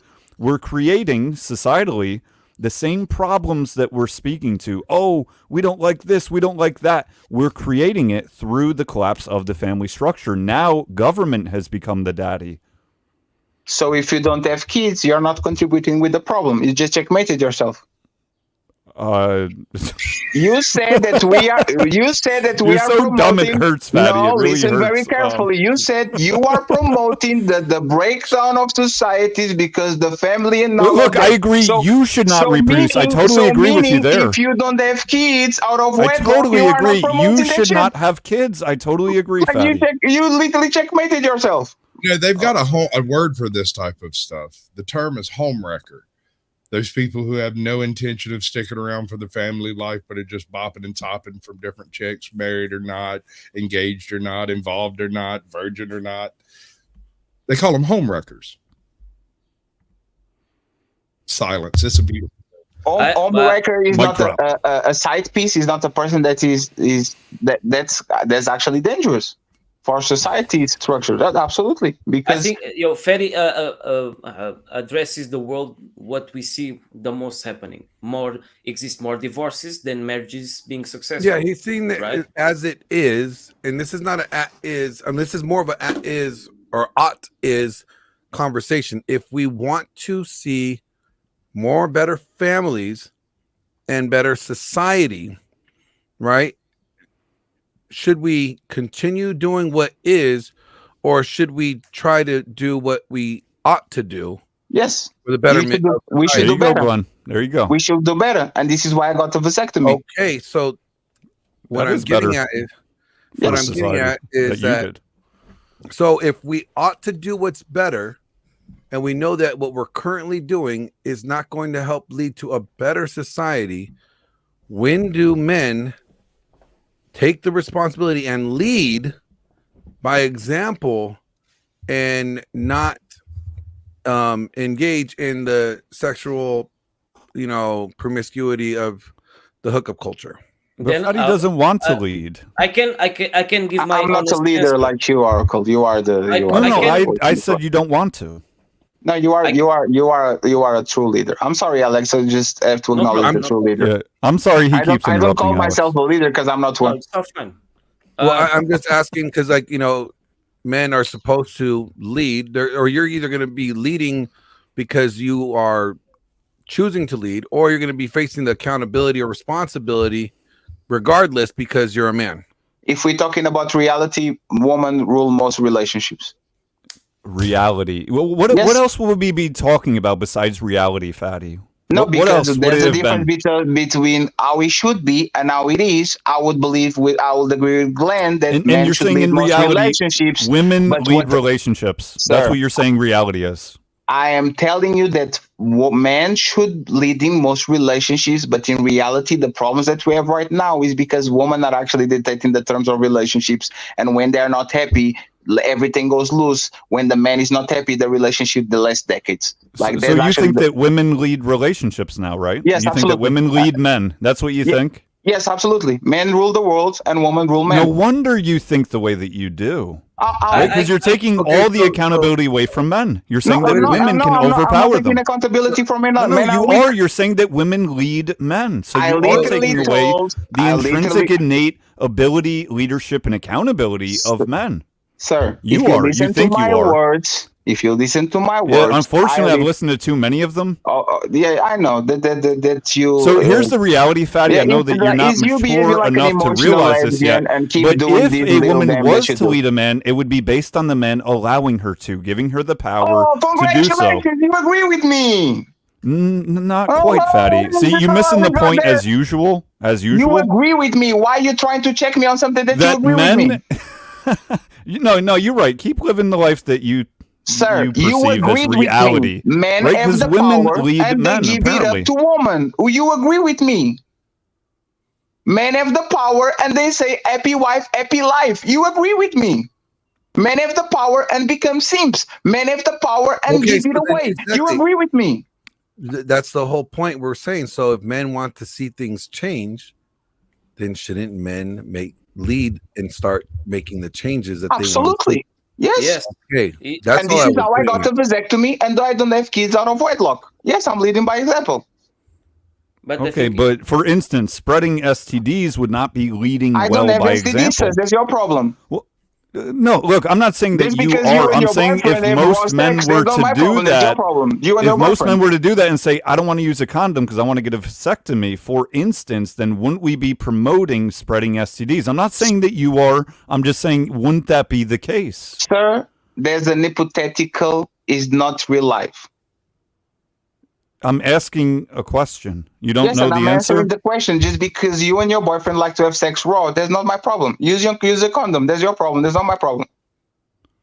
Wow, burn. I never Anyways, added CD. anyways, I never added CDs. your So go idea ahead of and do leading what by you do. example would be, well, we don't have any babies in society, so society Mm-hmm. will die off, but we will spread STDs, and somehow you think that's good leadership? Yes, you You're a can. retard. You are a yes, retard, good you, sir. you, you can get rid of gangrene. You can get rid. You can get rid of a lot of STDs. You can get rid of a baby. So let's Only try one to see side the, can reproduce. So let's- regardless of what y'all say or what y'all do, one side's going to reproduce and win the argument in a generation. The other side is going to have a vasectomy and sit there doing whatever it is. I have $1,500 worth of semen in 2 different labs in Portugal. I can have 10 kids tomorrow if I want to.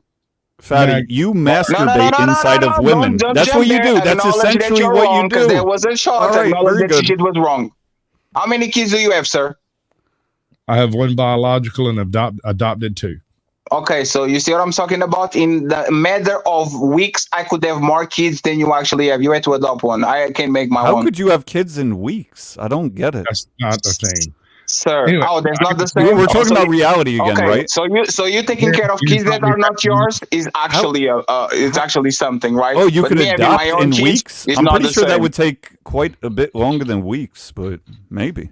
we know that. We know how it works. I know you get caught on lies, and then it turns. Yeah, I got you. How is that a lie? You know how it works. What the Guys, fuck are we you are talking getting about? to the point of diminishing returns on this on this topic. Okay, I think we already agreed from a consensus standpoint is that if we want to see the change, then we ought to lead in that change, right?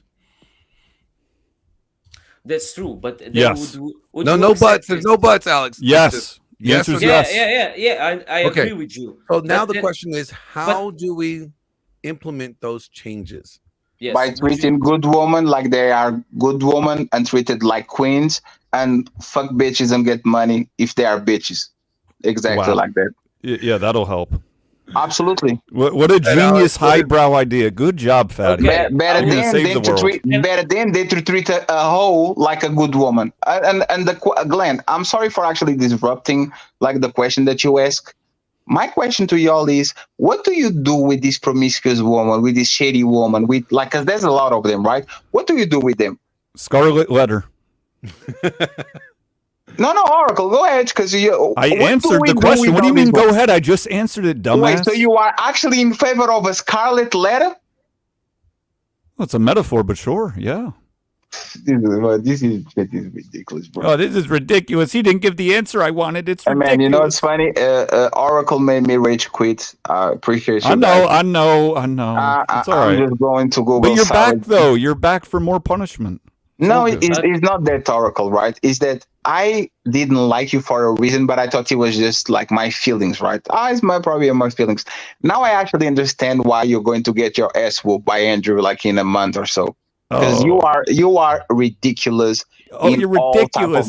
You're ridiculous. What a good argument, Fatty. You're ridiculous. No, I'm not making an argument. I'm just informing you of actually the piece of shit that you are if you don't have a mirror at your home. I'm trying to be your friend. Yeah, I don't have a mirror. I'm working on getting one. Amazon. I know. The mirrors don't like you. When mirrors see you, they run away. So I appreciate you. Thank you very much, Glenn. Nice to meet you. Oh, you rage quitting again? You rage quitting? Come on. No, it's 7 p.m. in my country. Oh, it's 7 p.m. That's late. It's late for retard time. Yeah. All right. We'll see you, man. Thanks, Fatty, for coming on. I appreciate you, Alex. I'll see you later, bro. I appreciate you. Nice to meet you. Oracle, use condoms with your boyfriend if you don't want to spread STDs, bro. I know that is a lot. Like the rate of STDs on the LGBT community is very strong. Damn, Fatty the So- homophobic. Oh shit. No, I'm not homophobic. I'm Damn, supporting on the damn. LGBT Look at community. that. I actually am support of the LGBT community. So Are you? please go ahead. I bet and you take- are. I bet you are. That's how you got that tattoo on your head. I got you. What Wait, that's tattoo the do money I- shot. wait, That's the wait, money what- shot little bullseye. I got you. No, that's Majin Fati, bro. That's Majin Fati. Don't you know Majin? No, I don't appreciate know. you guys. Thank you very much. I'll see you guys later. Take care, G. All right, So, you're welcome. You have a problem with from what you're saying, the problem with like saying to young men, go out there and fuck a bunch of women. It's the way of example that you do not agree, right? Are you asking me? Yes, yes. Do I agree that we should tell young men to go out there and fuck bitches type thing? No, I don't think that we should be promoting it. I do think that young men have that within them that they want to, right? At times you might want to murk somebody that you cut you off in traffic, whatever, right? There's a lot of innate desires or wants that we have. You might even say needs, but we can use discipline to fulfill what might be considered our duty, depending on what our worldview is. Hold on, DL. I just posted the link in my chat. But that's So, still did I answer your question, Alex? Yeah, because I want you to understand. I think you understand his side and he understands your side.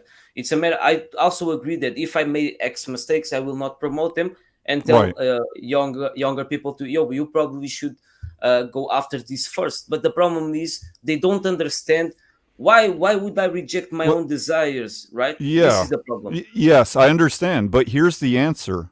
Here's where the disconnect comes, is that most of these young men themselves don't have a form of good leadership themselves. I know I didn't when I was a young man, right? 18, 20, whatever. I didn't necessarily have a good male leader, man, etc. And I think that's the biggest issue that we're having in society is there's not many decent men that young men can look up to and aspire to. And so instead it turns into the superficiality of whether it's Andrew Tate, like that type of lifestyle as some kind of target, right? And so it just further promotes the idea that we should be doing this, which really is aligned with the same feminist viewpoints that they're so calledly fighting against. Yes, I would agree with you, but then I would say I am not perfect, G, and I try to do my best, right? Well, that's good. Rather it's making money, mentally, psychology, whatever may be in my life, and the way people interact with me, right? So no one is perfect, and you accept Agreed. that, right? Agreed. And what you're saying is good. I mean, that's steps beyond what most people are doing. But the thing is, we have to make these young men understand that their value is not just innately regarding to the way he can attract women. But the thing is, most men cannot attract women, and they can feel that side of insecurity because they did not have good examples. And when they see men, and then when they see men that already have wives or had like a easy life at attracting the opposite gender, they feel that they need to become like that, right? Right, like FOMO you're describing. Ask them, how did they do that? How did they get there? Yeah, I mean, sure, but that would be anecdotal. But sure, they could go up and ask this dude. Advice. Yeah, like if you see a guy married and living a happy life, and you want that, why don't you ask him how did you? Yeah, but that's making. But I'm a byproduct of growing up in a wonderful family. The best examples I've seen when it comes like man and woman interaction from my fathers, right? But I've never seen the same type of woman like my mother was when my father was a young boy. I don't see it, right? And naturally, I never had like big problems attracting the opposite gender, and the options were always available. And when I was younger, I didn't have like the natural response of acting morally and ethically, and I didn't understand the impact that I could have negatively in women that I've dated, and the impact they could have on me, right? Because it's not the same within everybody. And when we talk about reality, this does not happen like happened before. Like, or the successes of marriages or good relationships are finite compared to most. Yeah.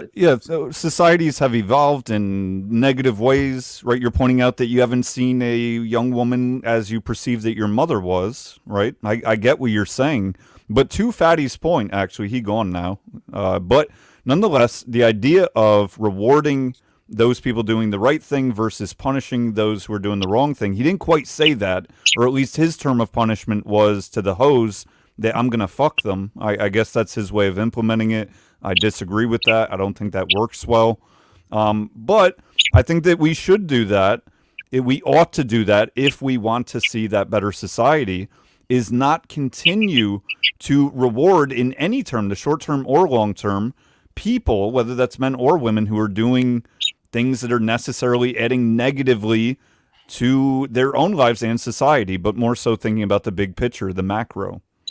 But then it goes into people to people, and then we see like young men and young women, or whatever, men and women that have a sense of, oh, I feel like empty side of me. I need to. Okay, hold on. What you're telling me right now, feeling, you feel, just because you feel something doesn't make it correct.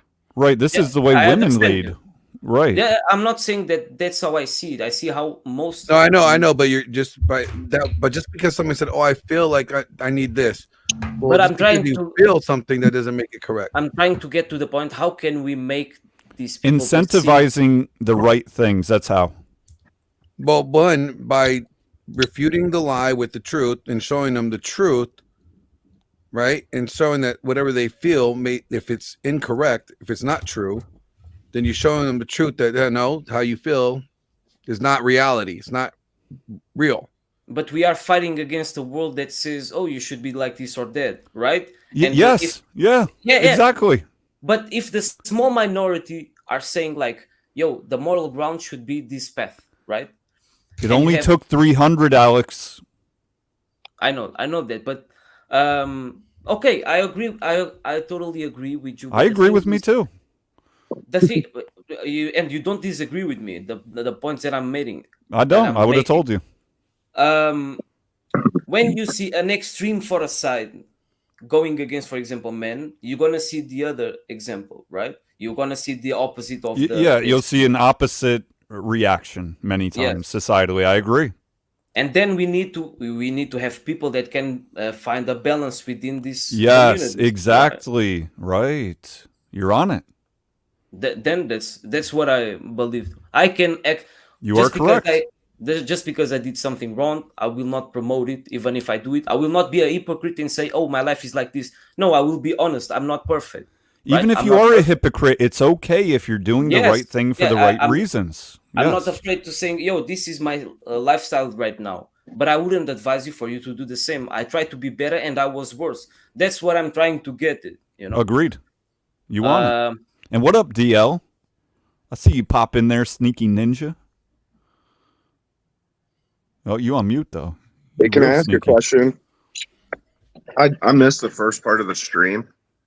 Did you guys talk about the subject was are there consequences if women hit men? Because I was on a stream a couple days ago and I was trying to tell a story about my daughter having to deal with a bully, and I told her to punch him in the mouth. Oh, snap. And people were like, "You're a horrible father." And I was like, "Well, how did your father teach you to deal with bullies?" And how old is your daughter, bro? 9. Yeah, we need some context. That's the right move. I did the same thing with my little girl. She came home and she beat the little boy up because he was messing with her. And I'm like, "Don't worry, I'll go to school. I'll take care of the grown up stuff." She said, "No, Papa, no grown up saw me." Like, yeah, my daughter gangster.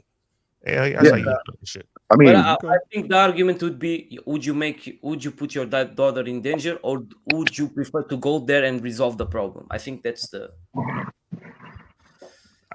The way I looked at it, the problem was resolved. But I don't want my grown daughter. If she becomes grown, I don't want her to think that she can fight. So wait a minute, are you saying this is? Aren't you teaching her that if she's little? Hold on. What is the bullying? Making fun of, name calling. Yeah. Are we talking about, like, are they like physically doing things to her? And this is what I wasn't allowed to do on the other stream, was give the whole context of the situation. So we're at a birthday party, and there's a couple, 2 or 3 neighborhood kids that are over there that are horrible and kind of have piece of shit mothers. And the birthday boy gets decked, and this other kid, the one that was like kind of bullying my daughter, he goes and lets the adults know that he got decked. And then the kid's mom, who decked the birthday boy, was like, well, now everyone knows you're a tattletale. And it's like, well, that's kind of not the right response. Then that boy, later on, there was a piñata, and my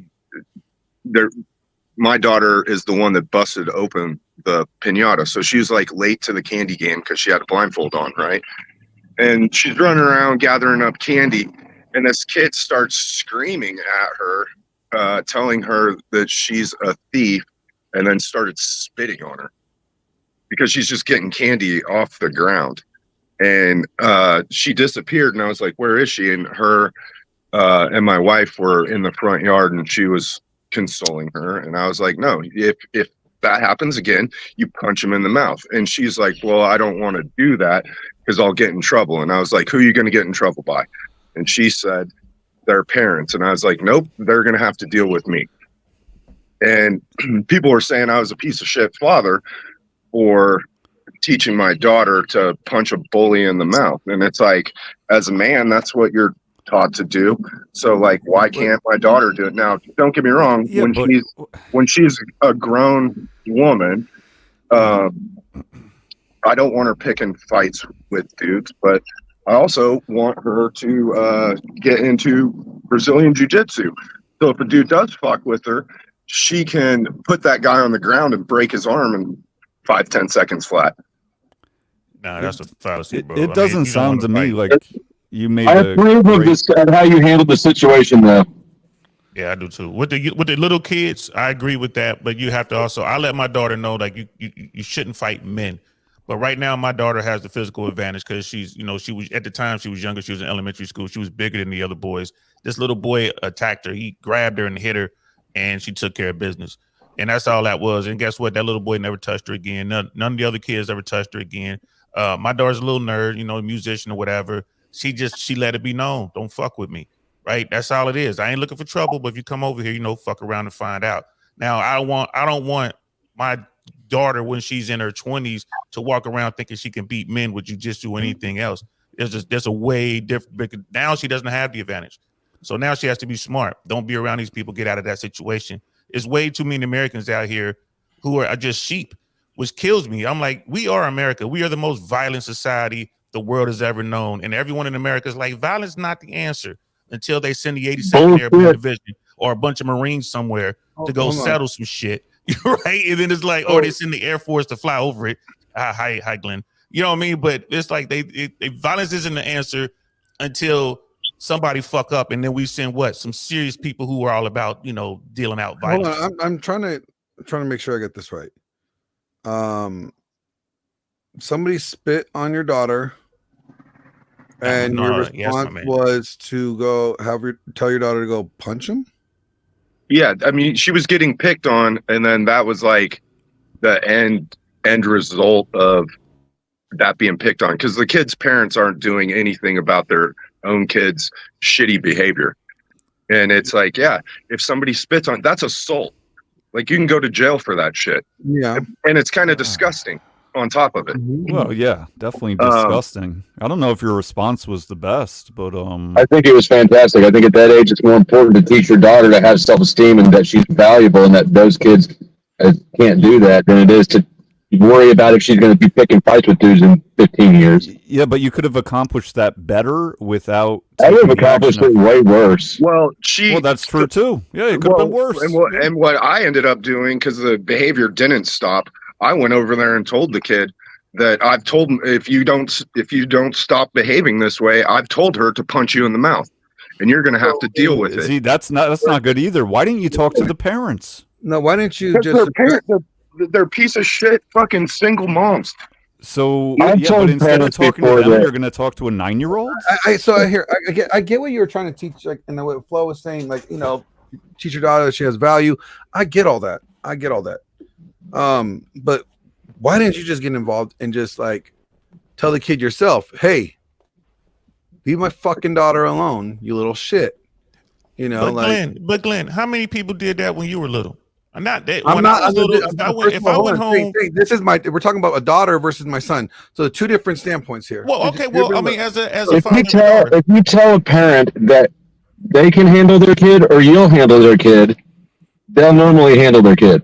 I'm not putting hands on another kid or anything like that. You know what I'm saying? Well, you had your kid do it. That's I didn't say you sort had of like doing it. Nah, I'm with my man on this. I'm with my man on this. But some boy, again, we're talking two different situations. The situation with my daughter. Let me explain why I'm bringing this up, because we were just talking about earlier today when a woman thinks she could go up to and hit a man, and her not thinking that a man's going to hit her back, you know, and if it, you know, and all this other stuff. So, all right. So on that same vein, right, I understand teaching her to be able to protect herself and, you know, to avoid, you know, or have some self-defense skills in case that there is a threat on her. Agreed. But to tell her to go and do that, that it only puts her in more danger, because if correct. He didn't tell her to go back and do it. He told her next time, right? Yeah. Right. And you got I didn't say Oh, go ahead, bro. Go if it keeps happening, punch him in the face. But you already knew it would keep happening based on what you were describing of the situation. The parents are ratchet. The kids are acting this way. You already knew you're sending her back into the lion's den. I would ask why you even had her at that party. Well, that was a conversation my wife and I had. It's like, look, I don't want to go back over there if these kids are gonna constantly be over at our friend's house. Yeah, you could have ejected instead of having her punch the dude. The parents about it, and they agreed, and those kids don't come over to the house anymore. No, again, I get, you know, teaching your daughter to defend herself or encouraging her to defend herself. Absolutely. I get that aspect. But in that case, in that situation, if you already knew that the parents were shit, right? I mean, I discovered it throughout the course of the day. Okay, so then once it happened, did you approach the parents or no? It was happening right in front of them. No, that doesn't matter. I'm asking you, did you approach the parents and say, I don't appreciate this behavior that your children are doing to my daughter, your son's doing to my daughter? No. Did you? Okay, so don't you think that's a failure on your end? To a certain degree, yeah. So, like, wouldn't you think, like, telling her just to go and assault somebody without you showing first you're trying to de-escalate this issue, leadership, right? You're leading her like, hey, I don't accept this behavior. Anybody treating my daughter this way, especially these boys or whatever the case is. I need you to deal with your son. If you refuse to do that, don't you think you're dropping the ball there? In that case, like, instead of going like, I don't know, I just think there's a step there missing. And I don't disagree with you. Like, I'm not saying I couldn't have handled it better, but the way I handled it, everybody's the kids' behavior changed dramatically after that. Because now that kid knows that this girl might punch him in the face if he keeps being a fucking asshole to her. Okay, so here's my question to you. Let's say your daughter ends up punching some boy in the face because he was picking on her or teasing her, right? And then the boy returns and knocks her the fuck out. Yeah. Do you not feel that you may have set her up for failure in that regard? Potentially. So I want to go back to what O'Darn said. He said, well, I mean, in the beginning, when he was kind of deciphering whether or not he would have his daughter do that, he said, well, I'm a man, and this is how I would deal with it because I'm a man. Mm-hmm. But then you bring it to your daughter. We are more different than we're similar in many ways, men and women. That's the first way that people distinguish between people, turns into male, female. So my point is, I don't think doing it, would it have mattered? No, you're missing my point. Well, we can get into that, but you're missing my first point here, which is that your foundation for this decision that you made to tell your daughter, well, do this, was, well, I'm a man, and therefore this is how I would handle it. So I would ask you right off the rip, do you think that we're the same, men and women? Of course not. Right, and therefore we probably shouldn't deal with things the same. Now, granted, sometimes there's sometimes there's overlap, no doubt about it. But it's not always an overlap, and we're just pointing out maybe how it could have been handled better. But I didn't sit here and say you're a piece of shit. I didn't say I know that. I know you didn't. I'm not saying that you did. I'm just asking you, do you think like again, like I said, I understand teaching. What's the best way to deal with the bully? Well, if you're there as a parent, you getting involved in setting the standard for the other parents, but also that child that's bullying your kid, that you're not going to tolerate your child being bullied. I don't agree, bro. You saw her getting spit on. You gotta look at their ages, fellas. You gotta look at their ages. 9. I agree. Yeah. Well, like if you're looking at little kids versus like 9 versus 19, there's a difference. When you got little kids out there, man, I think this is one of the problems with our society right now. Parents want to jump in. Let little kids handle their business. They're not gonna hurt each other to any real. If they were to fight, I think someone said, "What the little boy comes back." That's not true. I don't know, base. I don't need to know. It's been shown. It's not an absolute. It's not an absolute, but there are definitely little kids who have accidentally killed each other or maybe made a permanent damage, lost an eye, this type of shit. And all Glenn was pointing out, which I agree with, is you're opening up a box here by telling your daughter to punch him in the face next time, when it could have been handled differently in a way where the same lesson could have come in without the threat of physical violence towards the little girl now. So I hear what you're saying, and to Glenn's point, yes, they should be able to protect themselves. I think that's great. You get your daughter into jiu-jitsu or whatever the case, great, so that she can defend herself. At the same time, this kid spitting, which is very gross and disrespectful and maybe a crime, I don't really give a fuck about that aspect, but it didn't harm her. You could have easily put yourself in between them and been like, whoa, let me put my daughter in safety from here, whatever that means, feet away or maybe the next door, and then went and talked to the parents and been like, hey, do you see what's going on here? You don't have an issue with it. If the parents are still going to be there with their kids and allowing their kids to act that way, I would think you might want to leave. You might want to say, look, I know you enjoyed the birthday party, but we're not going to stay in this environment because XYZ. Here's what my leadership says. We're out. Instead of opening up a box to violence that could have, to Glenn's point, there's 9-year-olds that could knock out a 9-year-old girl. There's 9-year-old boys that could. It's a fact. I think y'all are overthinking the shit out of this. Yep. I would bully the fuck out of everybody. Dad would have been bullying the whole party. I'm looking at the idea of what it's actually leading to. So again, you could anything can lead to anything, though, brother. Shit depends on but that's a cop out. Anything could lead to anything. That could lead. Two little kids. Well, let me get this out real quick. I've seen 2 little kids have a little fight, right, and it led to gunplay. It depends on where you are. Like, what are we talking about here? What I'm saying is, if you let me finish my thought, is the precedence is women. If you teach a little girl that she could go up to a guy and hit him for bullying, right? Should you are now saying that you're going to put yourself in a situation. You're equal to him. You're equal to him. You should not experience any fear, any violence, or any threat from him. He will hit you probably just as hard as you hit him. That's not true, because if that boy decided to knock her out, his punch on her is going to be more damaging, even at 9, than hers on him. I have an interesting argument. I don't know about that necessarily. You better jump in, Alex. It's literally motor functions. You see a little boy knows how to throw a baseball more accurately, right, than a little girl does at the same age. Why is that? It's natural motor functions. I've got a pretty athletic, tall kid that can throw a punch. He means balance of probabilities, males versus females. He's not talking about specifically your daughter and the other little boy. Yes, but that's what we're talking about. I understand. Well, I know, but we don't see them. We can't see them. I understand Glenn's point of what can lead to later on in life. Then I would say, then maybe instead of saying your daughter, a female, young female, saying go and punch her, teach her how to manipulate the situation, not to escalate. Which means the equivalent to not fight.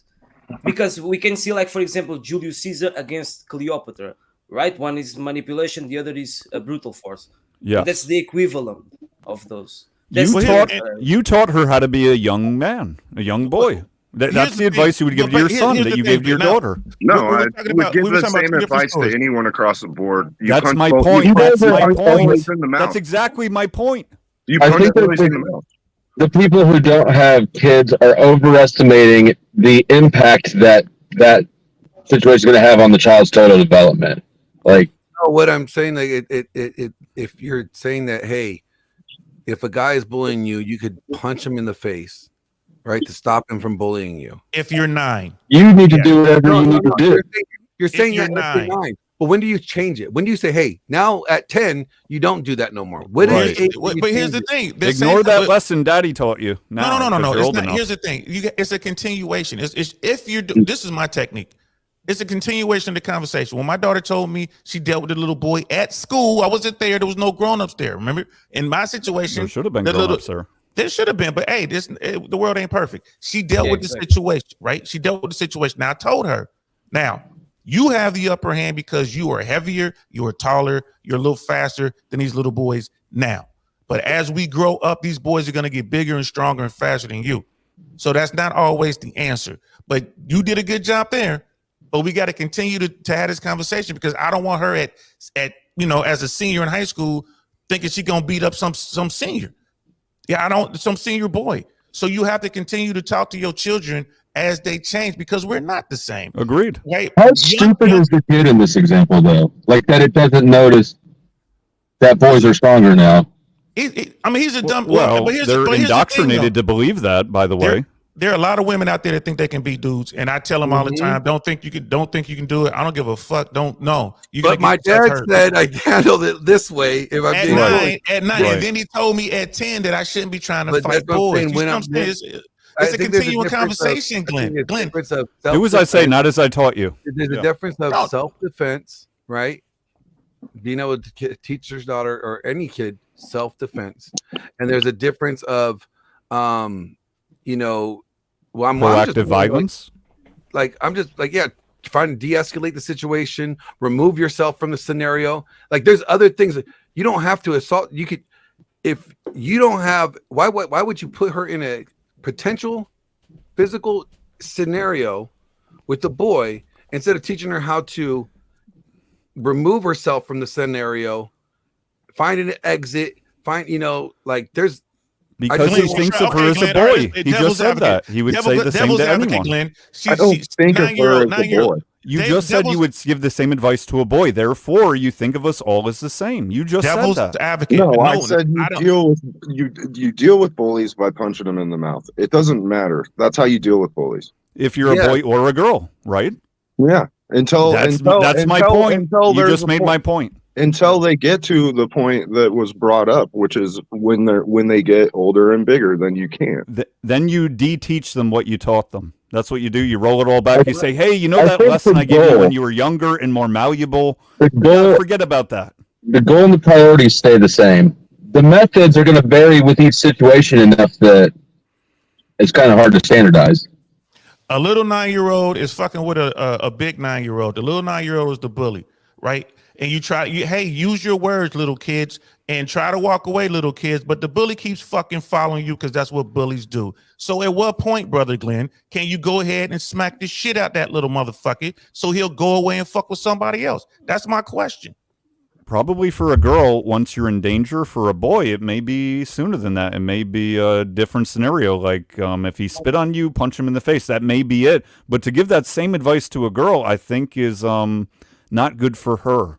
Okay, so when you follow that up for the girl, that's fine. But I'm saying you just don't do it and say, hey, you're Superwoman now. Go out there and fuck with every boy you see. I agree with you on that. Hey, so we're on the same page, but you get my point. I do get your point. But what I'm hearing, what Glenn is saying was like, well, we're gonna use our words and we're gonna de-escalate. Well, no, and I'm like, Glenn, you a words. hardcore motherfucker. I'm sitting here listening to you. Are a hardcore motherfucker. The United States Air Force did not teach you to use your words. They taught you to use your fucking weapons in your radio, right? And all I'm saying is, don't have these kids thinking that you're going to be able to talk your way out of it. Sometimes you can't reason. Sometimes you got to give. Yeah, but in that scenario, he gave no. a Let's reason. be honest. In Let's that be honest. scenario, In that scenario, she could have removed herself from the situation. Probably. Right? Maybe. He could have I don't talked know, to the parents. No, not maybe. He definitely could have, based on the scenario that he presented. It's not a maybe. I'm not refuting the premise of teaching your daughter to defend herself if she's being attacked. Nothing. I'm not refuting that at all. Okay. All right. Not refuting that at all. Okay. And I'm not refuting the fact that if you can, you should get away. I'm not refuting that at all. Here's two things that we see here that's a failure here. Instead of dad engaging, interacting, and interjecting himself as a father and her protector in this scenario, he just tells her to do something and then not protecting her until he decided to leave. I agree with that. So really, I get it. Dad may not be there all the time, but dad was there that time. I'm not gonna knock his technique, brother. But if here's the thing: if the girl was 16 years old, and this is how brother Old Darn did it, I'd be like, that's kind of fucked up, man. Your daughter could have got fucking hurt, and like really hurt. In my mind, I'm thinking 9. I think with 9-year-olds, I think the way he handled that is okay. I'm not too crazy about pushing back on that technique but I wasn't in that scenario. I wasn't going in that to the scenario. 16. How would he have handled it different at 16 that he couldn't have at 9? Let's hear. It's a technique. You can do whatever. But at 16, you were presenting it. Your 16-year-old girl doesn't have the leverage. She doesn't have the weight advantage. The physical leverage. The physical you leverage. mean? Okay, right? I She doesn't understand. have but so you have to talk about that. That's right? my point. But so long as you talk about it, we good. Right, but that's my point. Why would that not be applicable to a 9-year-old? I'm talking about the 9-year-old. I'm talking about talking to the 9-year-old. No. You just said if they were 16. I said, what would you do different at 16? Because you wouldn't suggest that she used physical violence towards the male at 16. He said the conversation changes as they age. Right. So I'm asking what would be different. And at 9, you just say the same thing. You were victorious today because you have the physical leverage. However, you know what I mean? 5-6 years from now, that's gonna change. Maybe even okay, sooner. I'm asking how. What would you do at 16? That's what I'm asking you. What would you tell your daughter when she's 16, DL? And a boy is trying to attack her. Like we're gonna look the same scenario. You don't need to respell. We're on the same scenario. With his scenario, you're around a bunch of kids. She's around a bunch of kids, and the kids start spitting on her at 16. This one kid at this pinata party, sure. Apparently, I think it was multiple kids. She was picking up the kids, and they were all saying stuff and spitting on her. She was okay, multiple kids. Okay, whatever it was. Same scenario. What would you say different? I'm still trying to get to it. What would you do? It wasn't multiple kids. It wasn't. It was just the one kid. It was just the one kid. Whatever. What would you say at 16, DL? By the time my daughter is 16, she's gonna realize that I might not have the physical advantage. So you're gonna have to be. Well, this isn't happening. You're gonna have to be careful dealing with boys who are strong. Okay, but you're not answering the question, DL. I'm telling her her last resort should be to try to swing. And right, and that's what it should have been at 9 as well. And it won't be at his face. Right? We're gonna have to hit. There you go, DL. There you go. Yep. It's below the belt shots. It's the foundation that you're setting is what I'm getting at. Is like you're setting this foundation that this false belief that she could go and assault somebody, right? For bullying. This self-defense, man. You can There's a difference between she was getting spit on. She was getting spit on. Police can shoot you for spitting on them, brother. Come on, let's keep it. I know, but let's not falsely equivocate. It's a scenario. Shoot you for spitting on them. You know that. Let's be real. Let's not go there. Bro, it's happened in San Diego, man. Motherfuckers pull their weapons and fire because the motherfuckers spit on them. I ain't lying, bro. It's some crazy shit. Yeah, that's true. That's true, but that has nothing to do with this. It has nothing to do with the fact that it's criminal if they did. Right? So what I'm saying is I understand teaching your daughter self-defense. I'm cool with that. But to assume that you're teaching your daughter that you could go punch a bully or punch a bully in the nose, and that's going to settle the problem. That's going to not that will stop the bullying from happening is bullshit, because that doesn't necessarily mean that, because that bully could always just continue to bully her more after he beats on her. How often have you seen that with little kids, bro? We're not. We can ask old Dawn right now. Hey, old Dawn, did that little boy come back and fuck with your daughter again? Nope. That you're still talking about a very. I'm just saying. And I hear what you guys are saying. Right. I hear what you guys are why saying. would you put And, your and it daughter can't in be that- disproven. I mean, look, Why are it you doesn't mean putting he's your not daughter- bullying other little girls. If you could avoid your daughter from putting her in a scenario that's going to cause her to risk bodily harm, shouldn't you do that first and save self-defense or assaulting anybody or fighting anybody as a last resort, as you mentioned? Yes, at any age. Okay, so immediately, when a bully is picking on you, punch him in the nose. That's obviously not going to be the first step that you really want your daughter to do. Who said that? Well, again, we were talking two scenarios. In my daughter's scenario, there were no grown-ups around. It wasn't the first step. This little boy, like bullies do, had been fucking with her. And I had to explain to her, I'm like, you know what? That little boy probably thinks you're cute. He probably likes you and just don't know what to do anyway. But she handled her business that day. That little boy never came around again. However, I agree with you. And even Cody is King, one of my homeboys in the chat on Flow shit, he says females taking a violent act against a man is a horrible habit to teach and will stick. You as a father will regret it. Mark my words. And that's what Glenn and I were saying. That's what we were getting like at. I said, even my homeboys right now, I respect y'all here on this panel. I respect y'all. You know what I mean? Base, you know what I mean? Marine. I got Glenn, Air Force guy. You know I respect y'all. But my 9-year-old daughter dealing with some little 9-year-old bully, I'm going to teach it the way I taught it. I'm going to tell her what I told her afterwards. You know what I mean? This isn't etched in stone, but I am running the risk that she gets it locked in her head that she can beat up boys, and I will cost her in the long run. I'm acknowledging that. I'm acknowledging You can do that. Oh, Dawn, you know what I mean? I think was asking us for feedback, telling us the scenario, and we gave feedback. We gave our thoughts. We weren't there. He was the one who was there, but he described it, and I think we all gave our similar and different pushbacks. One thing I guess I should add too is like the kids with the bad behavior, their moms were in and out of the party throughout the time we were there. So like that kid's mom might not have actually been there at the time that stuff happened. But that's fine. You could have didn't ask whose kid this is that's picking on my daughter. The person having the party could have brought it up to them. There's a million things. We could go down rabbit holes here, oh darn.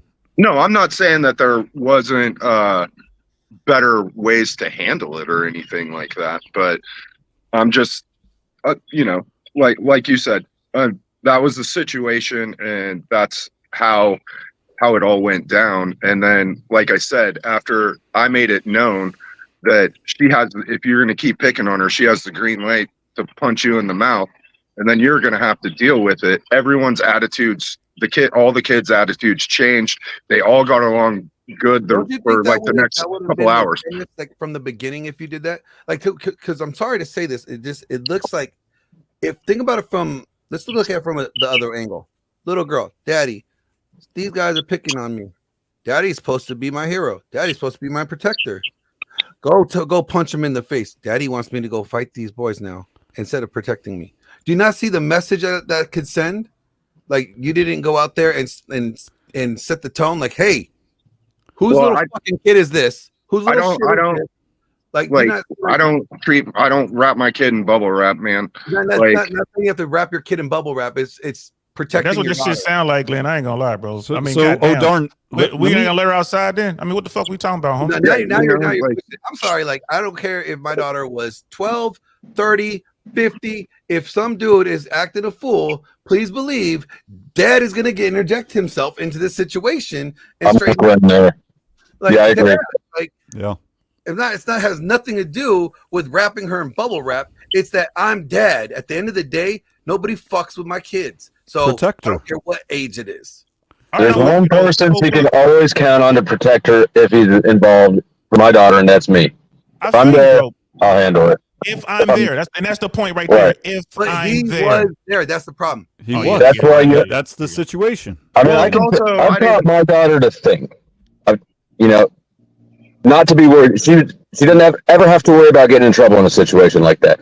She needs to figure out what the goal is to get yourself into safety, and she's the priority. They're not. So whatever you got to do, however you do it. She's a smart kid. It's worked out well, I think. I mean, yeah. Now, oh darn, what if you had I don't know if you have a son, but what if you had a 9-year-old son and it was a 9-year-old girl that was doing the same actions? 9-year-old girl was teasing him and then spit at him or whatever it was. Would you have given your son the same advice to go punch her in the mouth next time she does that, or? You got a green light. You got a green light, shorty. Handle your business. I'm gonna tell the little kids to handle their business. They kids. Yeah, You're gonna tell your son to beat up a girl? That's kind of well. Hey, like little kids got to figure stuff out for themselves, and you know what? They're very, very, very capable of figuring stuff out for themselves. Yeah, but you're directing her. No, it's not about figuring things out for yourself. I said, would you give her the same leadership guidance, or him? I'm sorry, to tell your son to go punch the girl in the mouth. That's what I'm asking. What I would probably tell him is to push her down or to wrestle her to the ground and then. So don't punch her, but push her. So you would lower the violence. I ain't gonna lie to you. I would probably say push her down to a little boy. So violence, but less. But okay, I would also say, I mean, he could take that to mean like shit. Pops just gave me the green light to deal with her ass, and he might swing on it. You know what I mean? You should be violent with females, right? That's what that's the message you're giving. If they say mean words. And it's also a continuing I think that's a terrible example to set. I've yet to see little girls spit on anyone, though. That's not, well, no. We could pull up TikTok, you think? Well, yeah, I'm not saying they don't, but in my life, dealing with kids. But your anecdotes versus reality. What's that? I said your anecdotes versus reality. Right, you're saying, well, I haven't seen it. I said, I can show you, and you said, well, I haven't dealt with it. I'll bring you in. Yeah. No, you won't. And I think about even when I was growing up, my instructions when dealing with bullies, especially if they're bigger than you, like just pick up something and knock their head off. And it wasn't male, it wasn't gender based. It wasn't gender based. Now we talked about this before. But here's the thing, we talked about this before. Now it gets into how to better yourself. I will admit, you know what I mean? Like the violence part, like I am one to embrace violence. I'm willing to admit that. But to the extent of feminism, are we not men? I will let them up. But you're a feminist in a way, right? You will not let Easy up. Easy's not coming up. I kicked him out. Oh, you kicked him. I kicked him. Oh yeah. Bring him up. Bring up Easy. So this is I'm restreaming from Flow State's stream. I do appreciate it. What I'm saying is, isn't that a feminist egalitarian standpoint purview that you would in other situations not have, right? Oh, don't like feminism, don't like egalitarianism, yet you really have that view when we break down the logic of, well, what if it's a little boy? What if it's a little girl? And you're like, well, I don't care. Doesn't matter. My thing is, I can definitely do some work on my thoughts on violence. I'm not as quick to violence as those in my life that raised me. You know what I mean? I do think about it. I have never hit a girl. I don't want to hit a girl, but I wasn't told not to hit girls. Right. I wasn't encouraged not to hit girls. Like I said, we come from a violent place. They say, motherfucker, fuck what you get them. No, I get it. I'm just saying, do you see the flaw in it? No, absolutely. And what I'm saying is, I see where everyone's coming from. You know, like if I were in old Darn's situation, I would have. It's easy for me to say that I would have jumped up and just got into the mix with the kids or whatever. I would have said something had I seen it, had I been there. It's easy for me to say that. I don't know the exact situation where everyone was positioned or whatever. But with the situation that I gave with my daughter at school, dealing with some little boy who was fucking with her, I'm cool with the way she handled that. And I don't know what that is, by the way. I don't know if you fully told us that, because I think we're really going off of O'Darn's example, and you were kind of interjecting it. I don't know if you want to put out what it was exactly, because I don't even know. The scenario was basic bullying and shit. She's at school. Some little boy, I think he liked her and was giving her a lot of attention, and he's like picking at her and whatever. So How old? They were in the 5th grade. So he yanked her hair back and hit her. Oh, damn. And she grabbed her bottle. She grabbed her bottle and lit his ass up. And that sounds all right to me. Right. But that's what Daddy told her to do. That's what Papa told her to do. Well, she defended herself. She defended herself. He grabbed her and shit. I mean, this is a very different scenario. And that's why I was saying, be careful not to conflate your example and O'Darn's. We're not all talking about the same thing, but now understanding more about yours, this sounds like it was self-defense and she did what she had to do. And I apologize for that, for not being clear and make sure I got the two examples out there. So yeah, she was in a situation, no grown up. In fact, when she told me, she got in the car every day. Hey, how was your day? She was like, Papa, I hit somebody with my bottle. What? Why? You know what I mean? I'm like, why? And then she told me the situation, and I'm like, okay, don't worry about it. I'm gonna deal with the grown-ups. And she said, oh no grown-ups saw Papa. And I gave her a high five, like, ooh, my baby's gangster. You know what I mean? But yeah, now DL, for a second here, think about if she was 20 and she did the same actions with, say, a 20-year-old man, just for the argument. Sounds fine to me. Yeah, but do you see what I'm saying? Do you get the point I'm making? I see what you're saying, but even what Brother O'Darn's thing, because I'm looking at it from how do you deal with bullies? But I get where you guys are coming from. We're teaching girls to fight boys. It is two different things there. And that's how I was looking at it as well. Was you're dealing with a bully, like so. Now look, O'Darn, just to be clear here, your situation may have been completely correct. We're going based off of what you're presenting, what it was, but in reality, maybe that was the right answer. Nobody knows. Just giving you some food for thought in terms of, as Glenn was putting it, the long term, the big picture, societally, etc. And I totally understand that. And like was it DL on the bottom there? But like he said, that conversation changes over time with my kid as well. It evolves, right? It matures just as they do and just as you do. Absolutely. Yeah. Because this becomes a thing of parenting. And I tell folks all the time, parenting isn't, you know how people just want these quick fixes, these quick pills. Parenting is continuous. You know, so I'm like, well, I had to talk about the birds and the bees with my little boy or my little girl. All right, that was when they were what, 12, 15, and you ain't talked to them since? And then, you know, they come home with kids. Like, you got to continue that conversation. Yeah, I totally agree. Damn, Bass and Glenn beat me up for nothing, man. My bad. No, it was for good reason, DL. Good reason. Goddamn Marines and Air Force people, man. What the fuck wrong with y'all? No, like, it's just, again, too many crayons. We were playing a video earlier of a girl getting knocked the fuck out after putting hands on a dude. Yeah. Right. But the thing is, like, what if her dad told her the same fucking thing? Right. And we're like, well, where would she get this idea that she could go up to a man and hit him and not expect this man to just like retaliate? Well, Glenn, here's the distinction. Could it have been avoided? If the answer is yes, then damn, that's fucked up. If the answer is no, then, you know, it is what it is. Yeah.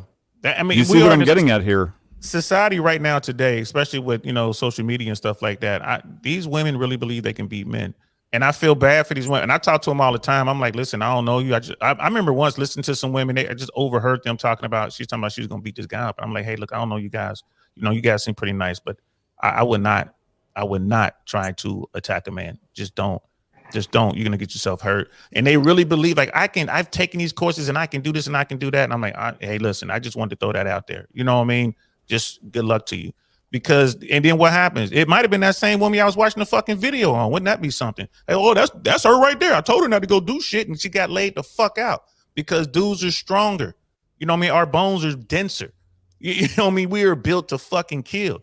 And women somehow believe that that's not true. Just like they believe it's what, 1,000 fucking genders or whatever they believe. We're getting away from some bullshit here, basic shit, and people are getting hurt. I would hate for that to happen to my daughter. And I would, you know, and I know that what I'm telling my daughter, she's not going to try to fight a man unless she absolutely has to in self-defense, trying to get away because all is lost anyway. And she's her last chance. But to go out there and just like, I'm going to punch a man or smack a man. What are you thinking? That's fucking insane. Yeah, and just so everybody knows, my kid isn't like that. You know what I mean? Like, look, you don't need to convince us. We were just giving you feedback based on the scenario. No, I know, and I was just adding a little bit more. It sounds like you care. You're here talking about it. It sounds like you care, and that's good. Yeah, 1,000%. Can I give you a story? Like, my grandfather, my father was little, right? And some guy tried to smack him in the face. He went home crying, or not crying, but like sad. And my grandfather was like, "Why are you crying, little boy?" And he was like, "Some dude, something like this." And they went down the hood, right? and found the little kid, and he said to the little kid that smacked my father when he was a little, go take your father, please. Then the child's father comes, and then the father of the child becomes disrespectful. My grandfather said, do you think this is appropriate behavior, something like this? And the other guy says, oh, no, he shouldn't be messing with my kid and being disrespectful, right? You know what my grandfather did? Smack the shit out of the other man. What happened? Nothing ever happened again. But I'm not saying that violence is the solution. But when it comes to an extreme, you gotta resolve with both parents, not within the kids. Hey, brother Alex, what part of the world you from, bro? I'm from Portugal. Portugal? That's what's up. How are you guys taught growing up? Are you as kids? Are you taught to fight, or are you taught to talk, or is it about some sort of balance there? Hey, before you answer, I gotta dip out. It was good talking with y'all. Good talking to you, G. I would say it's a balance, G, because there are extremes. Yeah, it's not about just because you feel mad you should like fight, right? You gotta understand. But if you feel like in a corner scenario, you have to defend yourself 1000%. We as men learn that shit all our life, right? And I learned from Fatty on the stream I was on the other day that they teach logic and philosophy in primary school in Portugal. Yeah, that's true. Which is missing in American school. Which to me is crazy because it's a cornerstone of education. Understanding the world. And I would say like teaching kids how the world works in like small ecosystems. Oh, the bull is like a hyena. So if you're a girl, probably you should like meet the lions because the hyenas are afraid of the lions. So if you interact good with and have a good relationship with the lions, you'll probably be more like protected from the hyenas. You know what I'm saying? Like, I don't know. Right, and I got a question for you, brother Alex. Now, and I won't. I stop picking on you, but like they say, a bunch of kids are, on the pitch, they're playing football, and they have a disagreement.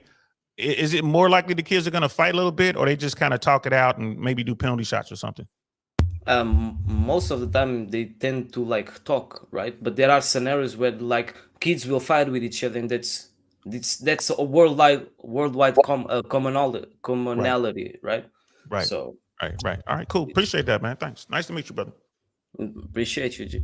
And I'm open. I can discuss whatever may be, and also has a difference between what type of social economic you are in the sense, are you more focused on the instincts part of life because your day-to-day life is more about surviving, or do you have a more sense of responsibility?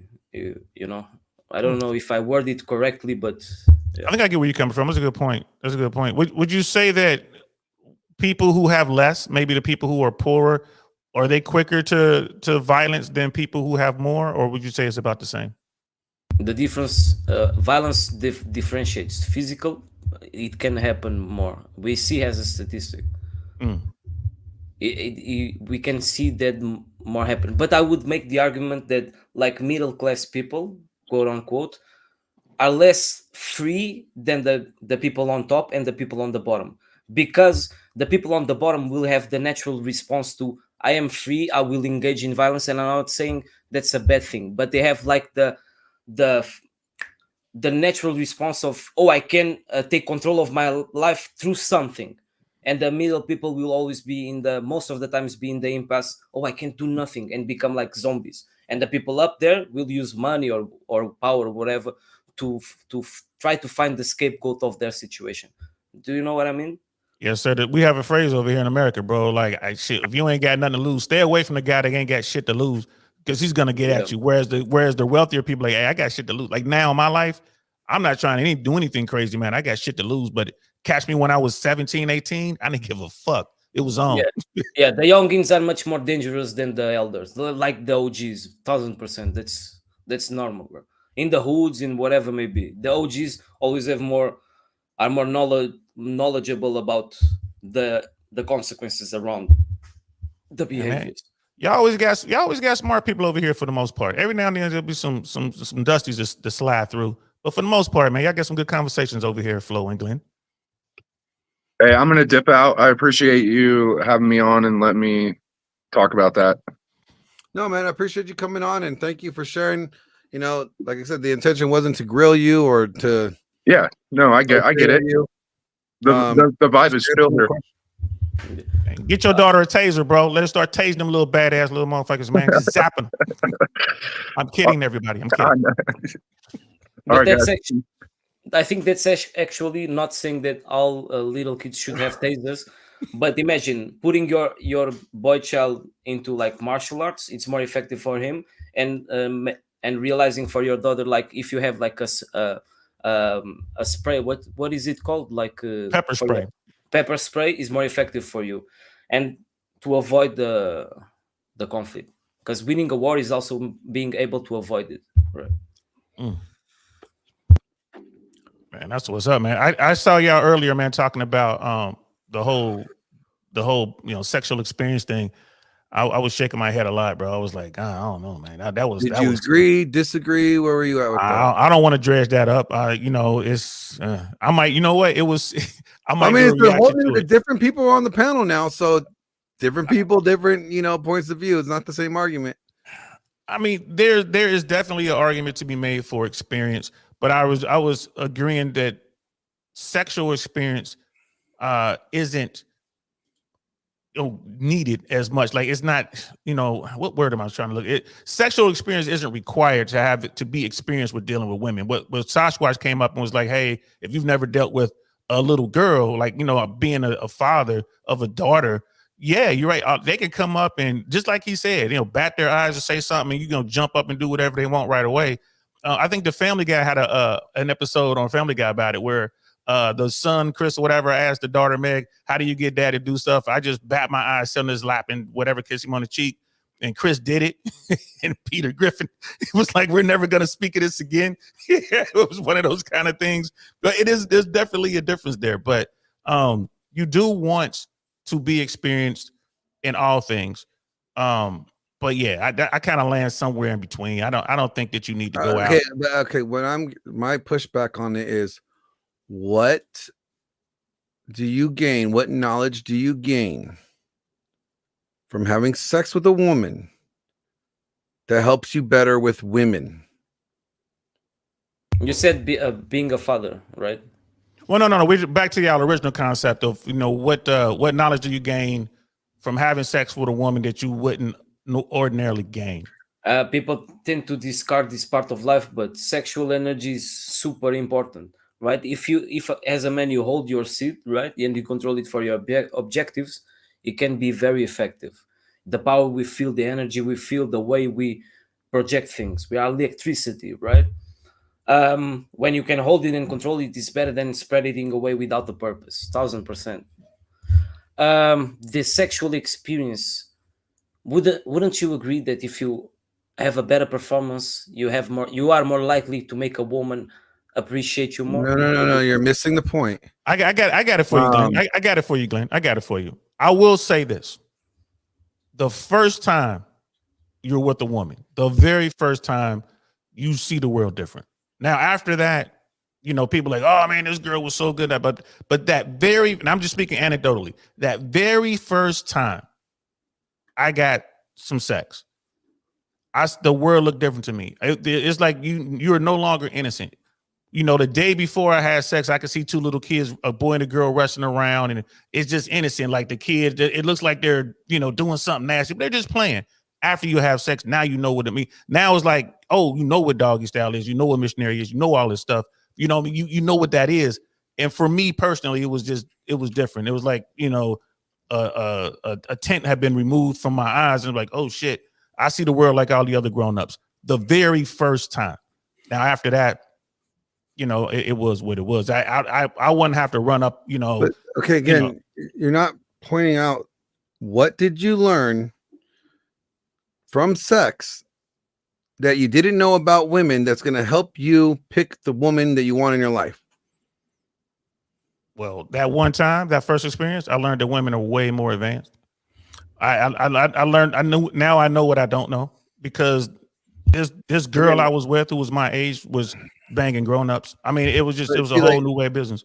Okay, I would say the more effective you are attracting women, It means that you understand better their psychology or human psychology in the sense of manipulation. Okay, And but again, I'm still, you're not answering the question. Well, what that's answer are what you we looking for? learned. Give me an example. Give me an You said- example. Okay, let me 'cause- try. Let me try. Oh, go ahead, GS. Go ahead, GS. Yeah, so I think I understand what he's picking up what he's putting down. Now, there's a couple things: compatibility, whether she's submissive, whether she's fighting you, whether she's agreeable, whether she's experimentative, how you interact with her. There's all kinds of different interesting aspects to it. But I think what some of us might be thinking is look, that's just a basic biological function, no matter how important it is for the continuation of the species. But I think what Glenn's saying is, what can you learn about a woman? Like if a woman's fighting you and always being a pain in the ass to you, and it might be great sexual energy, but is that something you want to wife up? Glenn, your thoughts? Well, what I'm getting at is like when you say you're looking for a wife, like when you're trying to settle down with a woman, right?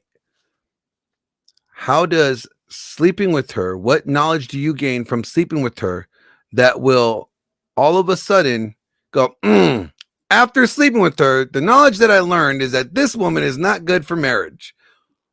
What is this knowledge that would either sway you one way or the other? I mean, there could be some things out there, bro. Like after you sleep with her, because after we sleep with one another, right? That's when we stop with our representative and you start to see who the real person is. After you can start to see, like, all right, this woman is or this guy, like this guy doesn't give a shit about me anymore. Right. So he just wanted to fuck me. He did. Now he's gone. This woman, now that she's giving me sex, she doesn't want to make sandwiches anymore. Right. Or she's out here, you know, she wants me to have sex with her and other dudes at the same time. There are some shit like there's certain things that you can key on if you're paying attention. But that's just human nature. That's not just, I mean, you know what I mean? You couldn't learn that she may want to fuck you and another dude, you know, before you guys had sex. Like, because her representative, what she's presenting to you prior to sex may change post sex. It's just one of those things. But how does that help? Again, the question is like, there's some level of knowledge that all of a sudden that people are saying that you get from having sex that helps you pick the woman that you want to marry. What is this level of knowledge that can only come from sex that will determine you from picking a woman that you want to marry? Okay, the way you fuck her. That's a you thing. What knowledge it determines whether she is marriageable or not. What is this level of knowledge? I'm saying how much you like her. Imagine there would be girls probably in the past that do like, okay, let's, you know, cool shit, you know, normal shit. But there would be girls that you would love to be with them. You know what I'm saying? Well, so I mean, okay, but I understand like the previous, because it's the previous that makes you want to be XYZ in the situation. And your premise is what actually you attain from the sex itself. Okay, I understand that you don't necessarily learn from the sex aside from the the physical experience. That's it. Yeah, that's what I'm getting at. Is that the whatever you're saying that you're learning, I think you could learn without having sex. If you're talking about whether or not this woman's going to be a good wife to you or not, it's not that you're not going to finally figure that out by sticking your dick in her. You're not going to get downloaded and all of a sudden, oh, I think this woman's going to be a perfect wife. I can agree with you. I can agree with you and say yes, but most of the times we are clouded with the willingness to conquer and have so but what I'm getting at, so that excuse of this level of knowledge that all of a sudden one is going to have just from fucking a bunch of women does not equate to what you're going to help you finding a wife, right? Well, yes, I think there's I understand it. I think there's a biological aspect that I think everyone's kind of glossing over. There's a chemical compatibility. Like I think kissing looks the most retarded thing. It looks like two fish on a dock touching lips and gasping for air. I don't get it. Chicks like it. There's a chemical exchange that happens. There's a pheromonal exchange that happens that shows compatibility. And there's studies that have shown that when girls on birth control for the beginning of a relationship, if they get off of it trying to have kids, we'll find out that there's like this ick factor. All of a sudden they can't stand their partner because the hormones were being off balanced, that the pheromones were Yeah, being yeah, changed because in the receptors. So there's that aspect of it that is kind but of that you're intrinsic to but you're find out if talking you're about compatible. that's a chemical Right. effect to hormones, right? But that has nothing to do with like. So what I'm getting at is like when guys try to say like, oh yeah, you know, get a whole bunch, get sex with women so you know what kind of woman you want to marry. You learn. Only thing that you're learning is sexual experience, right? Or sexual like desire, or you know, what they like and what they don't like. Okay, yes, that is, you know, good information to know. But what I'm getting at is not as significant when you're talking about what you're looking for in a wife and how you're going to determine what woman you're going to marry or not. Because her sex could be, if the woman has the greatest sex in the world, are you going to say that's going to trump? You're going to pick her over, you know, if she still has a shitty ass attitude, if she's disrespectful, you know, all these other things. She is bad with money, you know, she makes, you know, like she doesn't take accountability. Like you're gonna overlook all that stuff because of just the sex. You Well, can I think argue it's that the way it, you phrased it, though. yeah, you phrased it about sex being important in picking. I think you were saying rhetorically, sex really has next to nothing to do with whether she'll be a good wife, Well, right? that's what I'm saying is like, Okay, well then when that's the people way are you saying like phrase the there's question. knowledge, They're trying to engage when it. people are saying there's knowledge to gain from sex, and the Oh, original okay, question was okay. proposed that when having sex with women gives you knowledge on what kind of woman you want to settle down with. And I'm trying to wonder, what is this knowledge Got it. Okay. that is only given to you by having sex with women that you couldn't figure out outside of having sex with her? I know I one a good one, and go and this ties to generally speaking, specific. Sorry, when you're able to make that woman desire you even more because the way you, I'm gonna say it in this sense, fucked up, right? You learn the power you have in the sexual intercourse, in the sexual energy, the sexual transmutation with that woman, so it can become a tool for you later in life. That's a component of and part of life. well, Glenn, let's turn this around, bro. You're saying, or are you saying that there's nothing to be learned through sexual experience through I'm fucking? not saying that. Okay, so I'm you would saying- agree then that there is some level of wisdom through that experience, be it a good experience or a not so good experience, right? There's something to be learned there, right? That you wouldn't Yes, have but- learned had you not had sex. But I'm saying on the level of value, I don't know. And I'm trying to ask you, this is the question. How significant is this alleged knowledge that's going to determine whether or not this woman is someone you're going to marry or not? Or Would you marry someone you've never had sex with? Well, if that's what we're pushing, right? Culturally speaking, we're saying I promiscuity. mean, it's just a question for the panel. I'm not really pushing anything. I'm just asking. Well, I In mean, today's I society, no. obviously haven't learned, didn't do that, but you know, Right. In today's society, no. But what I'm saying, so yeah, in today's society, no. But if we're saying that we're trying to, try to fix things in society, right? If we're trying to change this, trying to stop the promiscuity, stop the broken homes, stop all this, all this other stuff that people are saying, then don't men have some level of responsibility to lead by example? And people are telling me no, because sex, guys learn so much about what kind of woman they want to marry through sex. And I'm like, okay, what is this knowledge that they're learning that is so important that they have to have sex before marriage? That's all I'm getting at. Like, so you're scrutinizing whether it's a legitimate or if it's just some like overexerted. Yeah, I just want to know if it's a cope, or if Right, there's yeah. some level of substantial knowledge here that that's there that would trump them, or us teaching children to be absent or try to save themselves. That would justify the degenerate lifestyle, the type of knowledge. If would justify, I would say no. Yeah, you're right in your point. But so then that argument is a mute point then, right? Well, Is that I what would we're say saying? I would say the importance is off balance. I would give it personally. I would give it about a 15 to a 20 percentile importance, but that would be kind of almost after you've established other things that you're talking about, Glenn, is she clean? Is she well mannered? Does she, hygiene, different stuff like that? Can she cook? Can she sew?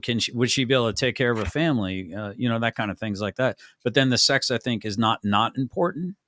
But I would give it about a 15 to a 20 percentile importance level. But I think to your point, I think there are far more important things to consider before you even get to the, what does the dinky do? Right. And I would say in today's society, you have to be sexually experienced. You just have to. Like it's. I wish we lived in a world where the average man and the average woman were virgins. And they would come together and like I would think that maybe that would work because all they know is each other and that's all they want. But in today's I couldn't world, disagree more, DL, and I'll talk to you about it later. But let me phrase this. Let me phrase it this way. Then let's say we all had the same worldview, right? Let's say everybody here had the same like Christian worldview, right? Let's just say this for this theory's sake. With DL's logic, he's saying that, well, in today's society, guys need to have this experience, right? But if it's against their worldview, if it's against their belief system, and so you're saying, but just because today's society, they should not follow their convictions or their belief system unless they want to be good. It doesn't make sense. Yeah, Alex was trying to jump in there. Deal. Yeah, Alex was trying to jump in here, and I'll say something. Go ahead, Alex. No, I agree with you, and I already addressed your point, right? But still, it's better for someone that, okay, he is not the perfect human being. He acknowledges and does not like spread that you should be with thousands of women, and tries to be better. That's the point, because most human will fail at this method. Oh yeah, I'm not saying that. I'm not saying that we're not going to fail, and I'm not saying that everybody should just that it's. What I'm saying is that to adopt this mentality that it's, there's some benefit for picking a long-term partner for marriage, right?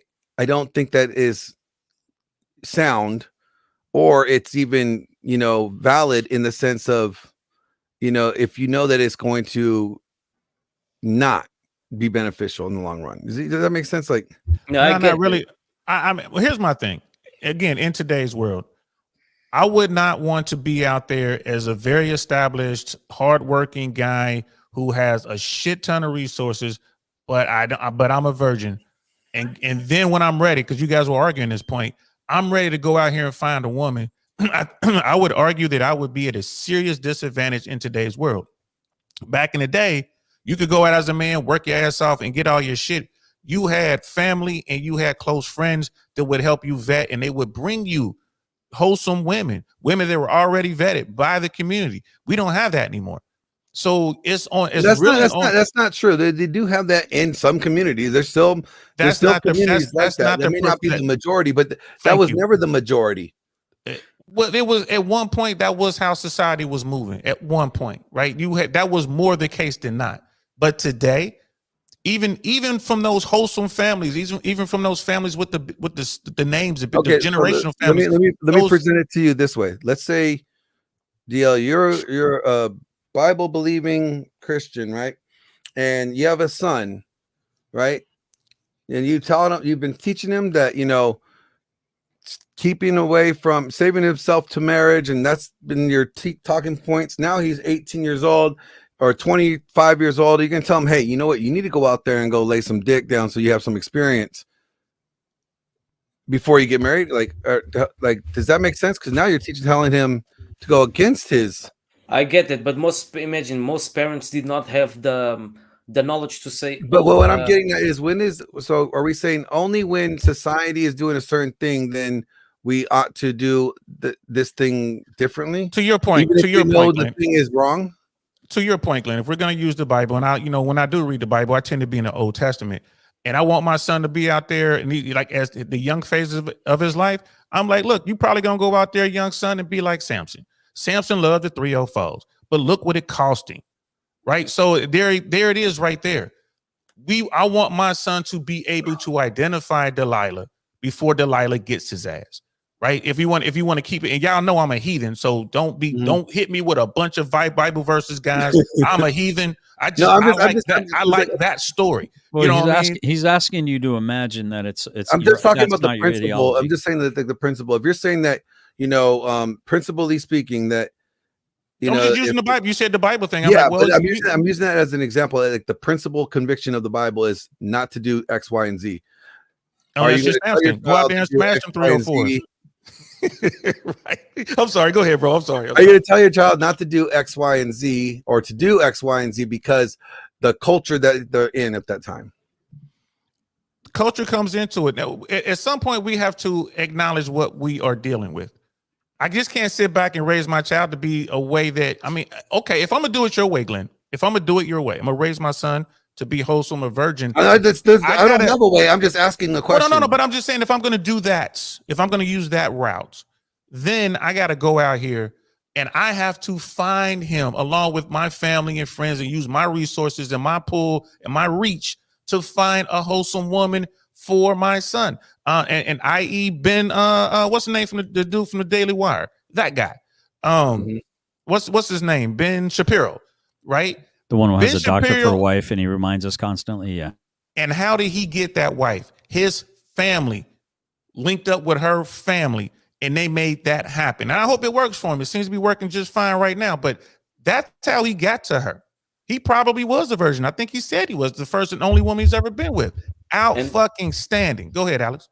There's also an argument to be made that I must say weak men, but it's not intent to insult, right? But a man that did not have the experience with woman or sex itself, when he gets the first piece of the fruit, he can be more manipulated than most men. Because imagine he gets a woman that she's terrible, right? Bad character, but it's the first type of fruit he experiences in life, and that can make him become attached to her. So because he doesn't know better, you know what I'm saying?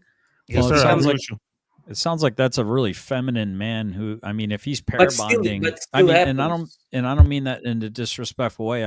I take your point, and there are men like that, but to me that's a feminine trait to pair bond on your first experience. It's not nothing, but the interesting thing is, again, to Alex's point, if you're not kind of doing your due diligence, and DL, if I might respond, you had something very interesting. If we continue along with what society is doing as opposed to what society ought to be doing, right? Are we doing the right thing, or are we just going with the flow? And what happens when what you want is across the river and up the bank? If you continue to go with the flow of society, you're just going to get washed out to sea, right, brother? I can see where you're coming from, but we have to adapt, improvise, you know what I mean, in order to accomplish our mission in life, whatever that mission may be. So I hear what you're saying. I really do, but I don't know how else to approach it. Okay, I can't, like I said, I can't. Oh, go ahead. Look, but based on your worldview, and I'm curious, I don't really 100% know it, but based on why you beating up on me, Airborne? Why you beating up on me? Jumpers, hit it all the way. Based on your worldview, which I'm exploring now, what do you think would be a better outcome for society, to continue to get in the squirts and to continue to just bang whoever you can bang and get the experience? Or do you think it would be maybe going back to a time where people cared about the qualities and the morals, whether it's, I'm not saying it has to be Christian. I think one can argue that in the military, there was a military bearing, a military discipline. There's a way that you conducted yourself, a way you marched, 9 to the front, 6 to the rear. That's the way we do it here. That's the way we do it here. So the point I'm trying to make is, when you see a duck walking with a limp, you notice that that's not how a duck should normally walk. There's something wrong.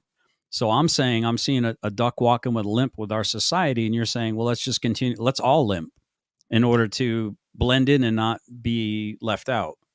And I'm saying, no, let's heal that limp and try to get us all to walk right. But go ahead, your thoughts. I get you, bro. Like if I see a duck walking with a limp, I'm like, damn, that's a cool ass duck. No, I'm kidding. But you're right though. Like we're sitting there, bro. It would be nice if we could come together as a society here in America and say, hey guys, we all know this is fucked up.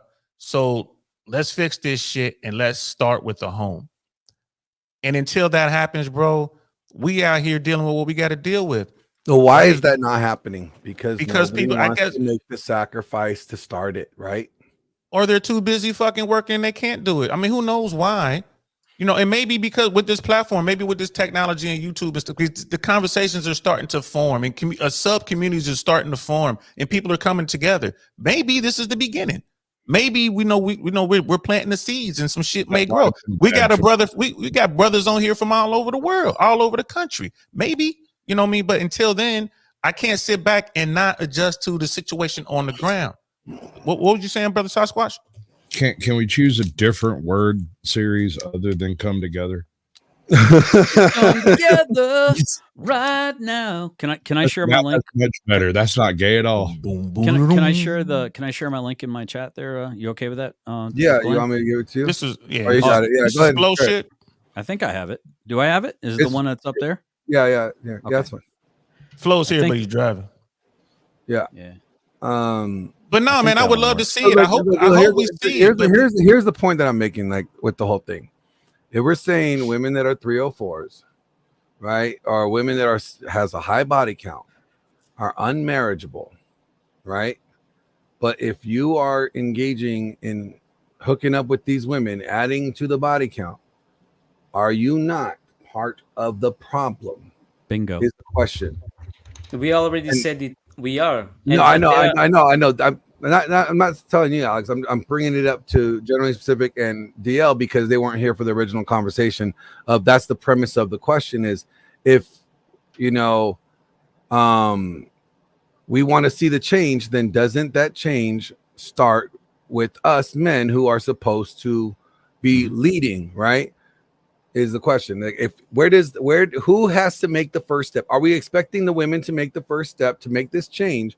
Or are men supposed to lead this and lead by example? That's all I'm trying to get at, because I'm trying to understand, okay, do we have authority? Is it our position to lead? And if it is, are we leading in everything? Or do we only lead in certain things? Is our leadership limited? Do we only lead when we want to or when it's beneficial to us? Like, where is this leadership and how does that make sense?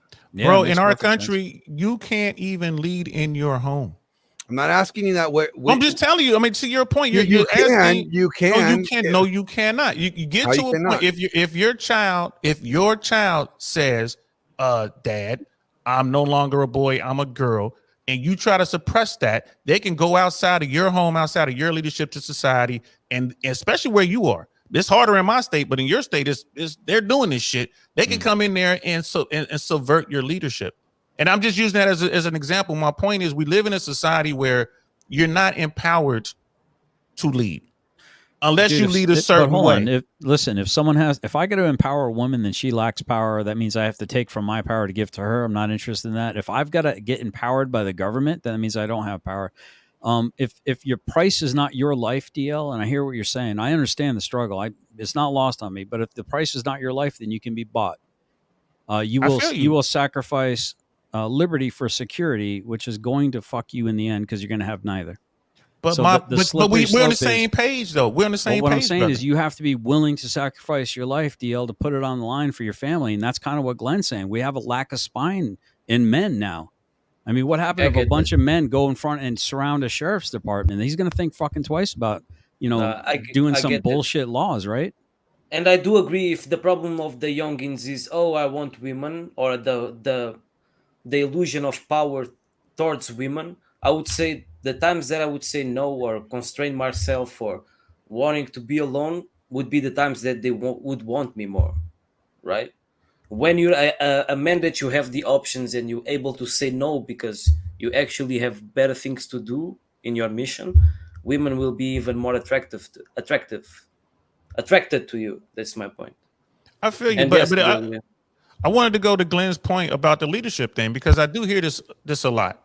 And yes, men should lead, but unless you want to do what Brother GS is talking about and fucking water the tree of liberty, right? Because that's the only way it's gonna happen. Because in my opinion, because right now you cannot lead in your home if you go against the grain. That's all I'm saying. When you have a society that can come into your home, you're telling me you cannot lead by not adding to the notch count That's And that's separate. no, But we're no, talking but about just that's leadership. what we're talking about leading. You want to lead by example. So you're saying you cannot lead by example unless you have overpowered the government? No, man. Now, okay. What As you I were said, saying, no, I what said you were lead saying by about example.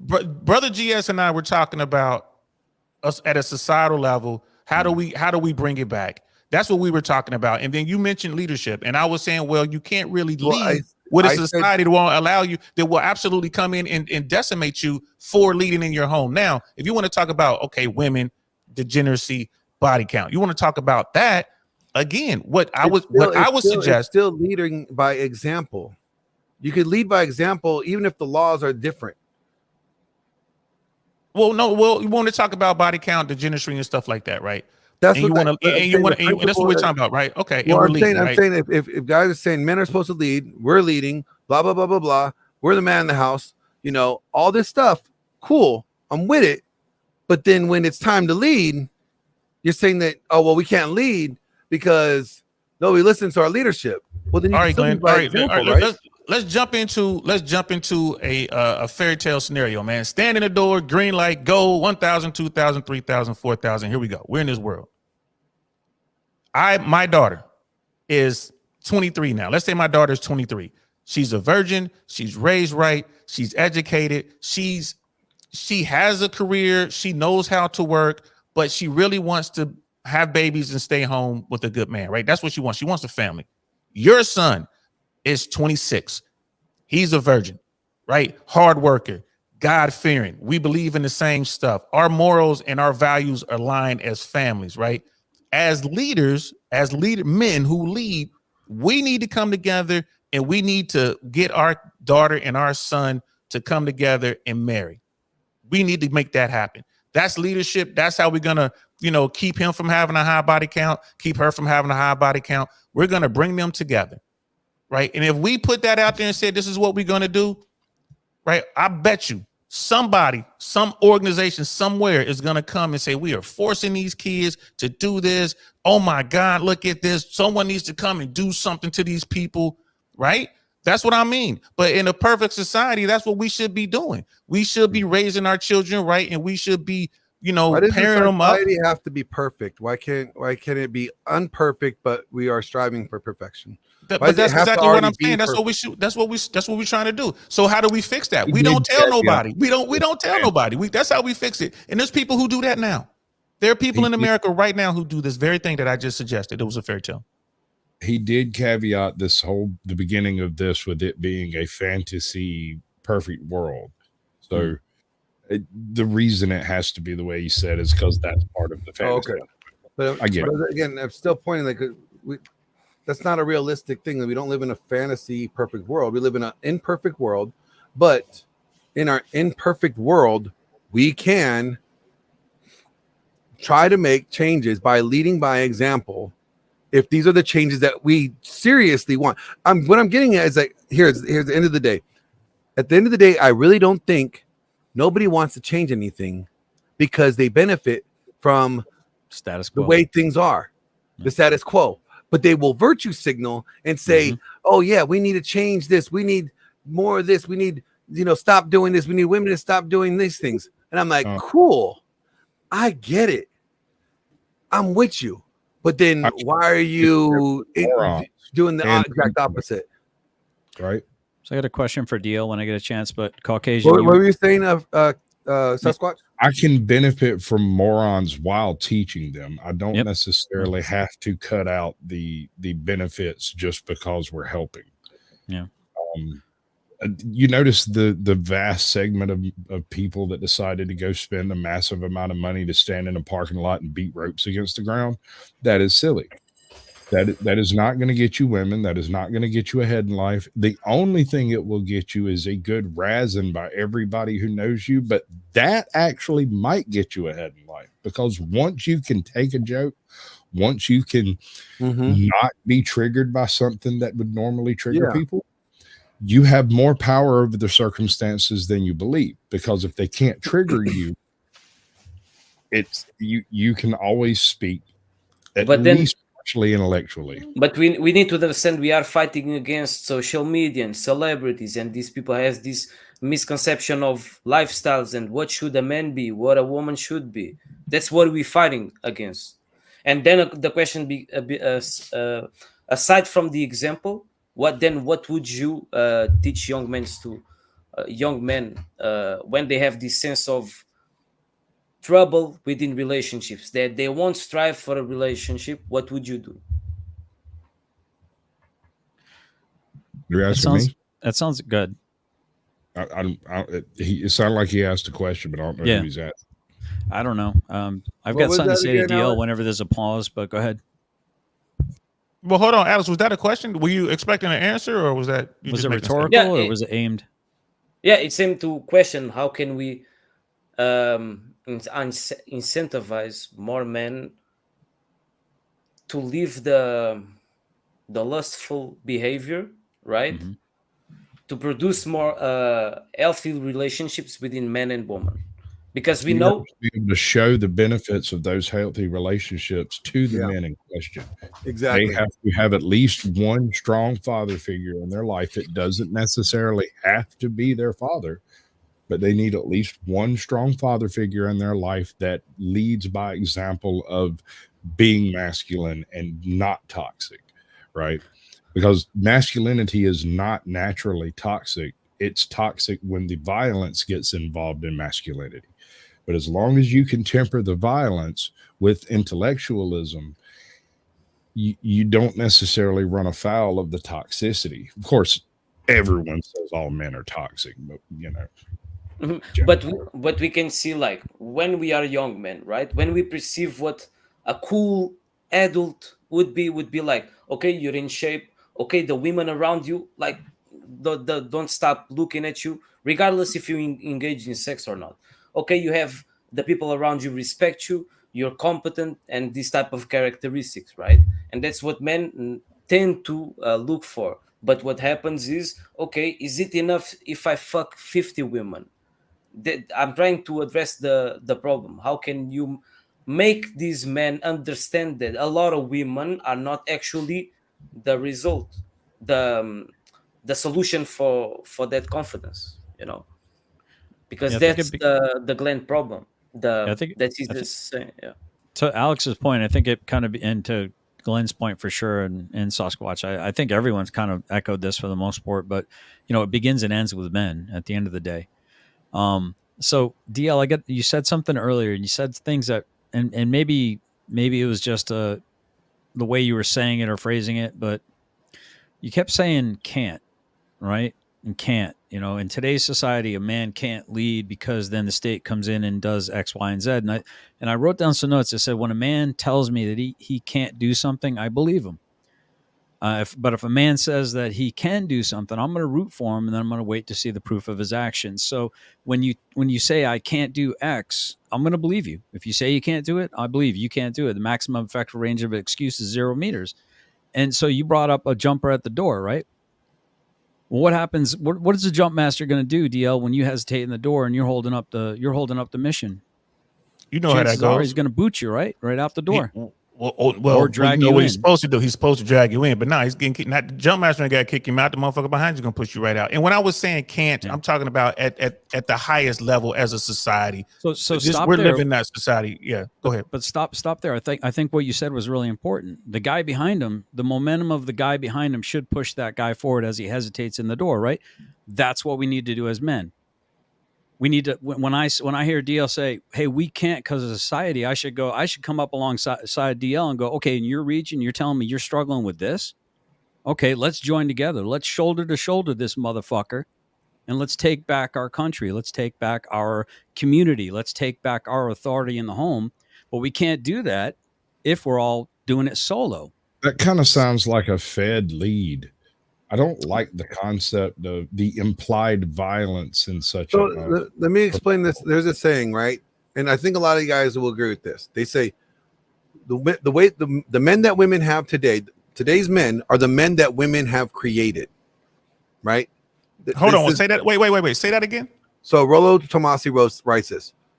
The men that we have today, because women are always like, where are the real men? Well, today's men are the men that women have created, as in they told us that they wanted it this way. They influenced it. They taught it, or they teached it, or they shamed the another way to get, another version of men to get them this way, right? So I would say the same thing can be said then, right, about women, right? Would be the women that we have today are the women that we have created, and by influencing them to be this way, we have allowed this behavior, right? So then are we not dealing with the women that we have, by either our own actions, or by culturally accepting this level of behavior? Have we not created this level of behavior in women and saying, well, what we have today, we created this mess as men by giving in or being part of the hookup culture, or by not practicing whatever behaviors we should have done. I mean, by that logic, you would have to argue that the top 20% of guys have created where we are, right? Because women don't even want to fuck with the rest of them. I'm talking about over the last. And think about that. So if you're looking at the last 40 years, I'm not saying like, because the top 20 guys they're not always the ones that are getting laid anyways. So, but we know it's just a minority of guys. Those are the women that the top 20 of what women desire.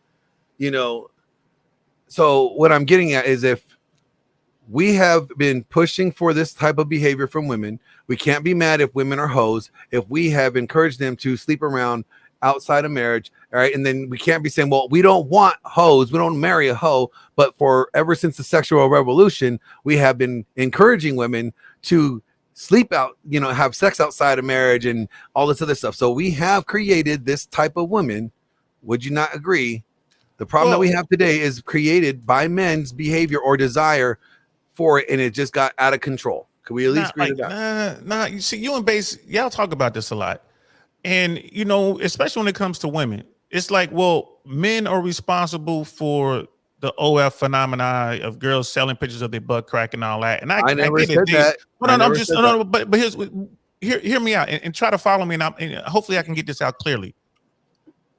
The vast majority of dudes are doing what women say they want dudes to do. Right? They want to be the good guy. They want to be the soy boy. They want to be the male feminist. And they're trying to get sexual access, and they're not getting it. Who's getting the sexual access? The guys who aren't doing those things. The guys who are doing the opposite, the quote unquote bad boys. So which group of dudes is responsible for women selling their bodies online or doing whatever? And that's a legit question. We're saying it's men's fault. Well, so then you want to go, okay, what group of men? Not all men, but what group of men? But my point is, like, people keep saying this. Even my brother Cody said this on, I think it was on my platform a couple of days ago. It was like the vast majority of dudes aren't even getting sex. They're trying, but they can't even get it. Right? So are those the guys that are making women, be more promiscuous? Or is it the guys who are getting the sex? Because women are fucking at the same numbers they've historically have, right? So it's just a matter of who they're fucking. Not true. And they have not been fucking at the same numbers historically they had. They're not? No, their numbers have dramatically have been increased since the sexual revolution. Well, starting at the sexual revolution to now, women have been still fucking at the same, numbers. So it's who they're fucking. Who are they fucking, Glenn? Are they fucking the bottom guys, or are they fucking the top guys? And then of that, which group of dudes is responsible for them fucking? That's where I'm like, that's where y'all lose me. If you're gonna do this, you're gonna have to look at, pull up like what the number of sexual partners women had, and the average number of sexual partners women had in 1960. Compare that to now. The numbers have increased. I think it's trying to say that it's still a big difference between a woman's possibility of choice and men. Okay, but still that's irrelevant if you're like, okay, just because who she's fucking, right? That doesn't mean all the other guys are not trying to fuck her. Yeah, but you say that we are the most responsible because we engage in intercourse with this woman that want us, right? Isn't that patriarchy by default, though? Well, I mean, what do you mean patriarchy by default? Him claiming that it's our responsibility to take control of women's promiscuity through. Well, no, I'm not saying it's not our responsibility to take control of women's promiscuity. I'm not saying women are like men have absolute control of women's promiscuity. I'm not saying that at all. I'm saying that aren't we encouraging it by the behavior of engaging in it? And if we're saying that we want to eradicate, because Andrew Wilson said this: if you stop female promiscuity, right, then you stop feminism in essence, because its core is female promiscuity. So actually, I think its core is communism and socialism. I think it comes from. Well, you're not wrong on that one. I'm being serious. The arm of it, the arm of it is, right, the female promiscuity, the sexual revolution, the free sex, and all that other stuff. So what I'm getting at is, could we not combat it if we like did not promote it or engage in it or, you know, curved it down? But again, there it is right there. Who is we, Glenn? Well, wouldn't that be men? All men? All men. If it would be all men, bro, that will never happen. That's a dream. I know, but I'm saying that, bro, that's a dream there, and that's the same. You're missing the point. What I'm getting at is we don't want to change things. Really, it's more virtue signaling when we say we don't want to, you know, this woman is a 304. Oh, she a hoe. But if you are still willing to go out and make them or engage in them and adding to body counts, then you're just part of it. So all I'm getting at is, we should stop virtue signaling. We right? never. Some men don't. No, I'm saying like a man in this space, in this space, when they're saying, oh, she's bad for investment because she has a high body count. Well, you had no problem adding to the body count. So yeah, and probably that man doesn't deserve better either. That's your I understand. Yeah, that's what I'm getting at. Like, did men really deserve it? Even that body count thing, bro. Even that, because I'm from a generation, I'm an old dude, man. We don't give a fuck about body count, man. We already know grown-ups do what grown-ups do. I will tell over time. That's why you got to vet people, what type of person you are. I don't need to know your body count, but I can tell what kind of person you are over time, right? I believe that. So when people talk about, like, you're making it sound like men are going out here finding these virtuous women. No, I'm not even saying anything. I'm just that's what it sounds like, because this whole 304 thing is like, oh, men are going out here, just turning these chicks out. I would argue, especially with these body count numbers, 25 bodies, 50 bodies, whatever bodies, I would argue that the guys who are going out there smashing these girls and getting these high body counts are smashing the same women.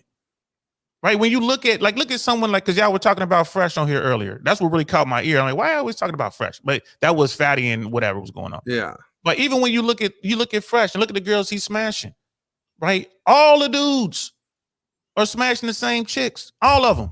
Right? You rarely see any wholesome women that come through.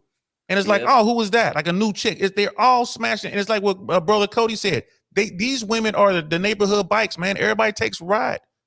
Yeah. Everybody takes a ride. So you have to go out and find you a good woman. Is that hard? Fuck yeah, it's hard. Is it harder now than it was 50 years ago? Yes, sir. But you can still find them. They still here. Does it get harder or easier when you're improving your notch count to try to find the pure one by banging a bunch of women? I mean, this is a retarded snake eating its own fucking tail theory right here. You're not going to. At the end of the day, it's supply and demand. If the demand wasn't there for like women to act like trifling hoes, they would stop acting like 304s. But what about online validation? This is, I think social media has not helped. Direct mainline into the 304 population for some women, because initially it starts off as, oh, these guys all like me. I'm just going to meet one or two of them. So what happens though, Sasquatch, when only women are online seeking attention from men and men are like, fuck that, I'm out hunting? How are you going to do that? Well, they just unplug, dude. It's an internet. No one's putting a gun to my head telling me to be here. I can hit that X button and leave. But you're trying to convince some 19 to 25, 19 to 35-year-old people to not do a thing that's very easy, seems satisfactory, and keeps them from going to prison because they talked to the wrong chick. Right, but that's the job of the 35, 36, 37-year-old adult in their life to mentor them. That's the abdication of the man in today's society, and it starts fucking there. We can't blame a 19-year-old for wanting to hump an apple pie. We know that.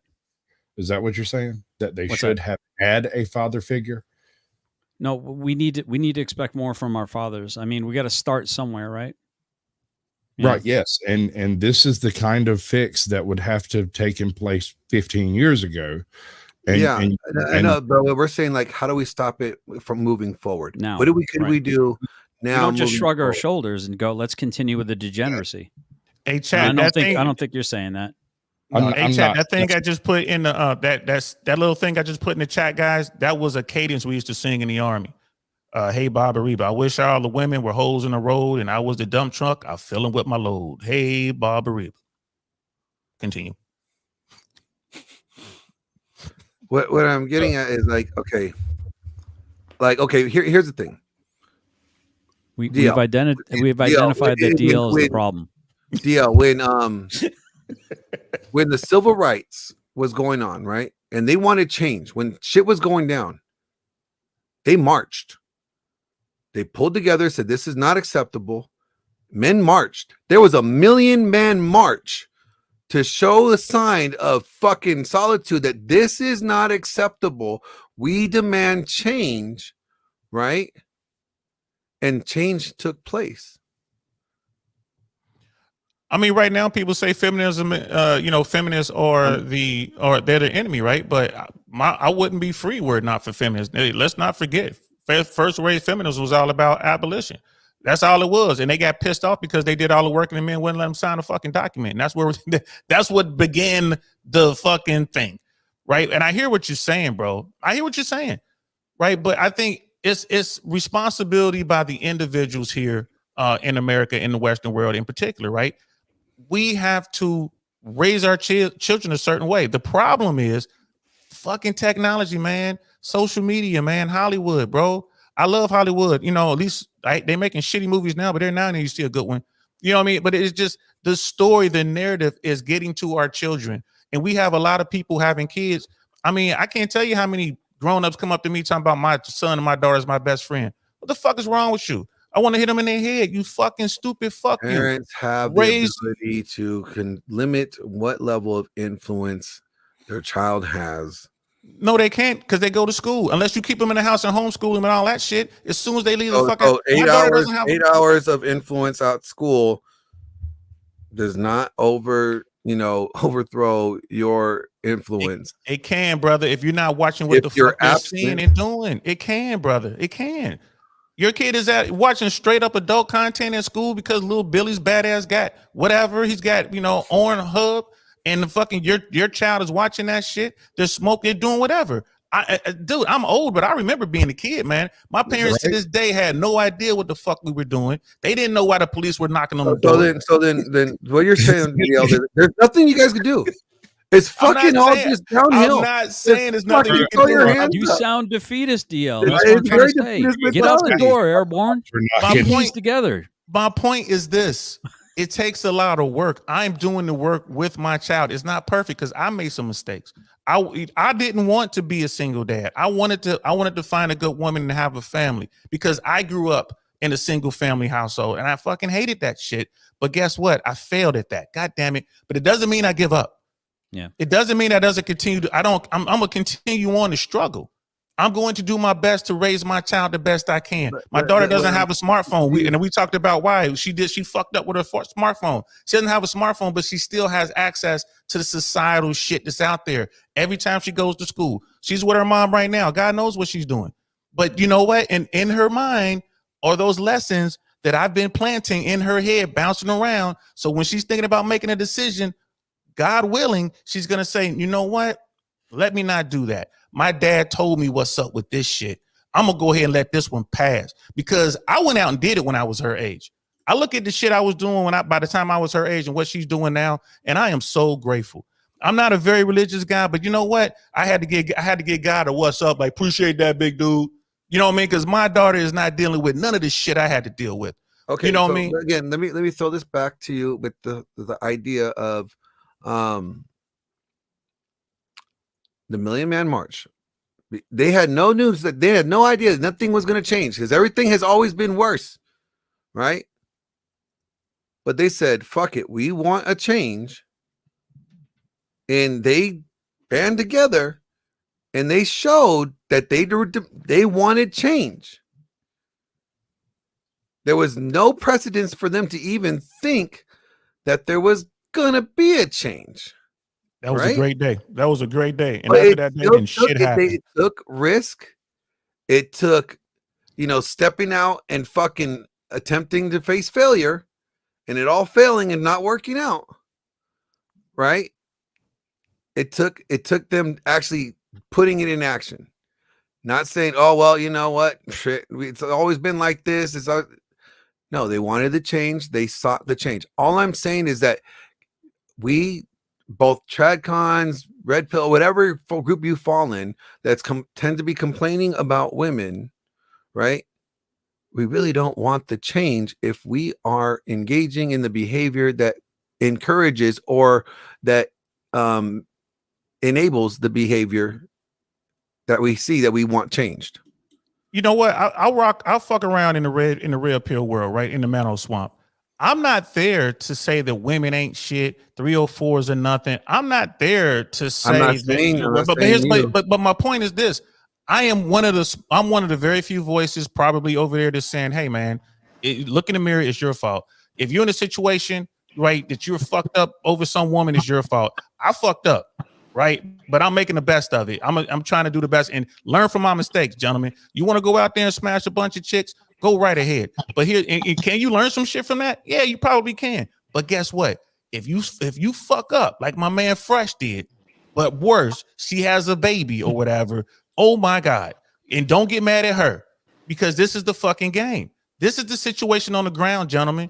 And act accordingly. So I mean, that's just where I am with it. I wish, Glenn, I really do. I wish that we could flick a switch and then it goes back to the 1950s minus lynching people who look like me. You know what I mean? But we just goes back to everybody being cool. You know what I mean? Having a nuclear family, being able to work one job and be able to support your family. You know what I mean? All that would be great if we can get back to that. I'm not a defeatist. I mean, I still want to. I wouldn't be sitting here now talking if I didn't believe we could get there. I don't think you're a defeatist, DL. I think we have to be cognizant of the words that we're saying because there are younger men that might be listening to this and they might be like, fuck it, I might as well just get my squirts in. That's like like Brother I said, Joe's in the building. Old Joe in the building. I think I'm in trouble. No, DL. It's the opposite. I'd like to start out first by saying thank you to the two ladies who showed me how to turn off autocorrect. That thing's been the bane of my existence. I'm a different man now. That's given me the courage to come up here. Hey, every once in a while, somebody says something that really sticks with you. And this DL Saint here, he's a wise man. He said something that I'm just going to ask the question quickly, then I'll jump back down again. So I know, having gone through it, that some men have access to a lot of women and some don't. And if you sit in a certain category in terms of size, in terms of looks, you get opportunities that other guys just don't get the opportunity at. What I'm wondering after DL's comments is, when you do take advantage of those opportunities, are you stepping into a league that's a bush league, that's a lower quality league? Are all of these alpha men actually trading the same women? And what we look back and see as success is actually not. It's a really interesting way to look at it that DL Saint pointed out, and I had never thought of that before. Oh. The perception is that these guys are just sleeping with any woman they want, but that may not be in fact true. They may be rotating amongst the same very small group of women. So that's the question I had. I didn't want to put it in chat. I'll jump back down. Thanks. Great discussion today, guys. All right. Appreciate you, brother. That's my point. But I understand, Glenn. But there's a very good point. When you see this type of claims that you as a man should fuck a bunch of hoes, and I'm not talking about a good woman. For me, a metric of a good woman is a woman that is gentle, would love to have a family, takes care of her people, takes care of herself, conducts herself in a modest and respectful way. Sounds like a nice conservative girl. Where she live? I'd like to hook up with her. Where's she at? But the thing is, all people in the world have like a self-destructive button to behave, and that engagement in lustful life is a representative of a self-destructive behavior, because they lack something within them. If they are trying to find something within the quantity of women they have, especially of the lower quality of women we are talking about, it means they don't value themselves actually as they should, right? Well, yeah, they don't value themselves as they should, and we encourage them not to value themselves as they should, right? So don't we only reinforce that thought process to a degree? Yeah. I'm saying it becomes a matter So then of. I'm saying, like, should we? I mean, at the end of the day, if we ever want something to change, the rule of thumb is you have to start by yourself, by encouraging the change or making the change in yourself, or leading by example for that change. There's no Glenn, other that's way around hard. it. That's really hard. And society doesn't want us to do that, Glenn. Let's suck our thumbs and get in the fetal position and rock back and forth and dope cope. I never said that I'm a victim. I say that I actually enjoy I don't hear you're a victim, Alex. I don't hear that out of you at all. But No, what that's I'm also getting about at greater is, like, society. But that's also all a I'm problem. saying is, like, at the end of the day, if guys are saying that there's no marriageable women, right, all this other stuff, they're complaining about women, and like women are complaining about men. Well, then, in order to do something about it, you have to be the change that you want to see. You have to start it yourself. And to say, well, this is just how the society is. Well, then throw your hands up and cry about it, but don't be bitching about the way things are. Stop complaining about that there's all these nothing but hoes or whatever the case is. There's no point in doing so if you are not willing to do anything to even change in your own sphere of control. If you're not going to be willing to change in your own sphere of control, then don't be complaining about other people. Are you saying we should cascade train a battalion of fathers to go out and father the children, the fatherless children of the world? You know what? That's what the church used to do. Yeah. Isn't that what the church used to do? That's what we used to have. People talk about, and I appreciate everyone's comments, the great comments, the bad comments. I appreciate all the comments. I appreciate you guys having me on this platform, just so I can become a better person, and it's going to help me raise my daughter and be with my family better. But the church used to do that, bro. Everything that I'm spouting, all of the morality shit, everything. Oh, you already know me. I already said the church is fucked up. But even though I'm a heathen, I remember the stories, man. I was raised Baptist, Southern Baptist, but I went to a Lutheran school. I remember the stories. I know right from wrong, right? And I think that we are getting further and further and further away from that. Can we get it back? Of course we can. But yeah, we do need a battalion or two of fucking trained up fathers to get out here and lead from the fucking front. With that, gentlemen, I have to go. I'm sorry. I just looked down. I got lost in this shit. It cost me too much time down Flow State and Glenn.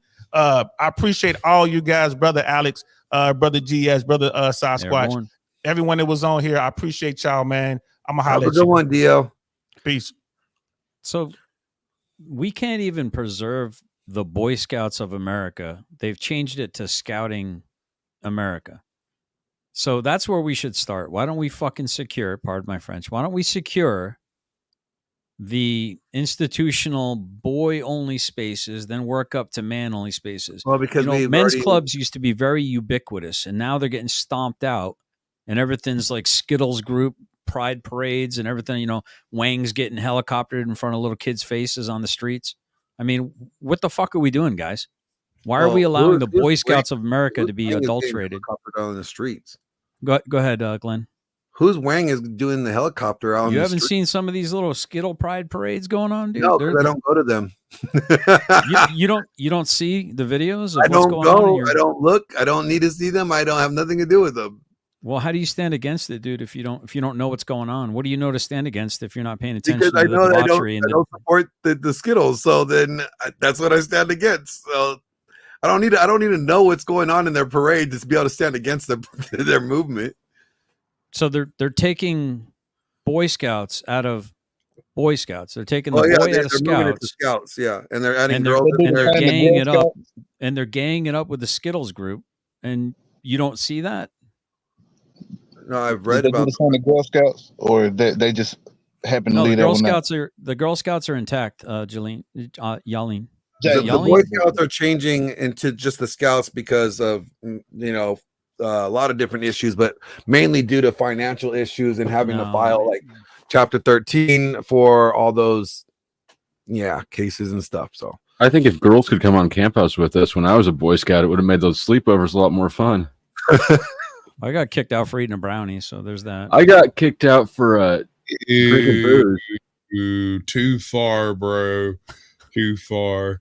Oh, so a helicopter and a wang in a 4-year-old's face on the streets of San Francisco is okay, but I never said isn't. that was okay. That's a false dichotomy, but eating the brownie is a bit. It's a non sequitur. Hey, I approve of the humor, just wrong platform. Yo, geez, it was great. It was great talking to all of you. I hope doing this type of conversations more, and I'll see you later. All right, thanks, Alex, for joining. Thank you, everyone. I think Alex he's Muslim. The Muslim community doesn't have these problems, in my opinion. No, I'm a Christian. Christian, but but Muslims don't have this judging him problem. by his voice and his accent. How rude is that? But does the Muslim community have the same problem that the Christian community has? Does the Muslim community have the same problem the Christian community has? Probably and if different not, ones. why? They have a lot, bro. There's a lot of homosexuals within Muslims. Different because it's more of a head authority that's going to be set in Muslim culture as opposed to Christian culture, where we kind of adopted this, you know what I'm saying, almost do out there will Satanist approach to Christianity. Interesting. Yeah. But yeah, take care, guys. Take care, Alex. Easy. Man, I gotta piss. Can some of these gamma males in the chat fucking ankle biting me hold my cock for a second? I might need a couple of yous. You got little hands. I'll be right back. Did he just talk about his? That's not the gayest thing I've ever heard. I was gonna say that's pretty gay. I mean, like I've got some real squishy friends in the hills, and they don't go quite that hard, but okay. But Glenn, I'm not sure who got the ass into that. I was gonna say, Glenn, I want to ask you a question real quick, man. I remember you was talking earlier about the pretty much how men need to change, and and like what is when does casual sex become like promiscuity in your worldview, or like how you see things? I'm just wondering because we obviously know it's a degree of that happening. So, okay, if I was going to say from a biblical worldview, right, that I try to live by when I know I don't fulfill it and I have not fulfilled it and I have nowhere near it, I would say or casual sex is promiscuity. Like it's either. And I was just making sure that because I didn't really get that from you. I understand, everybody falls short, but like, you don't think there's any leniency that will be that should be had in that, or should we structure a society in that basis? Like, even if they not, should that be our moral basis for a society? If we are trying to, if we're saying that, and this goes with the premise of, we're saying that men don't want to get married to women because there's no marriageable women, right, anymore, because all these girls got all these body counts and they're ran through, right?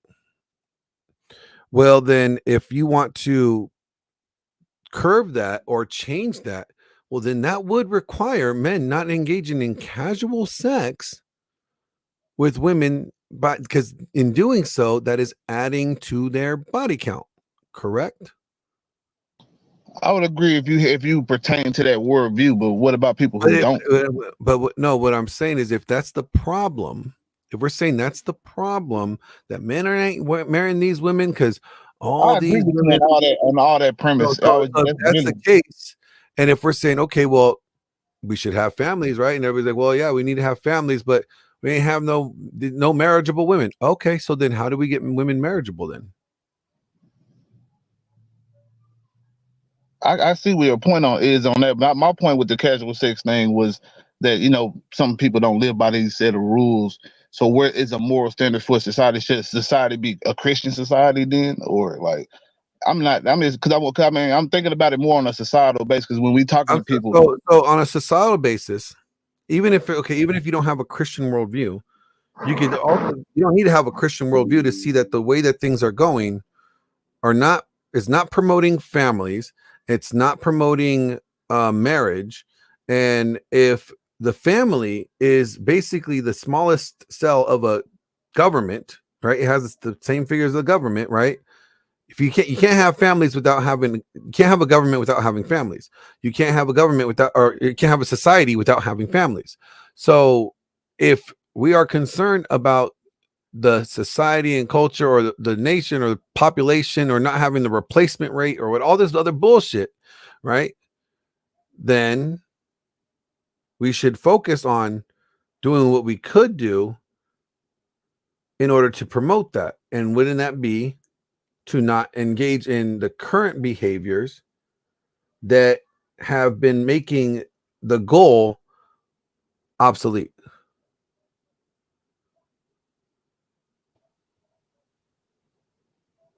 I could see that, but then I see some people that say like that be like, is promiscuity or even a problem? Like, is it Well, a certain level? Well, so if you're saying, well, there's no fathers in the homes, right? Well, I mean, are we saying that there's no fathers in the home and like period? Because there's fathers in the home. Obviously, I'm a father in the home. I don't know if you have kids. There's very few. There's a lot fewer of them now than there was 10 years ago, and fewer still than 20 years ago. So yes, there are very few fathers in the home. Lots of the fathers in the home were raised by women. And so how well are they fathering as fathers? And I get you on that, but I see statistics that says a lot about like Gen Z and millennials actually being more fatherly to their kids. You know what I'm saying? And actually being more present in the homes. You know what I'm saying? So is that necessarily one of those statistics that you use to like fear monger that like when they say that it's only what 25% of, you know what I'm saying, especially like I know in black communities it's a statistic that says there's what like 25% of us, you know what I'm saying, are born to single parents and stuff like that. That statistic is really flawed, because actually there's more, and here's the thing, more black fathers are actually in their children's lives than any other race.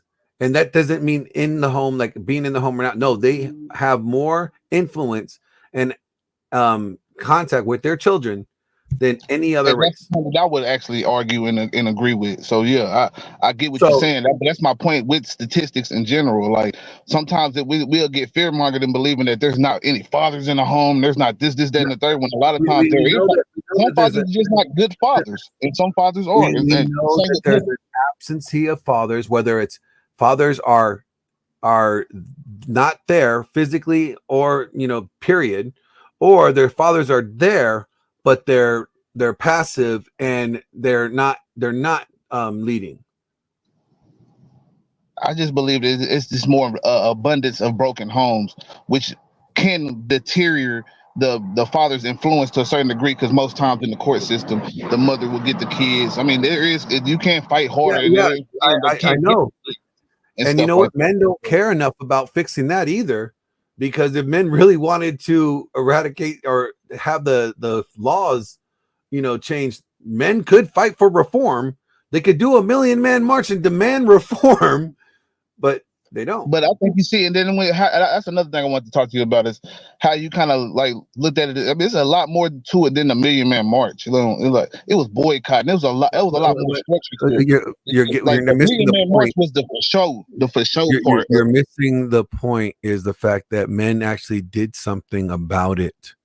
I get what you're saying. To a point is that they did something about it. Actually breaking down the actual stuff that they did that actually caused the change. Then people will think that it's just we need to have another parade or another march. That's what or a protest and shit like that. Sometimes it's getting violent. Sometimes, like I say, I believe in necessary violence. But what me using the 1,000,000-man march as an illustration, I'm showing that they did something about it. They didn't just stop. They didn't just complain about it. I get what you're saying, but it took a lot. So, like, when I'm saying if men are complaining about the laws, and what I'm saying is if men are complaining about the family laws, family court laws, and they're not doing anything about it but complaining, then they really don't care to change the laws. because I'll say this. Just let me play devil's advocate and say that it's people that say, "Oh, we've been marching and we've been doing this and we've been actually rallying apart." Like some people say that's what the Black Lives Matter movement was about. Some people say that's what January 6th was for. You know what I'm saying? Like, and I'm arguing on both points that these people think this. It's people that think this, right? So kid trying to get your attention, man. Hug on that kid, man. Hold on, my bad, man. You're showing you're the father of the year right now, brother. That is Come a on, joyful dude. sound I'm hearing right Hey, there. don't play with me like that, man. His baby I first. love that, dude. That's a joyful sound, dude. That's awesome, man. Seriously, man. I miss that. I miss having that in my life. What's up, everybody, real quick? My boy in a skeleton costume right now. Hey. Say hi. To be a kid again. Yeah, it's a joyful time, man. I've been with him all day. You know what I'm saying? I had just, you know, Amen. out. That's why I was in the comments most of the time, because I wanted to come up earlier, but yeah, really couldn't, because he gonna every time he gets around me, he gonna want to talk to me the whole time. And That's a good problem to have, dude. no, it's definitely a good problem to have. You know what I'm saying? It most definitely. It's not necessary. I'm not complaining at all. But I mean, everybody has their stresses and with dealing with life and fatherhood and all that. It's not gonna be just a stress-free, you know what I'm saying, experience to fatherhood. You know what I'm saying? Whether it's being not knowing the answers to certain things come around. Like when y'all was having a conversation about the woman hitting thing that I was watching earlier. Pretty much y'all was saying somebody had said they told his daughter to punch the dude in the face because he was bullying them and stuff. And I know it was more he was looking at it like a bully problem, but I even was one of the people in the chat agreeing like, man, that's you kind of teaching a woman to put hands on a man, and that becomes a slippery slope when they get older. Yeah. But at the end of the day, you know what I'm saying, I feel like when you do and set certain precedences like that with kids, like I wouldn't tell my son to go and just hit a kid off the rip, especially as a child. Like I want to teach my kid to defend himself, but I also don't want, you know what I'm saying, my kid to think that every dispute requires, you know what I'm saying, hitting the box. Like my son already hit kids, so I'm trying to get him off that shit because it can become a problem, especially he's 3. You know what I'm saying? So some kids might talk a little better, some kids might not. So the communication might not all the way be there with kids at that age. And whatever it might be, whether it's jealousy because of a toy or some shit like that, if he doesn't know that I can't go to the adult to try to figure out my situation at this point, and acting, you know what I'm saying, violence or some shit like that. Not saying that, you know what I'm saying, it's not gonna be a level of it that's gonna happen regardless.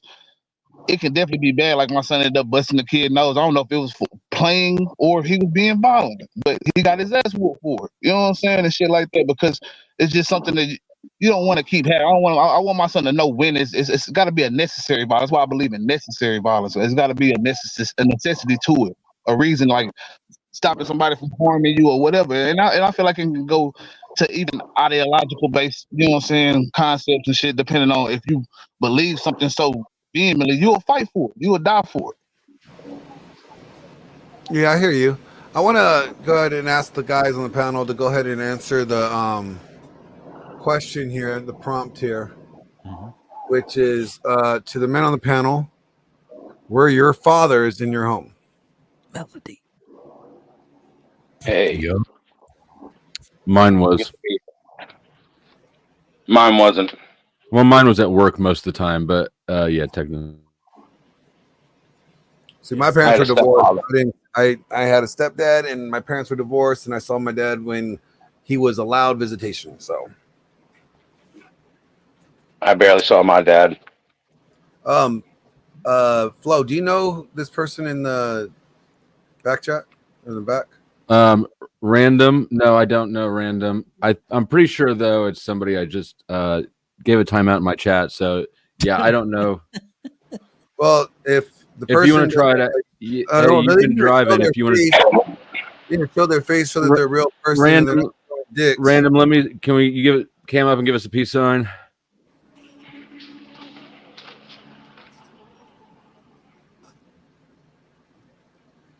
Random promiscuous. Nah. Is it that chick from last night? Remember? with boy. the zebras? Or is it this morning? Oh, they're not coming up, and they're all right. Well, boot them. Boot. And to my lovely wife, a boot to the head. Oh yeah, random promiscuous whore. Yeah, sorry, I didn't even see the full name. Oh, yeah, this is the wrong place for random promiscuous whores. That's my email address is linked in the channel's about tab. Yes, let's go. Not to undermine the whole morning, but so no, like the whole point of the conversation, right? Is like this. We have this narrative that we want to complain about what women are doing. We're complaining about OnlyFans, like not maybe not any of the guys on the panel, but I'm saying this is what we're hearing from guys. They're complaining about all this stuff, right? But at the same time, they are contributing to it or enabling it or promoting it to a degree, but they're complaining about it. So it's like, can we just admit that societal wise, or a general consensus is there is less people that actually really want to make changes about it rather than the people that don't. Hold on. I see your two fingers, but we need to see a face in those two fingers. Not just show, like, just because you showed two fingers doesn't mean that. Yeah, I'm sorry, dude. You try again a different day. See, my only argument to your going back to tradition argument would be, so how do we deal with the anomalies? Like the let's just say you got the headstrong kids that's maybe not necessarily. Hold on, did we finish out this question? Let's finish out this question. Oh, go ahead. I don't know where we're at. I said my dad was my parents were divorced, so I saw my dad when he had visitation. Yeah, I have the same answer as Flo, where like my dad was around, but he was always working, so it's kind of around, I guess. I was raised My dad was a hardcore alcoholic for most of my life, but he was present in my life and had a very strong influence on how I handle problems today. And people say I'm a bit too blunt when it comes to handling things in public or social situations. But if I try to be myself while dealing with a legal problem, everybody's going to end up laughing. They're going to think I'm joking and they're not going to take me seriously. And so I have to go at things extremely bluntly because my pop was a super stoic. I've gotten him to chuckle twice in my entire life, and I think that's why I am as ridiculous as I am. Do you think that's benefited you or been kind of a hindrance or maybe a little bit of column Through A, column most B? of my life, it was a hindrance until I found myself on YouTube. And suddenly it seems to be a thing that is possibly marketable. I don't really know what to do with that. Yeah, you definitely got to have thin skin. Welcome back, Grid. Hey, welcome back, man. Did you get my email so we can set up that the time? I didn't, but I haven't even checked my. Dude, I was eating lunch. I'm sorry. No. I gave you my email so you could send it to me. I don't know what yours is, but anyway, I digress. I didn't see it, but I'll find it. So. Okay. No, I haven't sent you an email. It's porchdicknation@gmail.com is what I'm saying. Okay. Porch Dick Nation, a porch where you sit out and drink sweet tea. Dick, which is kind of a guy who's kind of a Dick Nation. Yeah, porchdicknation@gmail.com. Well, I won't forget that one. Yeah, I used to sit on my porch, drink whiskey, and dip Copenhagen snuff, and kind of be a dick to, that's my frisbee now, kid. Get off my lawn, that kind of thing. Yeah. And you now make that your channel name. Well, it was when I was on what is it? Periscope, which is Twitter's live. Right. And then I became a Christian, and I'm kind of really trying to struggle to be. I'm trying to struggle to be a decent Christian. So. I can relate. It's a struggle. So, because I tell you definitely what, jump in people's asses sometimes. Go ahead. There's a lot that I want to say about the subjects you were talking about, because there's something people are missing, I think, that need to be brought out. The reason a lot of this divide is, first off, it's a purposeful agenda set by powers higher than any of us. When you look at history, look at the influence and the role models women had and men had. If you look back at Father Knows Best, Leave It to Beaver, back in the 50s, we had women that were wholesome, and that's what people strive to be. Till we got into the women's liberation movement, Gloria Steinem, they were having sex in the streets in Woodstock. Then you had Mary Tyler Moore, bra burning. Next is Alice, being the independent woman, the single mother. You know, gone is the Brady Bunch. You know, and that was even a part to show even how families could be separated and kind of Frankenstein together. They're kind of promoting all these values that aren't the original values of what God had laid down. And then it goes into the time when we get into Murphy Brown, then Ellen DeGeneres. Then we have, you know, Hannah Montana. And, you know, the list goes on Jersey Shore, Paris Hilton, all this vapid, you know, glamorizing of just fake values. And the body count that we talk about, how every one of us is going to stand before God for all these body notch counts that we have that we're so proud of and to show. And none of it, you know, leads to what? People getting pregnant, that they don't want a baby, comes abortions, becomes the things that, you know, becomes the divide of everything. Everything is down to one thing, is your morality and how close you are to God, give you discernment so you can understand what you're even doing. And that's why you say, forgive me for the things I knowingly and unknowingly do. Because I'm telling you, it's not going to get any better. It's only going to get worse. So unless you understand some of these concepts, it's the glamorizing of being a hoe is what they you know, that's what they're living for. They don't want to be. Praise God, man. Fuck.